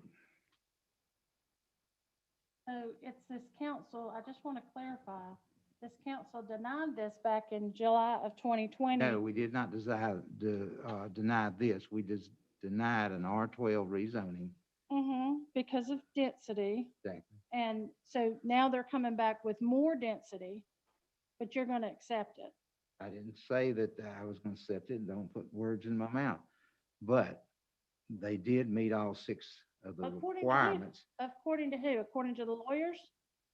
According to what I heard.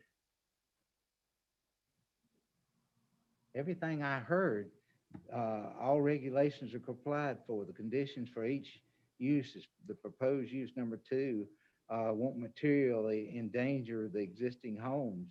Traffic study and impact, the property values, Mr. Patterson, location in harmony, and what was the 6th one here? Satisfactory provisions and compatibility. I think they met all 6 of them. That's my opinion. And if I think they met all 6 of them, I cannot defend voting against it. And unfortunately, the way this thing is laid out in the state, if they meet all 6 regulations and you vote against it, you're going to put us in litigation. Gary, if whether something whether a new proposed development is consistent and harmonious with the existing development, are you trying to tell me that that's not subjective? I mean, you It's can have a different subjective to opinion me than and me. you, Right. but when the expert says that this is, I'm just telling you, we will not win this one. Are we ready for a motion, sir? If you're ready to make a motion, I'm ready to hear a motion. Yes, I sir. make a I move- motion, we deny. I move to recommend denial based on the fact that the development is not consistent with the 2035 plan. Its principal use, predominantly detached single-family homes. New neighborhoods may include a range of duplexes, townhomes, small-scale family dwellings of 12 units or less, and that it does not meet the harmonious consistency with item number 5. The location and character of the use, if developed according to the plan, will be in harmony with the area in which it will be located, in general conformity with the plan of the development of the Graham planning area. We have a motion. Do I have a second? Motion dies for lack of a second. Do I have another motion? Mr. Mayor, I move that the application be approved as presented. I move to adopt the findings of fact and conclusions as law is presented in the staff report. This application is consistent with the Graham 2035 Comprehensive Plan. The action is reasonable and in the public interest for the following reasons. The development furthers goals of the 2035 Comprehensive Plan and is in conformance with the suburban residential development type. The development meets all 6 conditions required by section 10.144 of the Development Ordinance. I have a motion. Do I have a second? Second. Thank you, sir. All in favor, say aye. Aye. All opposed likewise. Aye. Passes 4-1 with Jennifer against. Ladies and gentlemen, it's 20 minutes till 10. We're going to take 10 minutes. We'll come back at 10 minutes till 11. And we'll continue on. Mayor, y'all may want to mute your mics if you're gonna.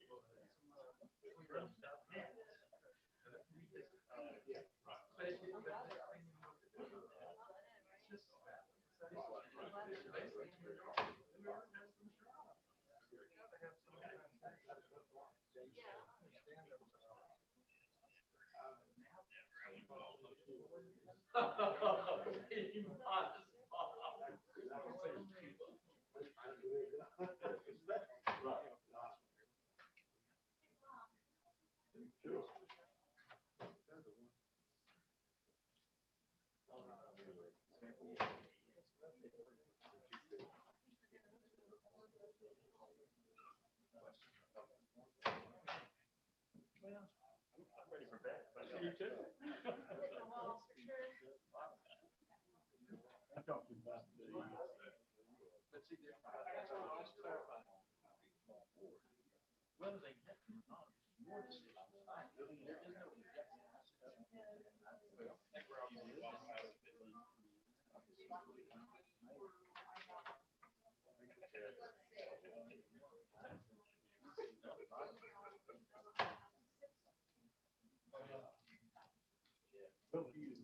They found them.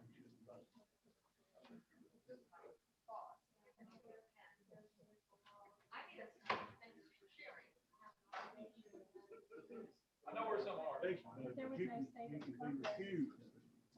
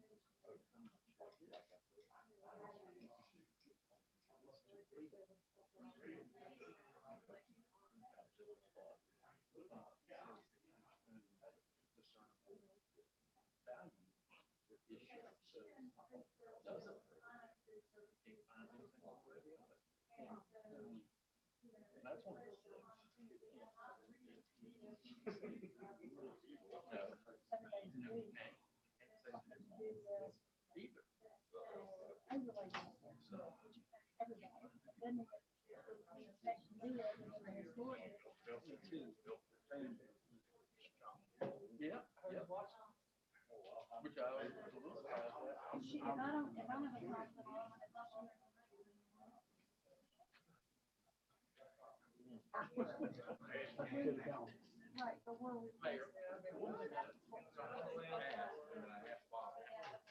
in other words, if you think, if it's what the council thinks is matter, it is not, there's not an objective standard. I know they met the city.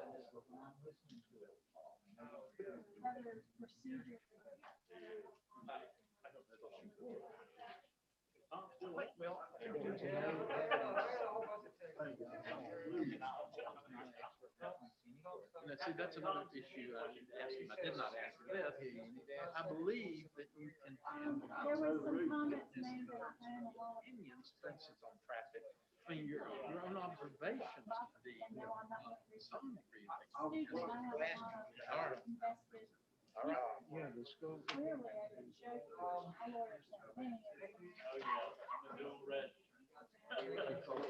own the firm, it's hard not to be.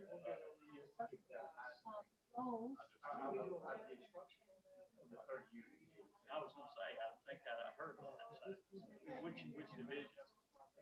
Well, I told you. They're not. It did make a great mistake. You never say you work.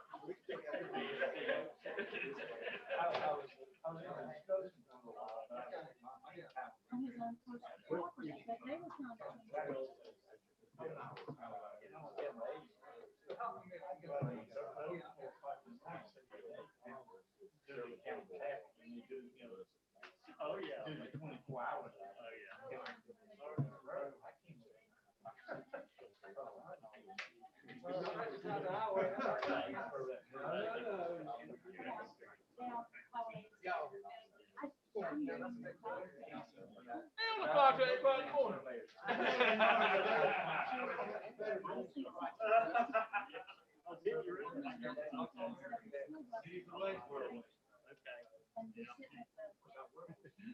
All right, leave the captain up here.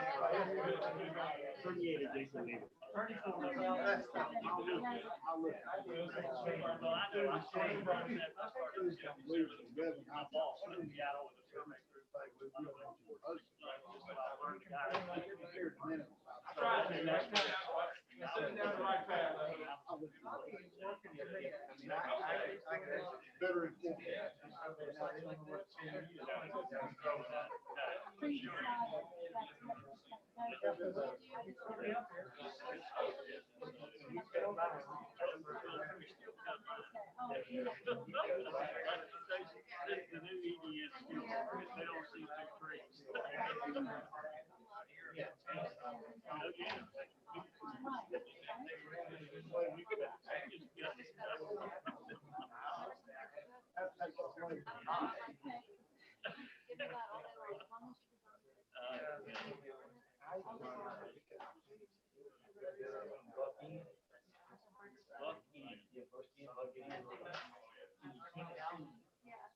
You gotta deal with it.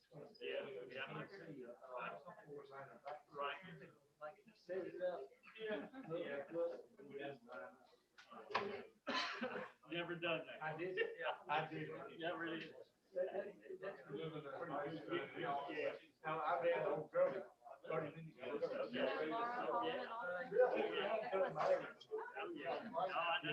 I know. Profession is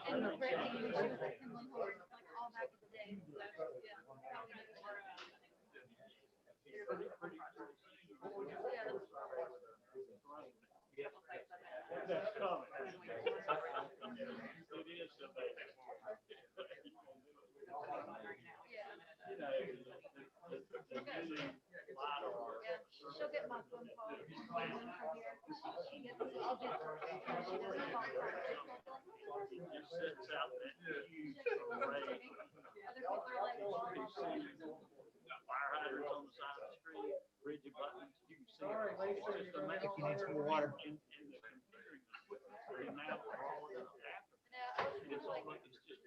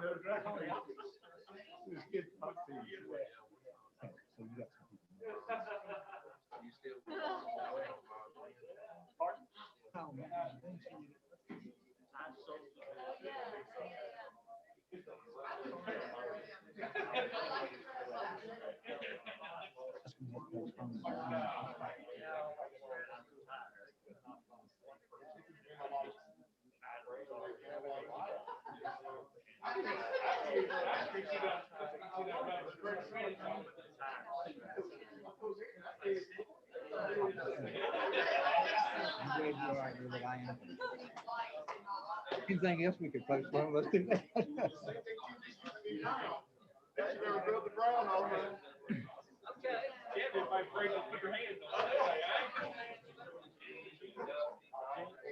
Huh?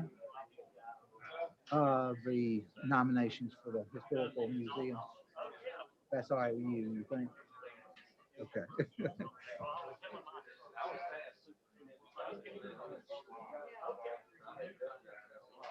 And the city manager search thing.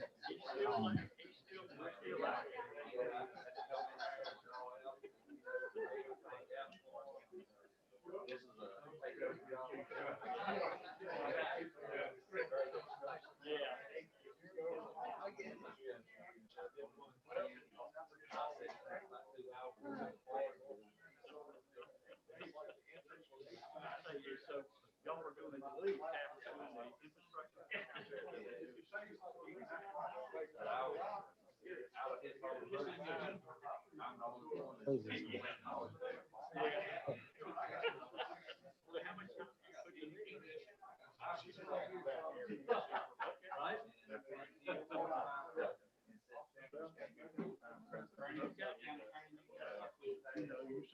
I have, if Lawson was here representing them, it would have been a lot tougher. Yeah. That's what I call him. He'd be the one that they, well, he's the main other one locally. Yeah, he does a lot of it here for the county.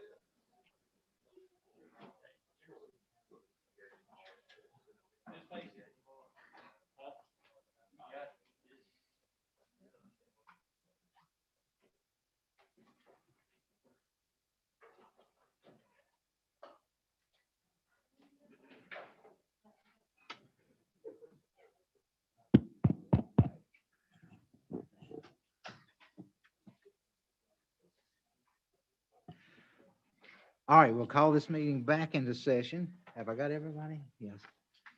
Aaron's here. All right. Okay, now what we've got on the first page is 4E S 2102 Windsor Oakmont, request for major subdivision by David Michaels, Windsor Investments, approximately 179 homes. Nathan, you're handling this for us, please? Yes, Mr. Mayor, this is a request to create a new major open space subdivision on approximately 59 acres with 179 new lots, 109 of which are single-family detached, and then 70 of which are townhomes. Questions for staff? Start with Melody, please. Ricky? I have none. Chipper? No, sir. Jennifer?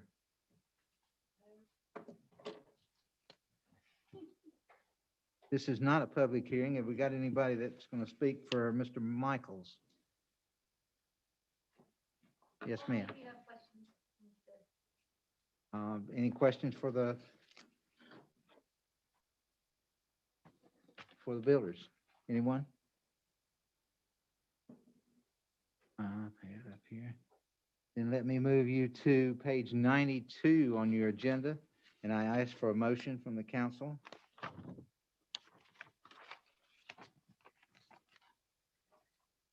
Mr. Mayor, I move that the application be approved. The application is consistent with the Graham 2035 Comprehensive Plan. This action is reasonable and in the public interest for the following reasons. allowing as a higher density subdivision in this location removes household from the potential harm from floodways. 4.3.1 protects green space and promotes a greenway trail system. 3.2.4, 4.2.1. Thank you, ma'am. I need a second. Second. Thank you, sir. All in favor say aye. Aye. Aye. All opposed likewise. Aye. Motion carries 4-1. Number 5, Mr. Mayor, I make a motion that we table that until the next meeting.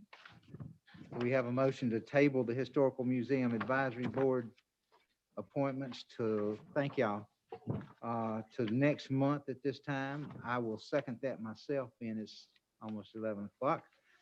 Any discussion? Then I'll ask for a vote. All in favor say aye. Aye. All opposed likewise. Okay, thank you, Rick. Next, we have the city manager's search discussion. The only thing I wanted to do there is ask the council for permission to go ahead and set up a job description and get ready to advertise it. I'll have the job description ready for you between now and next month, and we'll send it out right after next month. Is that all right with everyone? Yes. Thank you, sir. I need a second. Second. Thank you, sir. The motion was to give me permission to write up a job description and get it ready for the council for next month. I will not personally write the job description. I'll have somebody that knows what they're doing do that. I will just make sure it's done. With that being said, I need to have a motion and a second. Do I have any more discussion? All in favor say aye. Aye. Aye. All opposed likewise. Good deal. And next we have closed session pursuant to the terms of North Carolina General Statute 143-318-11. And Aaron, I think we're going in and talk about one piece of property.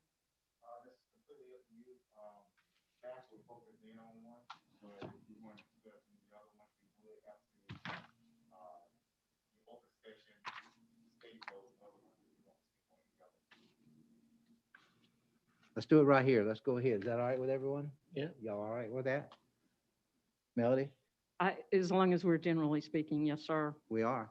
Yes, sir. Okay. So let's go to the staff and give us a rundown on what you found, and then we'll let the chief add in if he needs to. And please correct me if I'm wrong, Chief Cole. Basically, we were to look at the possibility of other properties for a potential fire station here for the city. In doing so, we utilized Gary Reniger to go out and look at prospects, while at the same time also potentially getting a feel of whether we can negotiate a different price with a piece of property off of Moore Street that the fire chief had found probably about a month or two ago. In doing so, he came back with several properties to see if there were any viabilities to any of those properties. The number one property was still the one that Chief Cole had brought forth to council for consideration last month. Negotiations as far as price did not result in any reduction from the property owners. So that's where we stand currently, is that if we're to move forward, it would be at the full price that they were asking for last month. And Chief, we found no other parcels that would be suitable in that neighborhood. That's correct. We,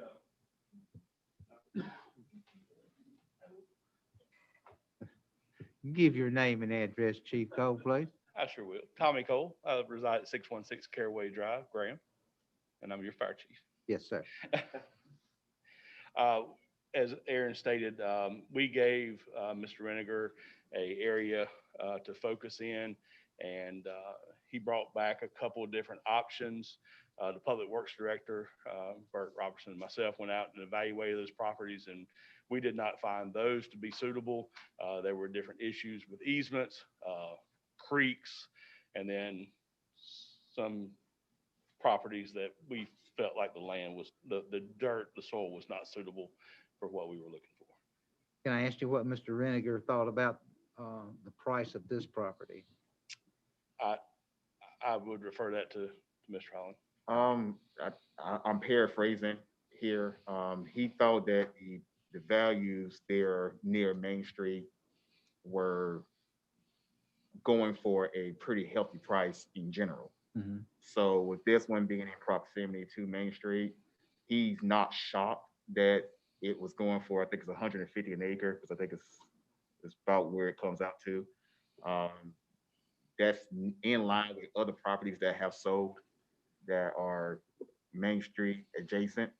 Obviously, being on Main Street, this is not, but being on Main Street would yield a higher price. Being off, it does come down slightly, but it's still in that neighborhood, according to him. What was the total price? For an acre and a half, it was 225. So I think that comes out to 150 an acre. Any other questions for the fire chief or Aaron? And I just want to say the reason that it's 1.5 acres that we were asking on is that's about the bare minimum size that we would be able to build a fire station on. And part of the challenges with other properties is that once you start cutting into those properties due to stream buffer requirements, it made those lots so small that they weren't usable to be able to put a station on. And this would allow you to have a drive-through station, which would cut down the size of the pads. Is that not right? That's correct. And part of the issue is, as Aaron stated, the other parcels, we needed width because we had to do turnarounds to be able to pull around the fire station. This is a smaller footprint because we can come in from the backside of Rogers Road. So it gives us a smaller footprint on the parcels. That mean less pavement and concrete? Sounds like it to me. I bet that wouldn't be the truth, but. That'd probably be a Bert question. He's the expert on those things. Well, I've always said that we needed to build, and we need to start this process. With that being in mind, I make a motion, we pay Well, 225. Can we talk about it? We will in just a minute. Let me make a motion. Do we need to go into closed session for that? I don't believe so. It's an advertised price. If you're satisfied with the terms of it, this council decided if you want to talk about it, any other details with respect to it, would certainly go into closed session for that. No, if we're doing the general, let's see how the conversation goes, but I'm comfortable right here. Well, I'm comfortable. I mean, what else you want to discuss? Tell me. I mean, are you not interested in any of the other options? Not when the fire chief and the Bert tells me they're not suitable.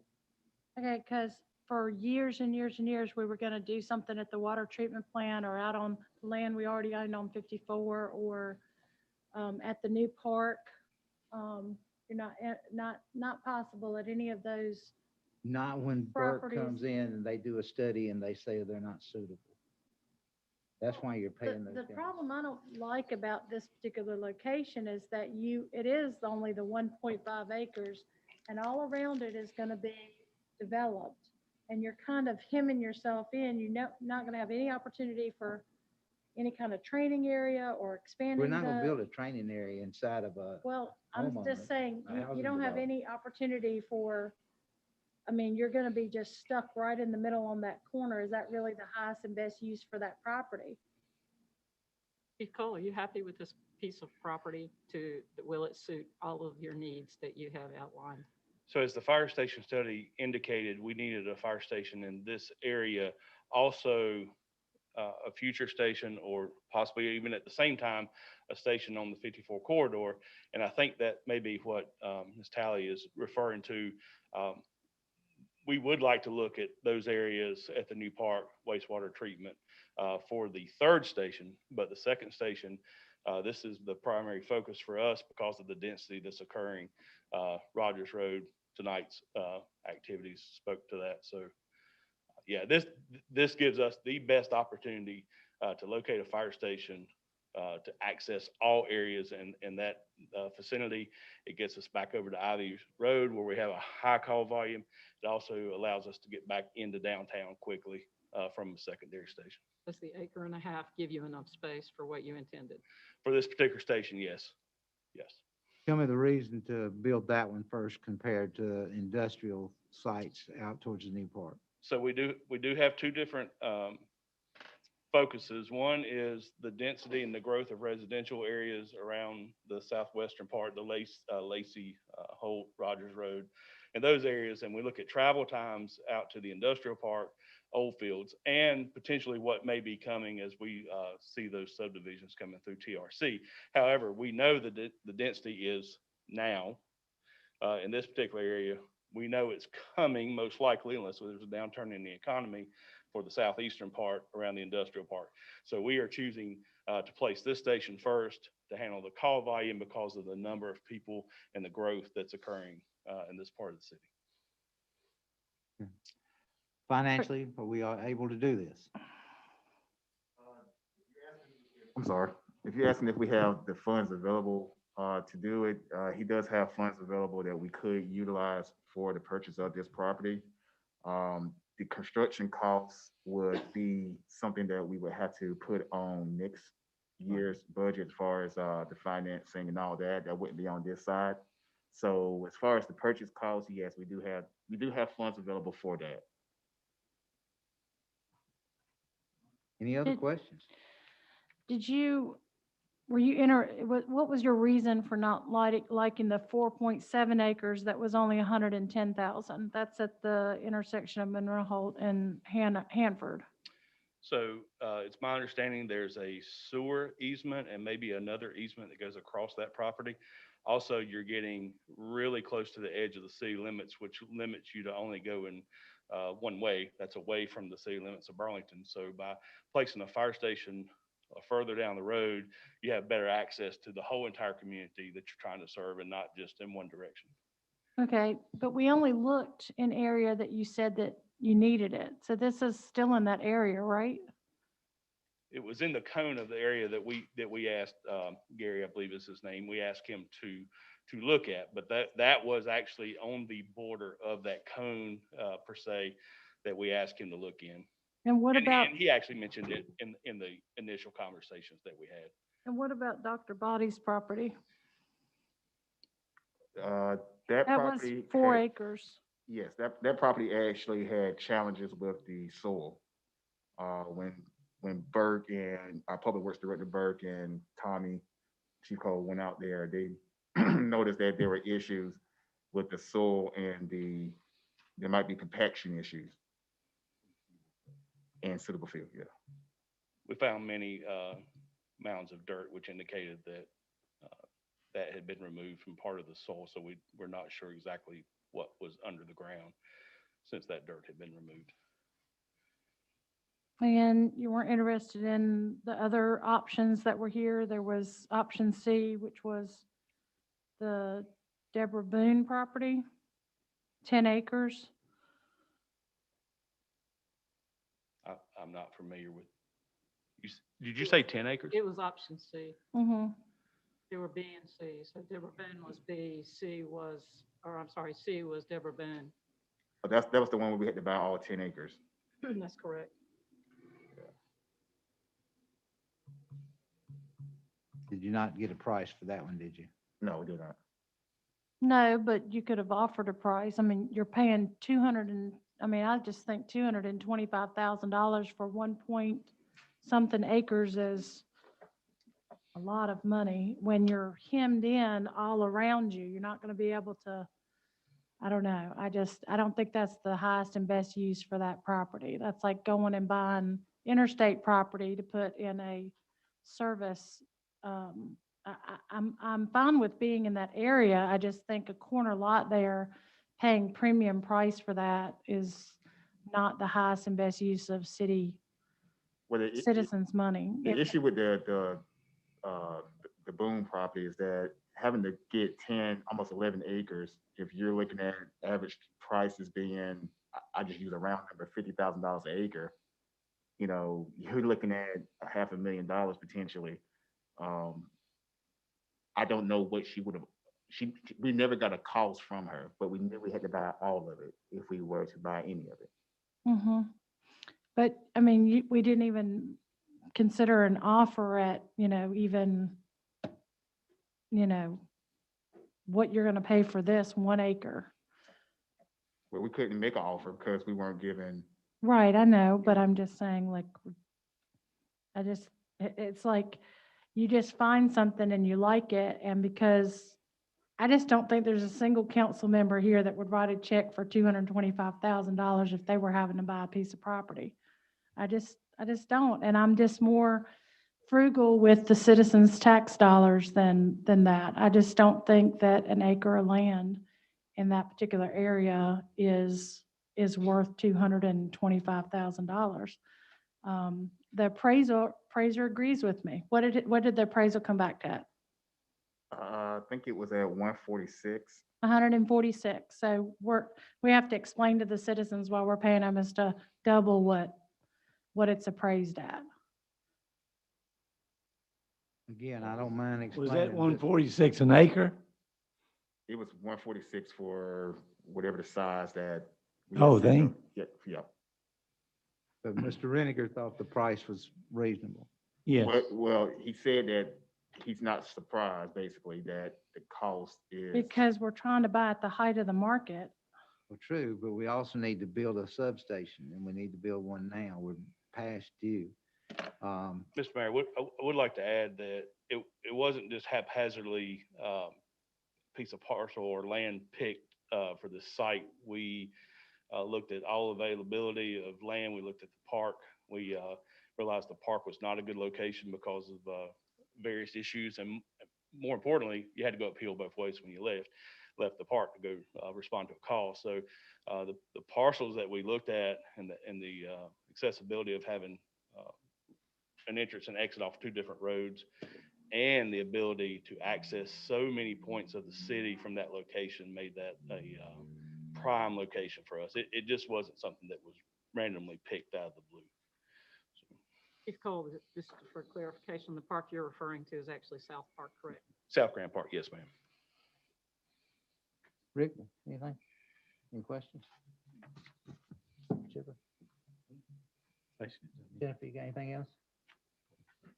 Nope. Mel, you got anything else? I'm in favor of pursuing the body property or the, I really what was the reason you didn't like the Simber property?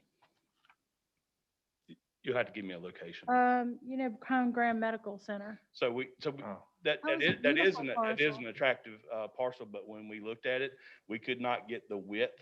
We talked to the engineers, we could not get the width of the property because of the creek that runs. You can't pipe it. Yeah, we'd have to stay away from that, which made the parcel not usable. And I think Gary agreed with us on that statement. It's an attractive, you'd have to build it up, obviously, it slopes down. Obviously, there's a creek for that reason. But other than it being just an attractive piece of land, there was a lot of work. And then we realized the creek issue would not give us the width. Well, it's not really a creek. It's just like I don't know, what would you call that? Wash? No, it's just like a little dish on the very edge of the property. And Yeah, but I thought they talked about putting a pipe in there. They said it was too big. You said you wouldn't be able to put, you wouldn't be able to pipe it. We asked our engineers on that property, Mhm. because I mean, we thought the same thing. We're like, oh, wow, that may work. It's close to an acre and a half, but then once you take that into account, it makes it a lot smaller. If you had to pick any of the other options, if we weren't agreeable to 225, what would be your second option? I would say none of the other options. I would look on the other side of the brick home that from the parcels that we're looking at now to buy another piece of property on Moore Street, right beside where we're looking now. That would be the only option. I don't think any other options are viable for what we need. The location of the fire station is just as important as the fire station itself, and I think this lends itself to that. I know you want me to answer the other pieces of property just don't work. That's the issue. So you're saying that there's a lot beside it that you said isn't in one of these options? Back towards Main Street, you're going to pay premium dollars for it. It gets closer back to Main Street, and That's the Sizemore's property. It's additional Sizemore Yeah, property. you're gonna correct. pay heavily for that. Right. You're getting back closer to what the other parcels are costing. Yes, yes, sir. Well, I just don't agree with the price. I mean, I think that, we use an appraiser for a reason, and at the previous meeting, I got the impression the council wasn't willing to go to 25 for an acre and, I don't know what it is. It's not an acre and a half, but it's like an acre and some to spend that much money when the appraisal is only 147. We have to be good stewards of the citizens' money, and I want to, I have said I'm fine with us doing what we're doing and buying land if that's what we need to do, but I'm not going to be agreeable to spending almost double what it's worth. So that's my thought on it. Is this option one? Is that what we're talking about? Option A? Yes, sir. Yes, sir. If we buy this property, we're gonna buy it outright. We're not giving this gentleman no tax credits. I mean, I think that would be. It would be bought outright. Okay. And the chief has got it in the budget during his last year, we put in the budget for study and possible purchase. I'm not worried about that. I know at one point they were talking about doing tax credits or the gentleman giving us a piece of property. And I don't want anyone getting tax credits from the citizens of Grant. And Mr. Mayor, Aaron, correct me if I'm wrong. I think there's a $1,500 due diligence that they've asked for as part of this, which is a very inexpensive amount of money to do due diligence, to check the lot and make sure it is compatible for what we need. Right, it's the $1,500 earnest, and Earnest, yes. during that time, of course, we would take advantage of the due diligence period of time to try to make sure that there's nothing that we should be fearful of. Maybe if we have to walk away, then obviously we would forfeit the $1,500. Okay, well, I will make a motion that we do the $1,500 earnest money and see what we can do between now and next month. Would that give us enough time? What are you saying? Are you saying to go ahead and purchase the property, put the money down, or go ahead and purchase the property? We'll do the earnest money of $1,500 so we can get on the land and check it to see if the compaction's right, if it truly is the best location, and do our due diligence with the piece of property and bring out that information next month if 1 month's enough time. I would probably have to defer here to Brian. They're gonna want a contract signed along with the due diligence check. And during that due diligence period, you can back out of the contract for any reason or no reason at all. You're not gonna get the due diligence money back. So that gives you a period, you have to set the due diligence period in reasonable time to allow you to do all the investigations you need to. And if any time during that period you find something you don't like, you can just walk away from it. Well, we need to do it within this budget year, it sounds like to me. So we need to do it between now and next month. So, That we have to do it in this budget year? Well, the reason why is because when you have, for example, he has the funds available now. So for every expenditure, there's a revenue source that basically is offsetting it. So right now it's covered with a revenue. If you talk about taking it to next year budget, then we're gonna have to come up with the amount to offset that expenditure for next year. It just doesn't carry over. It needs to be a balance of revenue and expenditure. Now, I understand how that works, but did you not, am I wrong in saying that you did not carry that over last year? No, this was the first year that we had the how much was it, 250? 250, yes, Yeah. $250,000. So I thought, okay, maybe I'm confused, but I thought that we had X number of dollars allotted for engineering and then we didn't use it all, and so they carried it forward. No. Okay, so where's the money coming from then? Y'all approved it For the engineering, right? for the study, engineering, due diligence, blah, blah, blah, all that stuff dealing with the fire station project. And was that done in fiscal year, 21. This one that we're currently in. okay, time flies. I guess I was thinking it was prior to COVID, but All right, I still make my motion of, let's. With the, Mr. Mayor, you'll make it with the amendment that we also do not only the money of due diligence, but with the contract as well, sir. Yes, we'll have to do the contract. with I'll Brian second that. Wood. Okay. So I have a motion and a second I don't know what the motion was. that we do the earnest money and sign a contract with the buyer, with the seller, I mean, that we will do our due diligence and see what the property's like. You don't even want to make a lower offer? 200 and They've already asked. them- 200,000? They've already asked them, and they said they will not take any lower. That was what you sent Aaron to do, and they said this is their price, and that's it. But we send Gary. Correct. Oh, Gary. Yeah. On our behalf, yes. Yes, sir. Anyway, I've got a motion and a second. All in favor? Aye. Aye. All opposed? Uh, Motion carries 4-1. Okay. Thank All you. right. how'd you vote, Ricky? No. Oh, you voted no? Yes, sir. I'm sorry, motion carried 3-2. Yes, sir. On this last item, reference was made by a number of council members to options A, B, and C. What document is it you're looking at? This one does not have that listed. We've got option 1, 2, and 3, and that's how we went into closed session. We didn't go into closed session. The A, B, and C was the different sites, and they were in Tommy's, I want this one, this one, this one, A, B, and C. All right. Can we get that to him? Just email it to Tom. That's my question. Thank you. Yes, sir. Let's just email the 3 options. And tell me again, I'm sorry, what 1, 2, and 3 were? 1, 2, and tonight? 3 was how many people went into closed session and whether or not we were going to go into closed session. It was just options that Darcy gave me. Yes, thank you. Okay.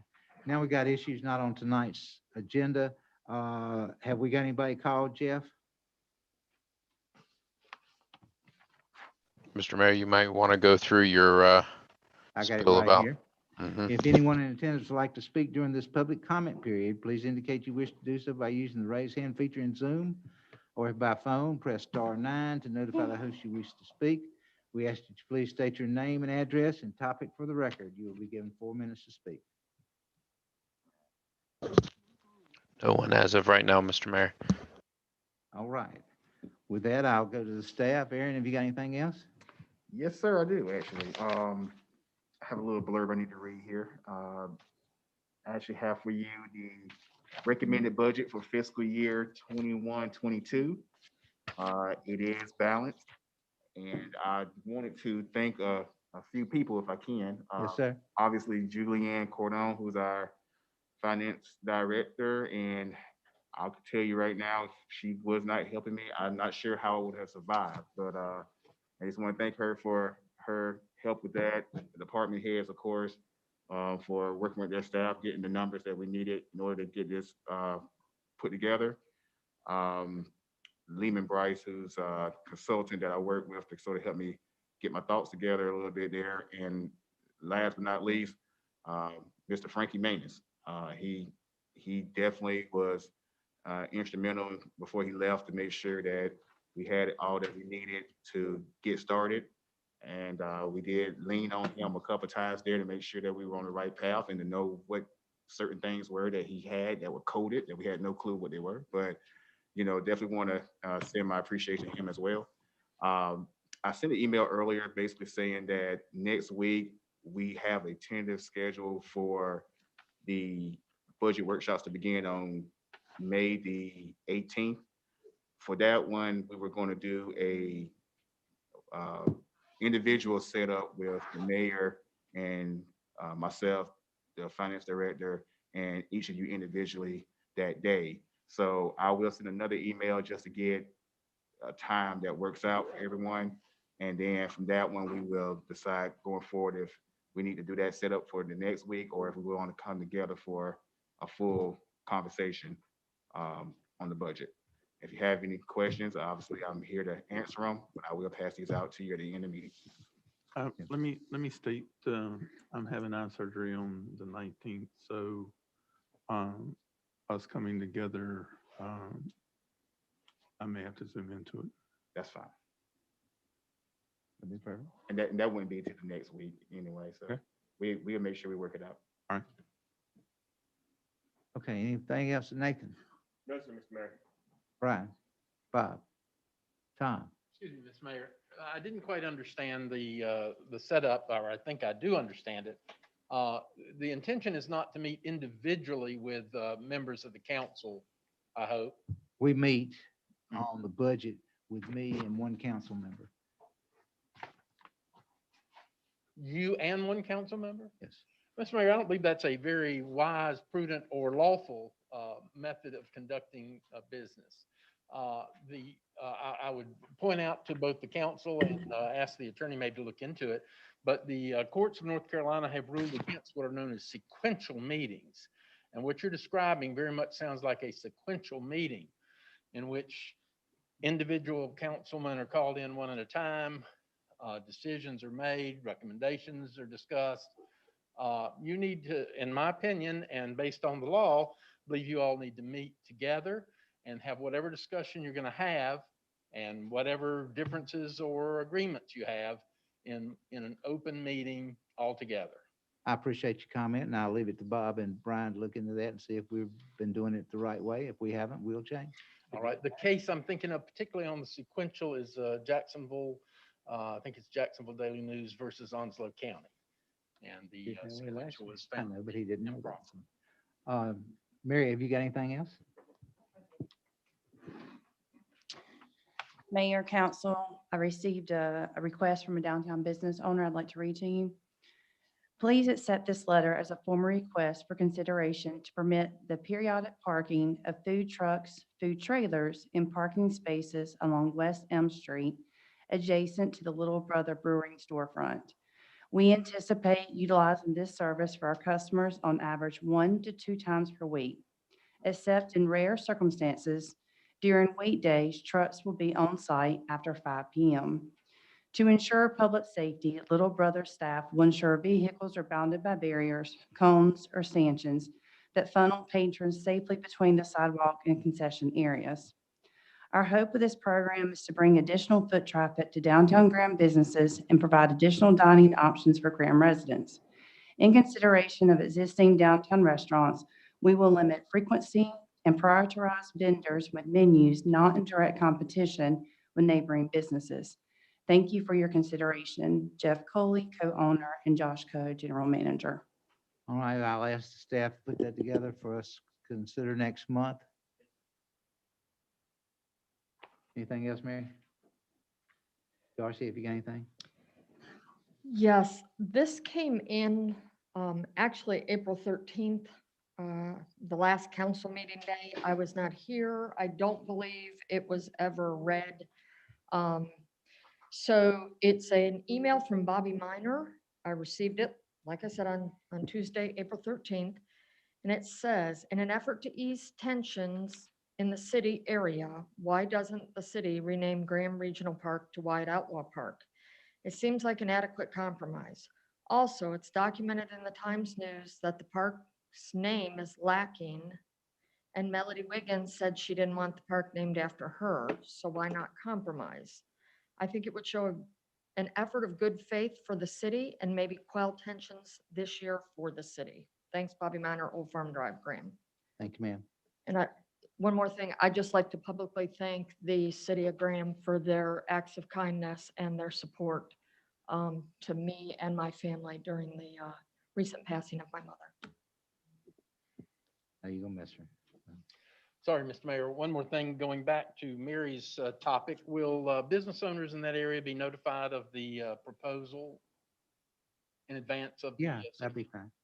Yeah, we'll notify. If I'm understanding, I don't recognize that name of the business, but are you It's the talking- Beer Co.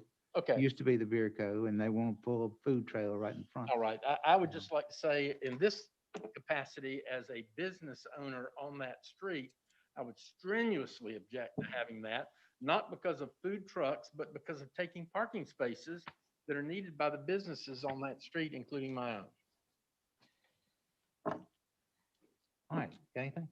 I have concerns about why every single agenda has food trucks on it. Yeah. I'm like so sick to death of food trucks. I mean, Yeah, me like, I too. like food trucks and everything, but why do we keep bringing it up and bringing it up and bringing it up and bringing it up?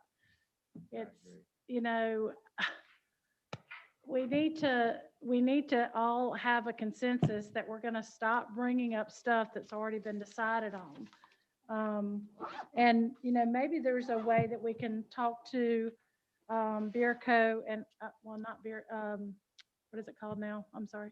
Little Brother Brewery. Little Brother Brewery, and see if don't they own some property in the back? Can they not put it back there with the picnic areas and stuff that they have back there? So they have had that in the past. Uh-huh. As you have alluded to earlier with other requests about private businesses operating in the public spaces, this presents a different opportunity. Increase in visibility, more awareness. It doesn't seem like it's exclusive just to that business, but it creates that sense of placemaking. And so we'll bring that back before you guys in June. You know, I just think that, you know, it just keeps getting, it's like when a decision's been made, if there's something, I think there needs to be some sort of time limit or something, because it seems to, I mean, it literally was just on the agenda tonight and was on the agenda last month. And, you know, just like, it just keeps coming up and coming up and coming up. And we have lessened the restrictions and lessened the restrictions. And it went from $100 to $50 to no dollars.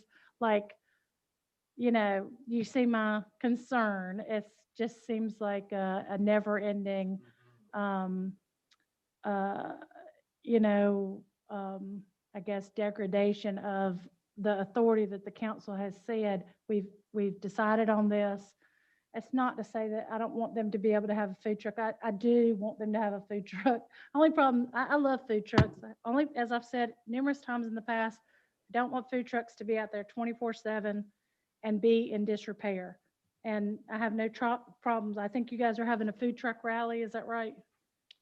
We have a private citizen who there's been an approval for a food truck rally this coming Sunday. Right. So, I mean, that's great. I love that they're having it on Sunday. It's not going to interfere with any other events that are going on. So, maybe I hear your concerns. I will share them with the manager and the co-owners of the Little Brother Brewing.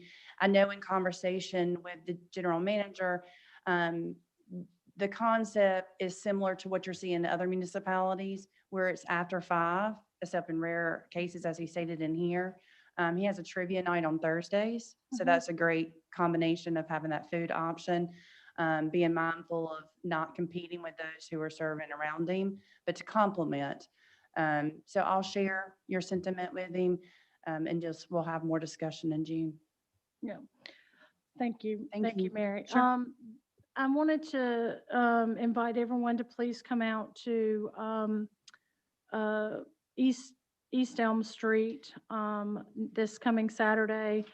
We have a live concert that will start at 7. Bring lawn chairs and enjoy a night out. It's free.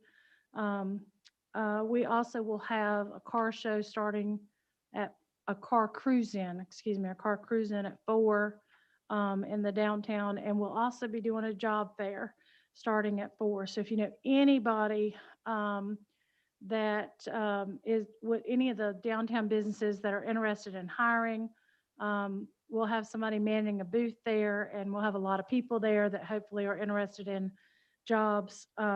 Right now, there is a huge problem with jobs. I mean, the businesses are really, really struggling. Restaurants are having to close early or close on Sundays, and not because they don't have business, they just don't have staff. I mean, just in Graham alone, I think Arby's has closed several times. Family Dollar has closed. Dollar General has closed. You know, you go and there's a sign on the door that says, sorry, nobody showed up for work today. So it's a big concern. And I really, really hope that everybody that listens to this or is in the council chambers will try to do a lot to promote people coming to work here in Graham. And please come out at 4 o'clock on Saturday. If you know anybody looking for a job, we can definitely put them in place with somebody here in Graham. I have nothing, Mayor. Mary, tell me about the Thursday at 7 revival. I'm sorry, Mayor, will you repeat that You're question? fixing to start concerts, but you're gonna do it down at the city park. Would you tell me about that real? At Cook Park, I have a press release from the Recreation Department I can share with you guys tomorrow. I'll send it out. I don't want to misquote them.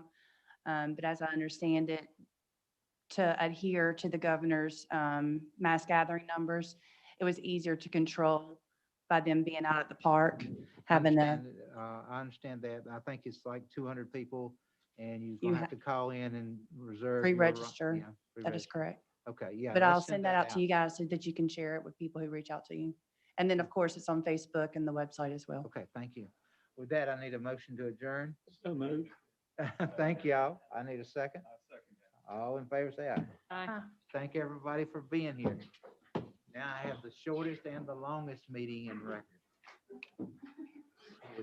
Yes, you did. Hey, Aaron. Mark can only come in when we meet. Is it not tomorrow already? Aaron, oh, sorry. You're gonna send, oh, is that the budget?